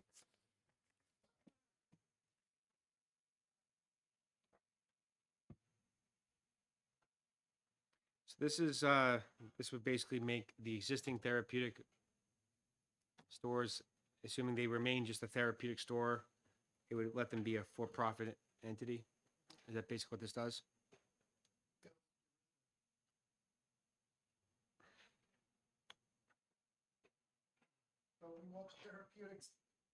Don't we want the therapeutic programs to fall under? Yeah, we do. I do. Well, that was no the control. conversation we ended with last time. I wasn't sure if I missed anything this morning when I wasn't here. We So didn't talk about that. oh well, how about this? That was very animated. We'll save that for the end because I think we're almost done going through the draft. So could we? But for the sake of this, this was a bill that passed. I think it got vetoed and was sustained by one vote in the House last term. But we'll cover that again. Come back, okay? Can you go back for me for 1 minute, just on, Sure. with the shall be vacated in the May? So it shall be vacated would be line 19. Is that next, the first May, is that gonna become a shall take any administrative action? Is it all becoming shall now, for the first two? So you have shall be vacated on 19. Are we changing on 20 to shall take judicial action? That's I thought you would come up with the two shells. so. Let's say you have the conviction on your record. They're saying it's vacated as a matter of law. Yep. So perhaps your background check, if someone were to check to see a conviction, may still appear on there because the administrative process of vacating hasn't been done yet. And that's my point, is that this is not going to go back to just people convicted in the last 10 years. They can be convicted in, 50 years ago, and they're going to have to go back and. So I would leave it at May because, not that it's, even if you think it was an injustice, with all due respect, going back 70 years, requiring the court to do that may take some time. Okay, thank you. Well, not only that, but as you're aware, getting records expunged is exceedingly difficult in New Hampshire.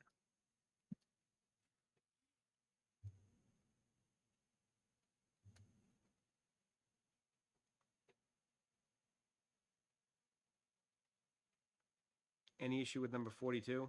Sorry, line 42. That's paragraph 18. Goes up to the next page.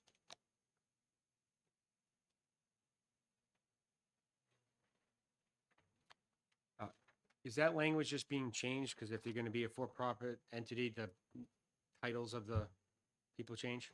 Yeah, if you don't mind.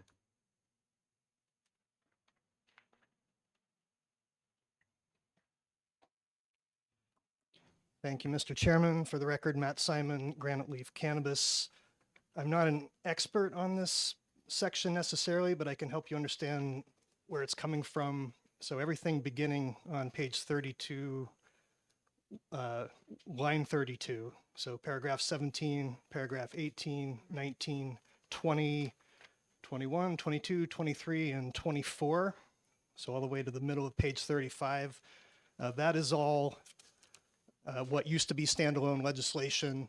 In 2019, it was SB 145. In 2021, it was SB 38.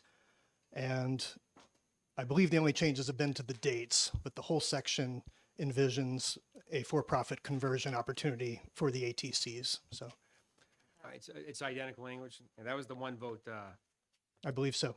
I believe the language is identical. Thank you. sorry for that. So I'm sorry, Matt, sections 17 through 24.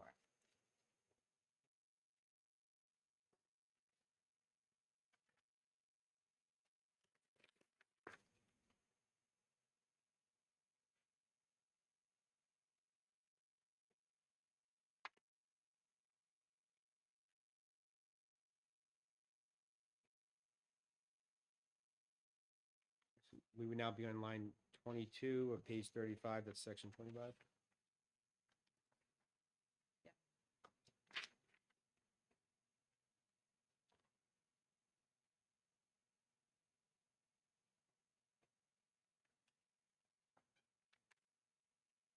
Any issue here? Can I go back in history with you, Matt, for a second? Just so I remember, if I remember correct, like 6 years ago, and maybe I brought this up one other time, the whole idea behind the dispensaries, right? We were gonna have a medicinal place, and you guys were then gonna have sort of an advantage since you'd be set up in place. And so we did, and you guys, I thought had said that you would never want to become a commercial selling. Am I remembering this wrong from 6 years ago? I thought you always wanted to stay therapeutic. You'd never get into the sale of recreational cannabis. And then you guys had said, since we're going to have this advantage, we'll never do that. Am I remembering that wrong? Senator, I have no recollection of that. I'll clarify. I've only worked for Granite Leaf for about 2.5 years. So 6 Yep. years ago, I was in a completely different role. But I do Yep. not remember anybody saying that. I Okay. do remember the ATCs repeatedly saying that they could serve patients better if they were able to operate on a for-profit basis. Okay, thank you.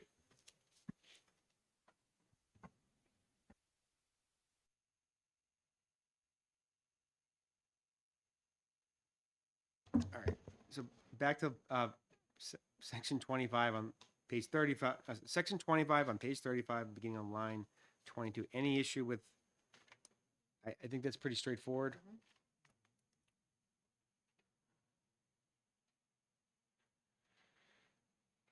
Can I ask a question? This is to the Liquor Commission. Do you feel like you all would need a name change? Liquor and Cannabis Commission? I don't feel that's necessary. Still want to be a Liquor Commission? I think that would be, Maybe one day, but well, we're not really dealing in the retail part of it other than overseeing I see, yeah. the franchise piece. So I would consider it two separate entities with the oversight being from the commission. also so New Hampshire Liquors did a great job with their branding identity. And Just similar to our oversight of tobacco as well. Got it. So, Yep. thank you.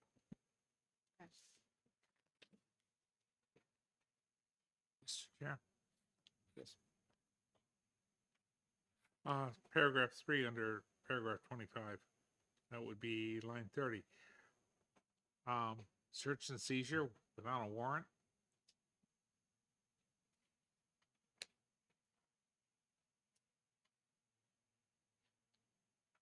So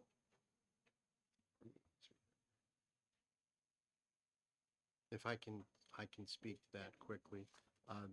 That language just mirrors the language that's in the liquor statute, that the liquor commissioner or the deputy commissioner can go into any establishment at any time and speak. It's mainly to speak with the owner, their business partners. We go in and speak with them about their business. It's not a search and seizure type of operation. It's more of a partnership question and answer. Anything we can help you with? Are we doing the right things? Or how are we doing as a business? How else can we help you? Thank you for putting that on the record. As the senator is well aware, there's a certain group of individuals that will spot that. And So it's not a Fourth Amendment issue because simply by getting the license, you are agreeing to this search. That's fine. But I when want they to put see it, that on the record, Tim. When they see it, remind them that if you don't want to be searched at random, don't ask for a license or permit to sell or manufacture cannabis. Thank you for putting that up, that description forward. Now we have it where it belongs. Thank you, sir. On page 35, beginning line 41, that's under section 26, Roman numeral 2. That's just the opportunity to potentially retain a consultant. That's correct, Mr. Chairman.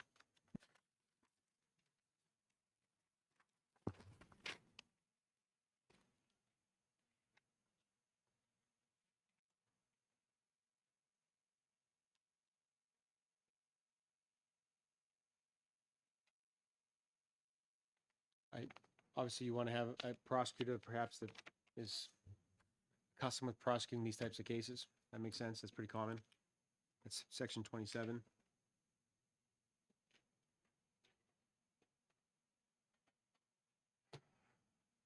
I'm skipping down to, I'm sorry, I have to leave, but I'm skipping down briefly to section 29. Yes. This is a retail tobacco, an existing tobacco retailer now is allowed to sell. So, but they would still have to get a separate franchise, right? That has to do with the licenses. I mean, sorry, that has to do with paraphernalia. Oh, got it. And the reason is that, cannabis paraphernalia and tobacco paraphernalia are very hard to distinguish from each other. I mean, they're actually basically the same thing for the most part. Right? A pipe's a pipe, right? Well, that's how they get around it now. I see. I just had, yeah, I see. I apologize, Mr. Chair. I have to go get my son at school. Family first. Well, we were gonna have that animated discussion that we left off with last hearing, but if you want to listen from afar, and I'm sure rates. I'm not sure I want my 10-year-old to listen to that conversation, Mr. Chair. I'm sure the Senator from District 23 will read it, present any messages on your behalf. Well, perhaps we want to hold it until Senator Lang and I are back. We can, but we're not gonna make a final decision today anyway. So, but next meeting, I want to say is gonna be we gotta have some consensus done. So, but we'll just finish for I think we are almost on the bill, so. I would hope we get the effective date right after all the work we put in. Hopefully we don't screw that up.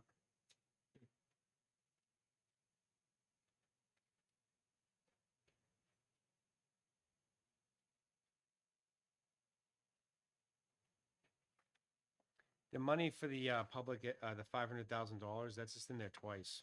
So page 37, lines 1 to 3 on Roman numeral 4.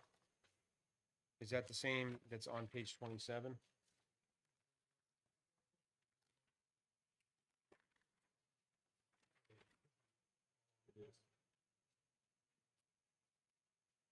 Okay, so I would probably want to just strike lines 1 through 3 on page 37. Does that make sense? Is new futures here? I don't want to get mad at me. Senator Whitley just left, and then we strike their provision, but that's the same. Are we all in agreement with that? Close to the one above it, though. 9 million. 9,645 Paragraph 3. Okay, so You're correct. They belong. Because they're appropriations, not anything to do with funding itself or establishment of the fund. so which one are we striking then? You would strike paragraph 3 and paragraph 4 because you're moving them On page 27? on page 27. Okay. Because you're moving them to section 31 and paragraphs 2 and paragraphs 4. So just to clarify, lines 21 through 28 on page 27 are being stricken, and the reason why is that it appears on In the page- appropriation. You already Okay. did it? It's 2 different years, though. We all agree on that? Just wanted to, it is 2 different years. We Oh. recognize it is June of 24 and then June of 25. So I don't know if it's written that way.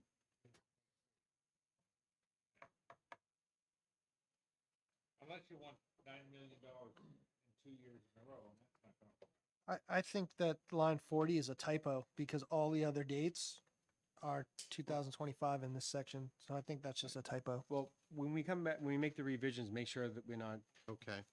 we'll Yeah. leave it for now, but with the understanding for next time, there is a possibility of a duplicate. There may be, Well, I saw that one earlier. You don't put appropriations when you're establishing the fund. You establish the fund. And that's all that section, the primary section, paragraph, I forget the number, does is establish a fund. The appropriations then are from that fund, and that they appear in the appropriations section. okay.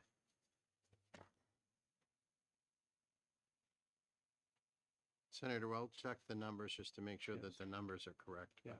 We're not making the, Don't forget yeah. All right, so just clarify Okay. that, but, all right, so, Representative Cahill brought up the date on line 40, fiscal year ending 2024. Is that a typo? I think so. If you look at line 40 on page 36, the date is June 30th, 2024. All the other dates are June 30th, 2025. So I think that that might just be a typo.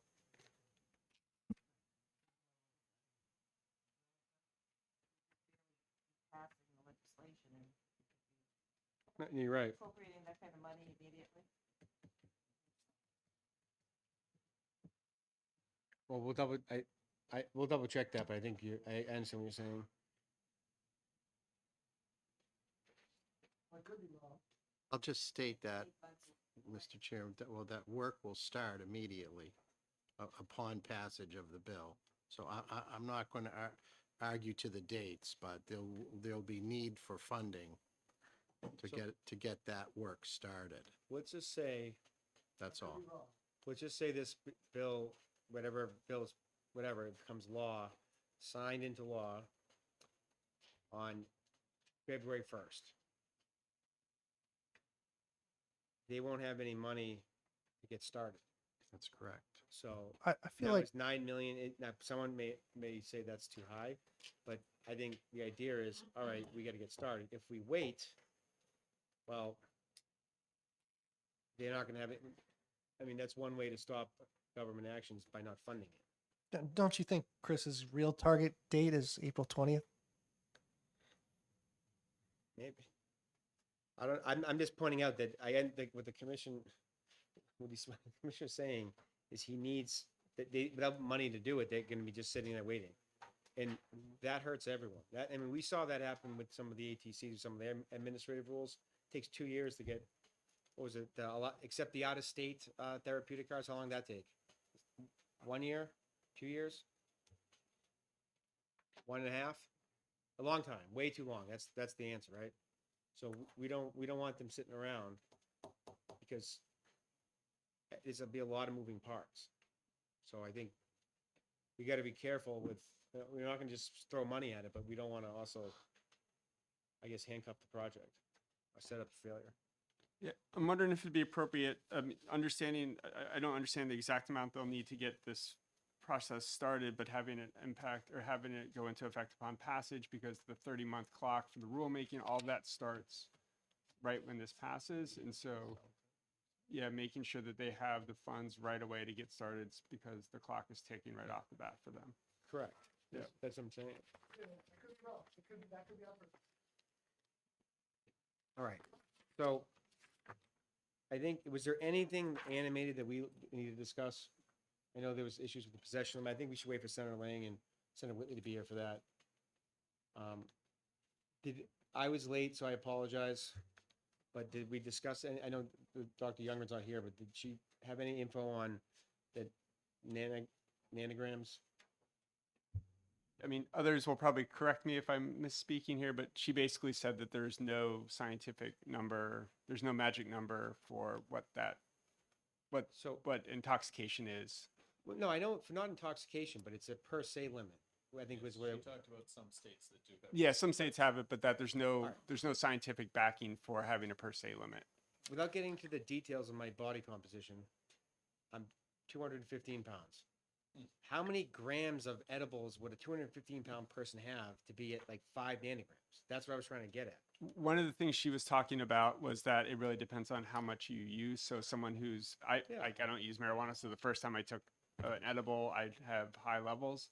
But if someone was a chronic user, they take the same amount as me, weigh the same as me, have a much. No, it's going to vary from person to person. I'm just saying my only problem is, I'm just the legal mind of me saying, if I want to advise someone how to comply with the law, how do I do it? Well, it's not. I'm not saying that they're impaired because their nanograms are at 5, but how does someone know? Well, if I use this much, I'm going to pass. well, No you one, know, there's nothing on that at all. well, we just had this state trooper, you know, get killed over on the seacoast or whatever, and as you all read, that the gentleman pled guilty when THC was found in his blood. But how? Yeah, well, And we have a dead guy, right? A dead state trooper. All right, I understand. I'm not saying that person wasn't impaired, but if you have a per se limit, you need to know how much you got to take to reach that limit. At least. Yeah, I think that was the concern, was not to have a per se limit and to have as like I have a whole host of things that are available, so that like DRE test, like they would have the universe there. Chief. And Mr. Chair, it's not the level, it's the behavior. Yes. And the behavior can be, whether you're an alcoholic, if you're a chronic alcoholic, you can operate pretty well at 0.12, but you're violating the law on a prima facie basis, but you're still driving in a straight line and stopping in plenty of time. Whereas a 17-year-old at 0.2 will have a little bit of difficulty. So it's the behavior, not the level, and I don't think we should get caught up in a level, because even though we have one for alcohol, there isn't one for or cannabis. There isn't one for Valium. There isn't one for Dilaudid. And those are prescription drugs that people drive with day in and day out. No, I understand. Chief, I agree with you to the extent that I can't figure out how to advise someone to comply with law. If we can get to the point where we can provide some ballpark realm where we can tell someone, if you're using this amount, you may struggle. Otherwise, I mean, I don't think it's. Well, if I may, for the benefit of the discussion that we had earlier, is the difference between per se limit and a prima facie case. The per se limit, like we used alcohol breath test, is a hard line limit. The expectation is that if you hit 0.08, that the presumption is that you're impaired. Okay. With marijuana, there is no scientific limit, right? As you rightly indicated. And the science is still widely variant with respect to impairment by various levels of THC content. The states that have walked the narrow path between the two have looked at alternatives, such as a prima facie limit, which is only an additional limit or additional element, that would be included along with the other observable evidence developed in a DUI case, such as the officer's observations, the officer's information, evidence that may be obtained, similar to open containers. Okay, just to rephrase that. So if, let's say the number was 5 nanograms, and if you tested positive for 5 nanograms or 6, so you're over that limit, that's only evidence of impairment. where as opposed to alcohol, it, you know, 0.08 or higher, you are impaired. That would be correct. It would be essentially, in your legal terminology, it would create a rebuttable presumption that would shift the burden from the state back to the operator for the judge to consider. It would not be the overarching requirement for intoxication. Is that how your office interpreted that? In terms of the testimony today and whether a limit would be workable. As So- as evidence of impairment as opposed to a conclusive, you know, a per se limit. Yes, that would be consistent with how other states operate in terms of prosecutions, whether it, I guess, the allocation of the burden. That's Yes. yeah. My mistake was I was thinking a per se limit. So I understand. I think just one flag, if we were to make this even like a rebuttable presumption, is that rebuttable presumption would be based on something that's not scientifically valid, because there is no consensus on that issue. And so if we were to make up a number 5 or 10 or whatever that is, it'd still be making a number out of thin air because there's no science behind that number. And so to create a rebuttable presumption to put a burden on someone to have to prove a negative in that case would be problematic. And so I think that's why it's really important that we look at this like we do with opioids or other prescription drugs, that, you know, there's a totality of things that happened in that the officer can document and then testify about. And then I think it's really important that in the funding stream that we are funding the DRE programs and giving state police and others the resources they'll need to be able to have folks available to do that. Now, in Colorado, I appreciate what you're saying. How do you rebut a presumption if the science isn't there to do it in the first place? If the science was there, we probably would be able to write a more clearer law. So in Colorado, I know I think that was the first state that kind of came up with this plan. What do they have a rebuttable presumption? What do they do? Chief, I believe, but I would have to fact check this. I believe that they are more in a prima facie realm. In other words, they've sent a limit that is simply a presumption that the person may be impaired by cannabis at that limit. It is not a per se limit in the sense that it results in an automatic or irrevocable determination. The point, with due respect to my colleague here, is that people are impaired by cannabis. It does impair how they operate a motor vehicle, right? So to say that there is no limit is wildly, facetiously inaccurate. Impairment is proven by cannabis by multitudes of studies, and you can watch those on video if you like, right? And people driving through cones that knock the cones all over the place. The point of the matter is, right, does the state want, in the likelihood of significant increased motorists operating motor vehicles on the roads of the state of New Hampshire that have consumed cannabis and become involved in a wreck or could potentially become involved in a wreck? Or, as we discussed earlier, where there is no observation because you arrive at the scene of a wreck and you have an operator and there's no observation. The operator may have been taken to the hospital. So what do you have left? If it's a SBI or fatal, you have a blood test. That's mandated under law currently, right? And it comes back. If the person is showing quantities of other illicit drugs, that is considered by the judge in making a determination. And I'm sure that you've represented a number of people in those cases. This simply sets a standard by which some degree of impairment indicates that the person could have been impaired and should be included with other facts and information along with the case, because impairment by cannabis is a fact. I'm not against the premise of it. I'm just saying when the people that I represent that violate the law, I'd like to kind of give them a heads up on how to comply with it. That's what I'm getting at.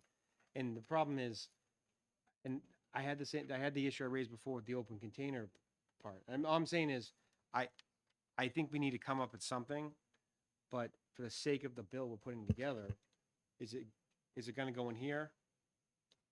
Just so that you know, just in Colorado, the limit in Colorado for active Delta-9 THC in a driver's blood, which gives rise to a permissible inference that the person is under the influence of cannabis. It's 5 nanograms or more per milliliter in the whole blood.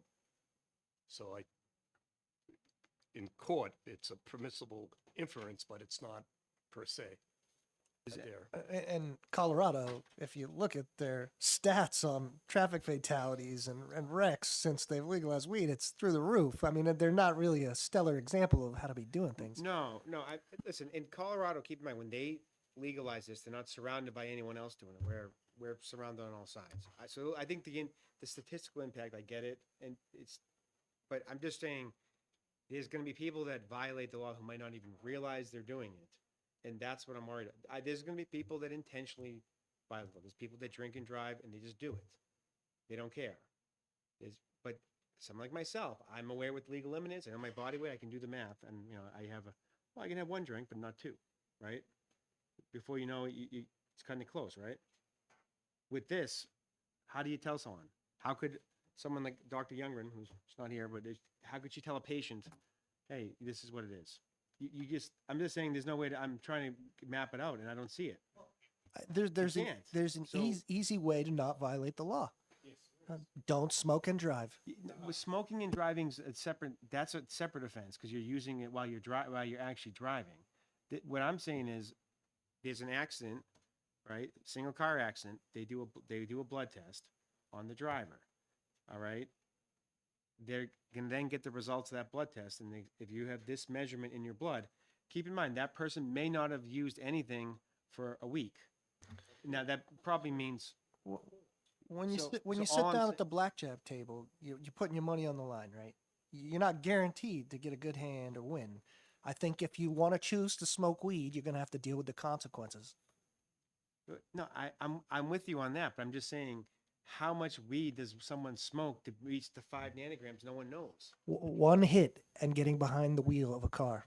One. Your motor functions are almost always automatically impacted by THC.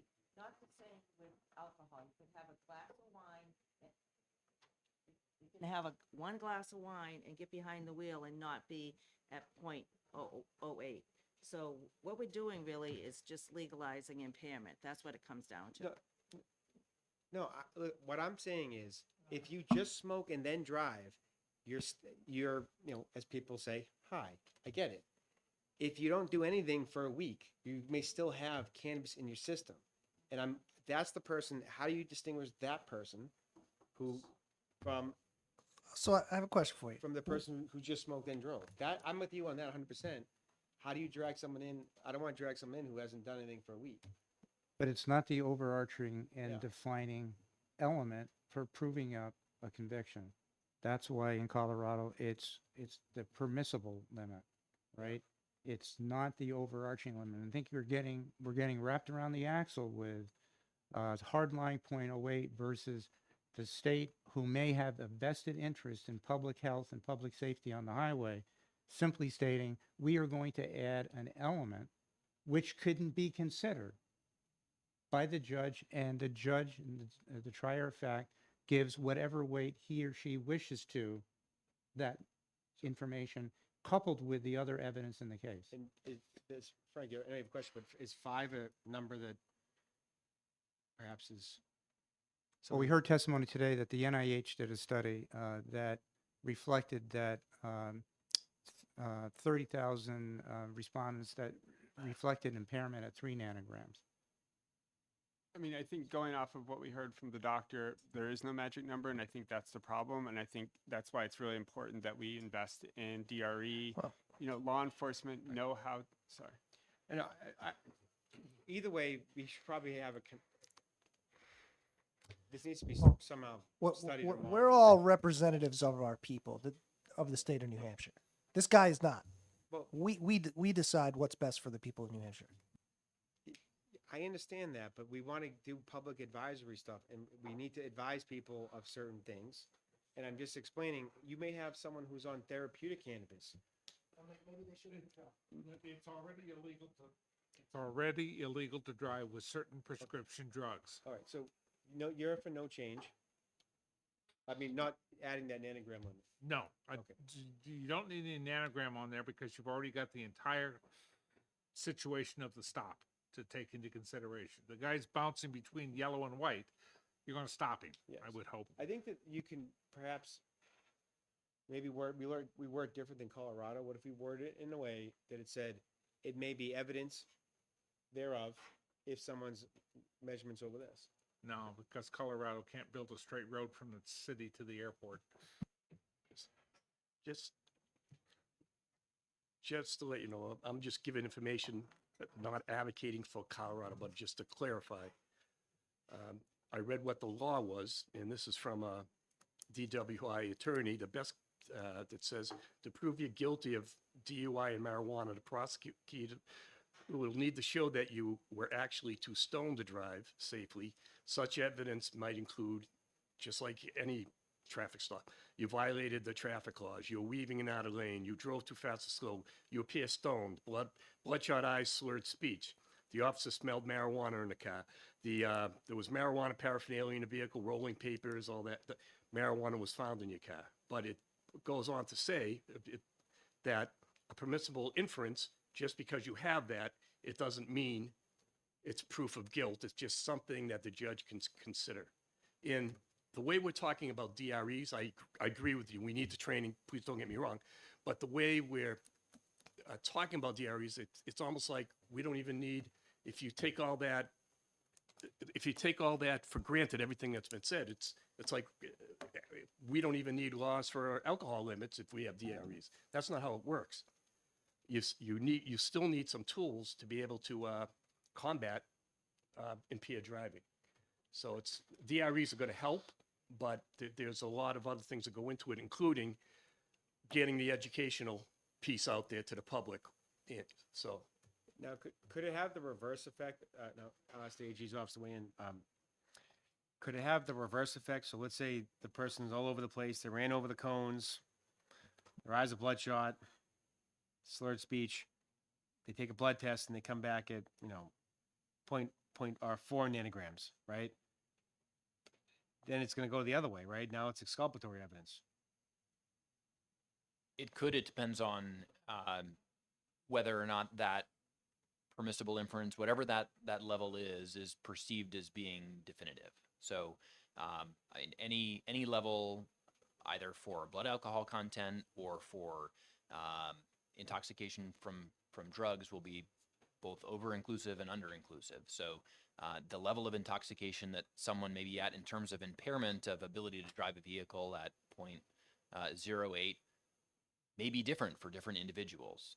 It's a per se limit in the statute, and and so that has a consequence. I think that the issue or difference with the intoxication from THC is that level of difference of impairment it's broader. Yeah. That range is wider, and so it may be less informative there, and it's just whether or not it's perceived by the finder of fact that it is determinative if it is at that or above that range. Frank, Yeah, I think it's just really important to remember. I think none of us here are advocating for people to drive impaired. I think we're trying to figure out the effective way to deal with this issue. And I think it's just really important to remember from the science that there is no number. And so if we are going to try and create a number, we have to recognize that we are literally just pulling it out of thin air because there's no science to back it up. So I think, we need to figure out how to address this, but it's not just the number. It's how does a person arrive at the number? Like, what are they doing to get to that number in the first place? And that's All science starts with a hypothesis. We just need to start with one and pick a number. All science starts with a question. So two things. One is, you keep discussing about what does it take to get to the limit, right? Well, there's no difference in that hypothesis with someone who is your physique, height, and weight that uses different types of alcohol at a bar, right? And then is trying to determine the difference between having 2 glasses of wine or 3 shots or 4 shots of 40% alcohol or 60% alcohol. It's the same thing. right? There is no magic number. There is no chart that says on the wall of a bar or this place that dispenses alcohol that says, if you have 4 shots of this and you weigh 215 pounds, you're going to be 0.08, right? So let's dispense with that for a moment because I think that's a farcical argument. The last thing I'll say is this. No one in this room, other than me, my people, have to go to a family and tell that family that the person that just plowed into the back of your husband, who was 34 nanograms per milliliter of cannabis, and launched him in the back of a van and killed him, could not get a conviction for DUI. That's what you're looking at.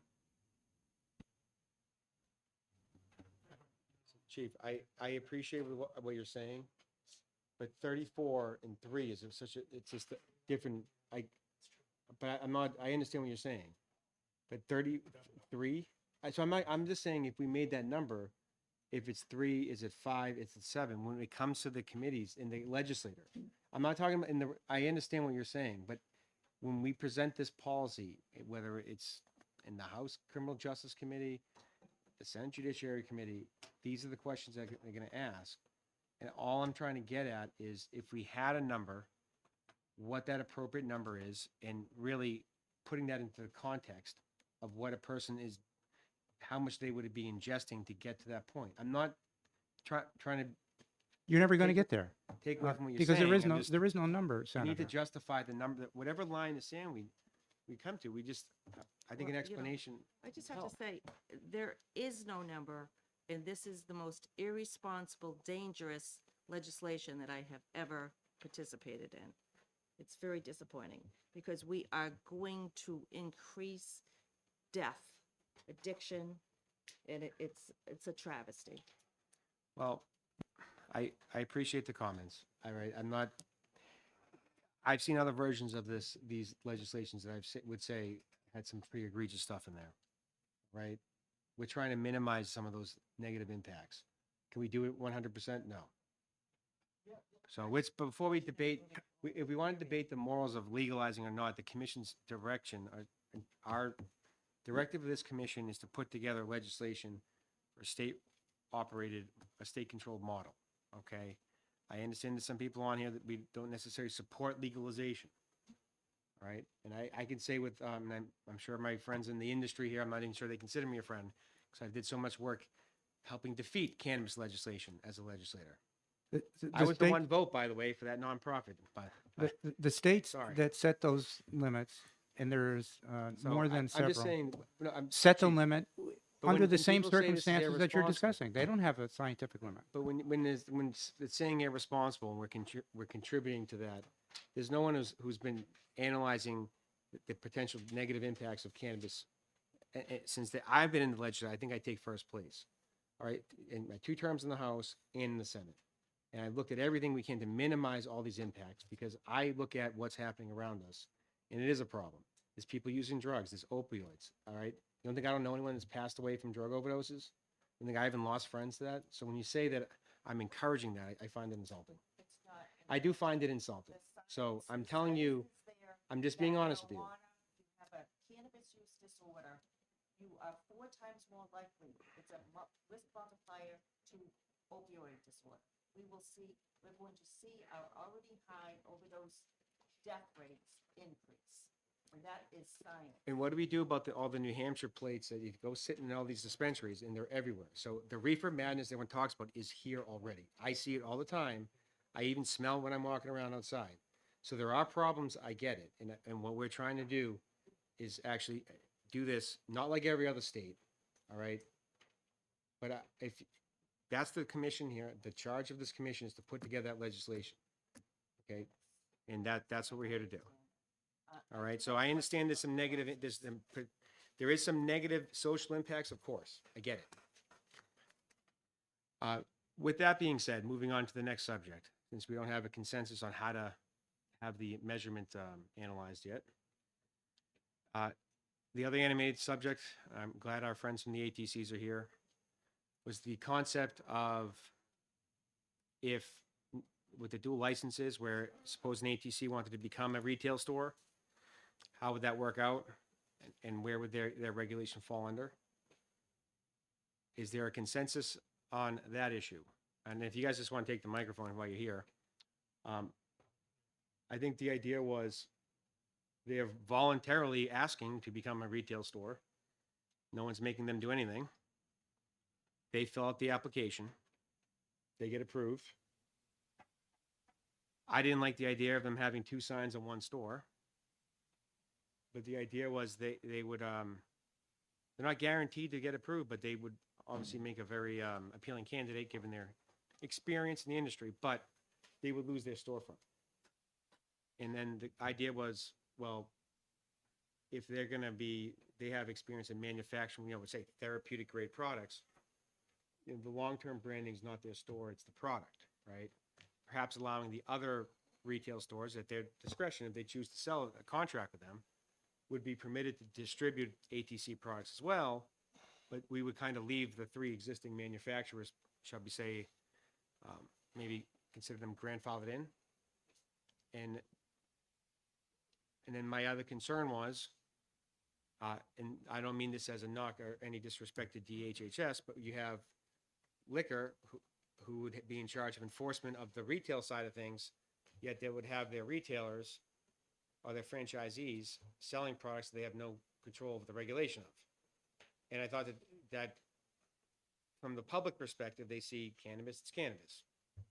So that would create confusion. And by putting the DHHS rulemaking for therapeutics under liquor, I think it would kind of unify everything and hopefully eliminate any potential inconsistencies. The only thing remaining on the DHHS would be the license, or the therapeutic cards, like that procedure. So you're basically taking it and reassigning it under a different section. Anyone have a problem with that? Does anyone support that?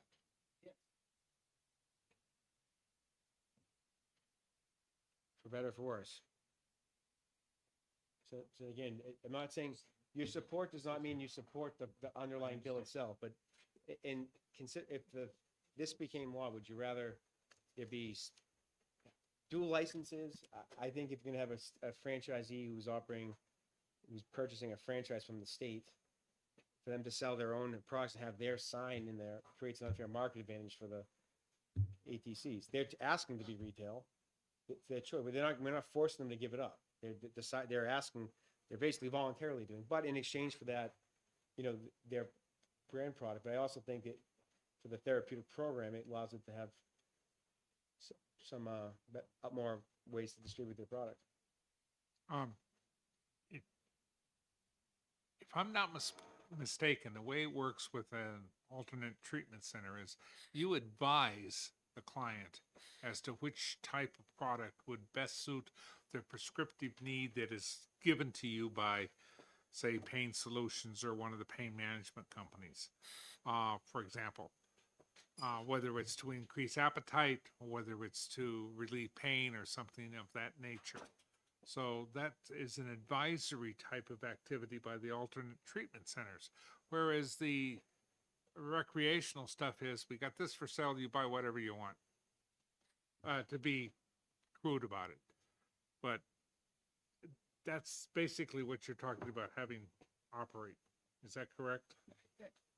I think if you allow only some ATCs to sell some retail stores or franchisees to sell therapeutic products and not others, the problem is that's an unfair market advantage. That's my problem. In that how do you resolve that? Now, at the same time, well, they're also not obligated to sell their therapeutic product to other stores, but the other stores have the opportunity to do that. But in exchange, they're going to give up their storefront. I think that that's a pretty good exchange. It's all being done voluntarily, but they like their storefront, trust me, and they want to keep it. Oh, yeah. But I think that from a policy exchange that's not outrageous.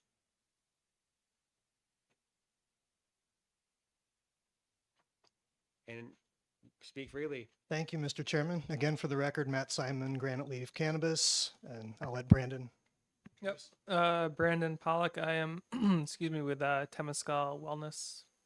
And Keenan Blum's right behind us, also Granite Leaf Cannabis. Just want to draw your attention. We did circulate a memo earlier, pass that out. It's the one titled Integrating the TCP and ATCs with the franchise model. And there's also an attachment with some possible bill language that goes along with that. And we didn't pass them out together, so you may have trouble finding them both and putting together. Sorry about that. But thank you for the opportunity to comment. We've looked at this from a number of perspectives. We've participated and observed all of these discussions. It seems to us that there are three possible ways to integrate the TCP and the ATCs with the franchise model. One is a dual regulatory structure. One would be moving everything under the Liquor Commission, and one would be what the chairman just referred to, which would be sort of a hybrid approach where DHHS would maintain a role in issuing the cards, in maintaining the patient registry, and overseeing perhaps the education and support we provide to registered patients. But all of the business regulation would move under the Liquor Commission. So we would not be in any sense serving two masters from a business perspective, that seedling to sale regulation would be handled by the Liquor Commission. In light of the conversations we've heard, we think that may be the most logical approach.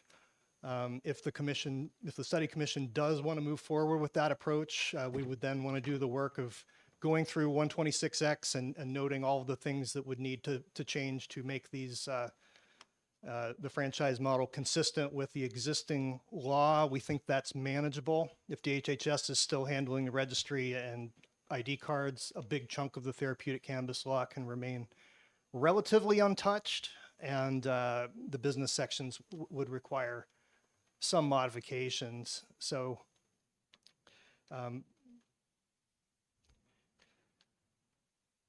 Any comments on that so far? We can. Quick question for me, probably least knowledgeable up here. So you're gonna be able to sell stuff up to like a 98% THC to therapeutic patients only who come in with the card, right?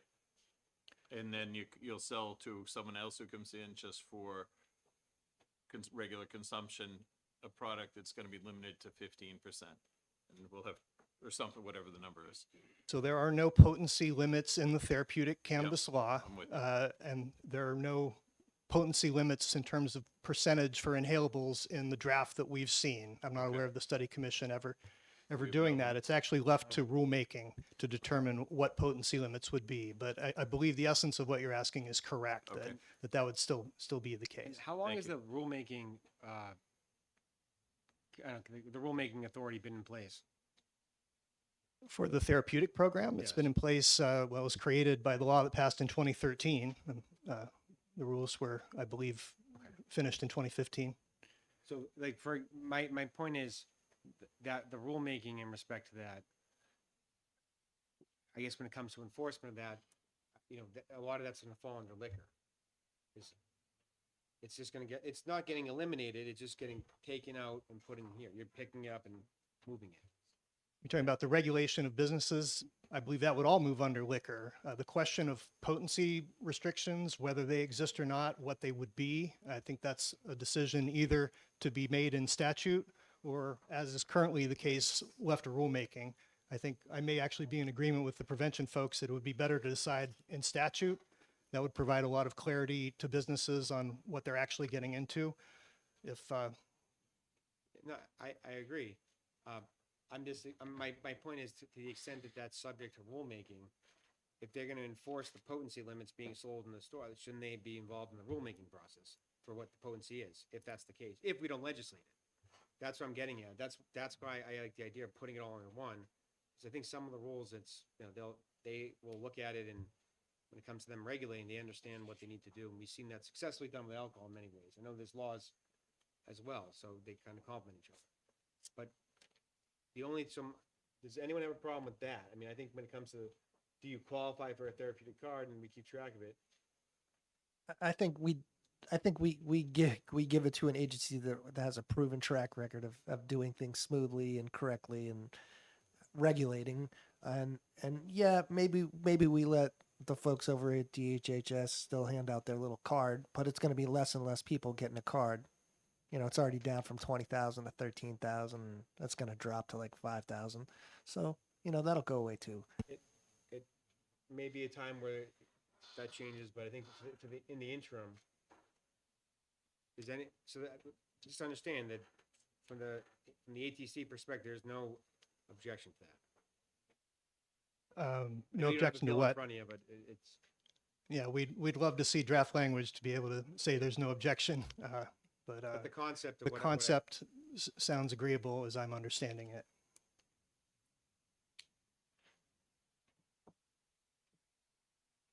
all right. So I think for the commission perspective, do we have any problem? If anyone has a problem, that raise, just put your hand up. No, you've got two different, you're going to be setting a limit for recreational, which is fine. And the therapeutic, that's what the little card is for. And you have the good stuff. Who cares? Yeah. And I think the idea was that any franchisee essentially would have the opportunity to potentially sell those, not just one or Yeah, seven. but they would have to be able to know what the card does. Of course. Otherwise qualified to be able to manage, store, and distribute appropriately the higher concentration. And right now, there's 3 manufacturers for these. Therapeutic grade is the term I'm using. They would only remain 3. The 3 manufacturers are, well, essentially sitting right in front of It comes in a white bag. Who knows who manufactures? We know who manufactures it, Representative, because we do. So our next meeting is it the 27th? No, it's gonna be the 23rd. We have one on the 23rd? I actually left my physical calendar at home. It's Tuesday of next week. Tuesday next week? It's actually no, it's the 27th. Monday the 27th. Senator Abbas, were you? Next week is Could you do a poll? Thanksgiving I week. thought you were one of the few people on the earlier question on, like the chief wanted some type of nanogram permissible inference. I thought you were one of the few who didn't want that, and I thought the majority did. Maybe not a specific number at So today's date, but I would like to have something in the law. The problem is I don't know what that something should be. And I'm trying to figure out when we present, if I was testifying for a committee, trying to Sure. convince them to vote for it, why would I pick 2 or 5? And I know you're right, don't smoke and drive. Well, no, So I'm undecided is my point, so. we got to be stricter in Colorado because their fatal wrecks is going I'm gonna crazy. do some of my own research, see what I can, I'm with you though. All right, so 27th, On the 27th, what will the agenda be? I mean, if this is already, you've done the lining in and out, so what's the plan? well, we gotta actually vote on we gotta put what we hope is a final product together. Now, some of the final provisions, remember, this is gonna go before commissions in the House. It's the committees in the House and the Senate. So this is not the bill, it's untouchable. I understand that. It's not even, no one's even filed the legislation. But we want to make a recommendation on, I think, what a state control model would be. So the issue of the nanograms, the using of smoking in public, those are serious issues, but those are actually independent of the state-run model. I think it's important to have them all to do it at once, because you don't want to have one without the other. But the finer details of whether it's a $5 fine, misdemeanor, the commission can make its recommendation without coming to a conclusion on that policy. Could I ask a follow-up question Yes. on the report that we are mandated to write Yes. in 611? What is that going to look like? Are we just going to be taking the markup that we've done and will that comprise the report, or are we going to actually write a report? Every study commission I've ever served on, you write a report, a majority and the minority Yes, there'll report. be a majority and a minority report, but I envision that if there is a majority that has any proposed legislation, and the minority report can have the same too. You know, like, let's say you don't support this, but you may want to highlight specific provisions of that attachment that not only do I oppose it, I really, really don't like this, I double don't like that. You can reference it. The idea is to have something that's in place, but I'm going to try to focus really our debate on the state-run model. And again, like, so smoking in public. That is essentially, whether it's the violation as written, $100 fine, misdemeanor, doesn't impact the policy of the state-controlled model, right? So But when would you like the minority report submitted to you? I think we'd submit it all at once, am I correct? It's just add on, there's a majority report, minority report. We just had a contentious one with the worldwide reporting on taxation reporting. And what we did there was let the minority author write their thing, and it was just attached as an appendix. The minutes were attached as an appendix. All of the material that was put down was listed as an appendix. It wasn't included in the body of the report. The body of the report was only 5 pages. The rest of the 46 pages were all Right. bibliography and the minority report. The minority report was much larger than the majority report. I have a feeling that'll be the case again. Well, all right. So on the 27th, are we going to be able to, we hopefully will have a draft by then. Hopefully it won't take us as long to go through it. The only thing I will say is stuff about like smoking in public, as much as I'm adamantly up against that, this commission couldn't come to an agreement on that. That is, I think we can skip over those simply because that's not what this commission's charged to do. I think it's important to go over it, but we focus on the state-run model side and make sure that part is at least operational. Does that sound good? And if there is a updated draft, you know, where it kind of incorporates everything that we've gone over. Now, keep in mind, I'm gonna be relying on my notes, and if there's any problem with what's in there and you don't agree with it, just please point it out. But I'll try to distribute that as early as possible. When is our actual report due? December 1st. All right. So if there's any changes that needs to be made to that, you know, let's be prepared to have that proposed change that day, because we're not meeting again, and that's that. And what's going to be attached is, and you may want to have it in writing, your change that you want made to it, because we have to incorporate, we'll have to vote on that, incorporate it in. It would have to now be word for word. It can't be something like we kind of hypothetically wrote up and then did that.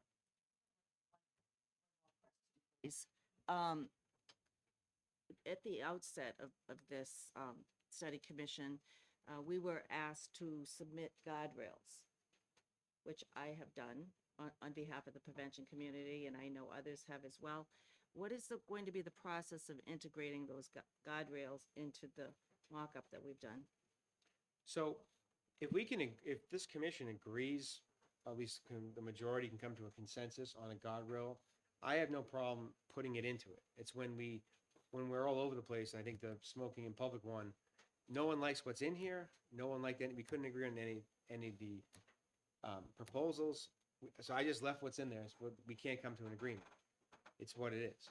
So my point is, the charge of the commission is to put together the state control model, not necessarily make a recommendation on smoking or using in public. I'm with you on the public use. I think you intentionally violate the law, you go out of your way to do it. People say you don't have enough money to pay the fines, and guess what? They just went to the store and bought weed. I don't know, but that's the argument. But guess what? We can't get a consensus. So what to put in here, I don't know.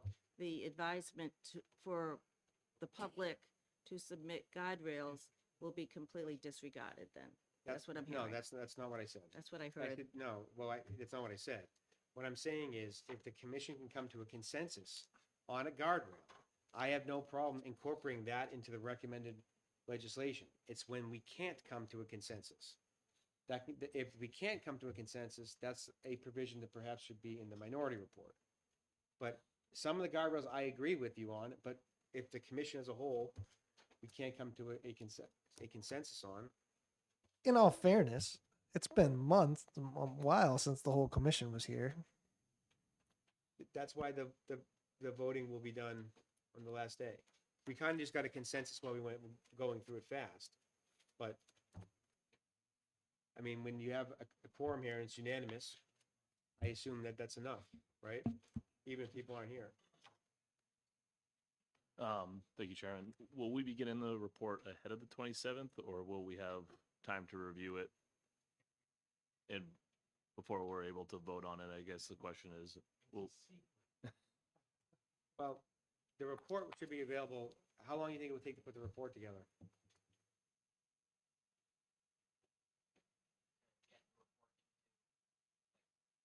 So everyone can sign off on it by the first.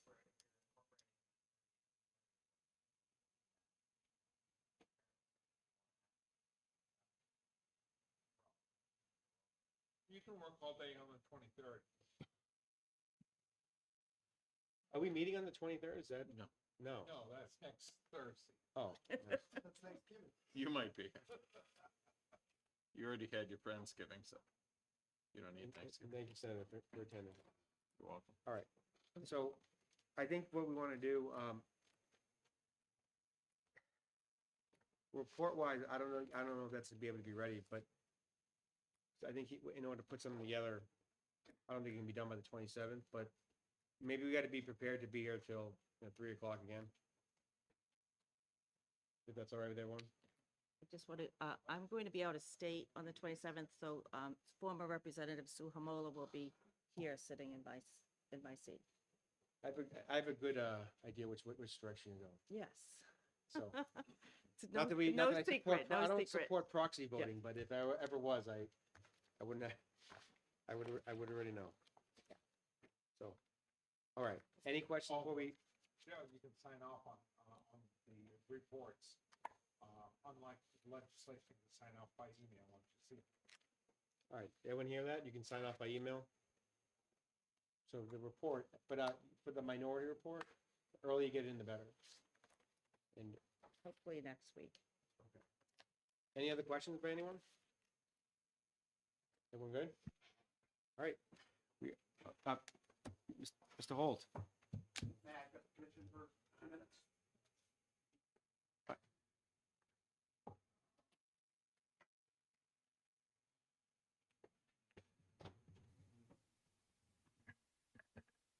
Thanks for the opportunity. My name is Michael Holt. I'm the administrator of the Therapeutic Cannabis Program. I just wanted to follow up on one point with regard to the direction that was discussed with regard to moving part of the Therapeutic Cannabis Program, that is the regulation of the ATCs, from THHS to the Liquor Commission. I would ask the Commission to consider, if they do that, that the ATCs, that the Therapeutic Cannabis Program is funded by ATC licensing fees. So if that were to move from HHS to Liquor Commission, we would lose a source of our funding. And so what that means is that we would need a separate source of funding to fund our program. But isn't the program now moved under liquor? As I understood the conversation, the regulatory authority for the ATC licensing would be moved, but the registry card aspect of the program, the patient registry, would remain with DHHS. So we would still need funding for the registry program, if you will, if the ATC funding part of the program was to move to liquor. So we would need an appropriation to continue to fund the patient registry if we lost the funding source of the ATCs.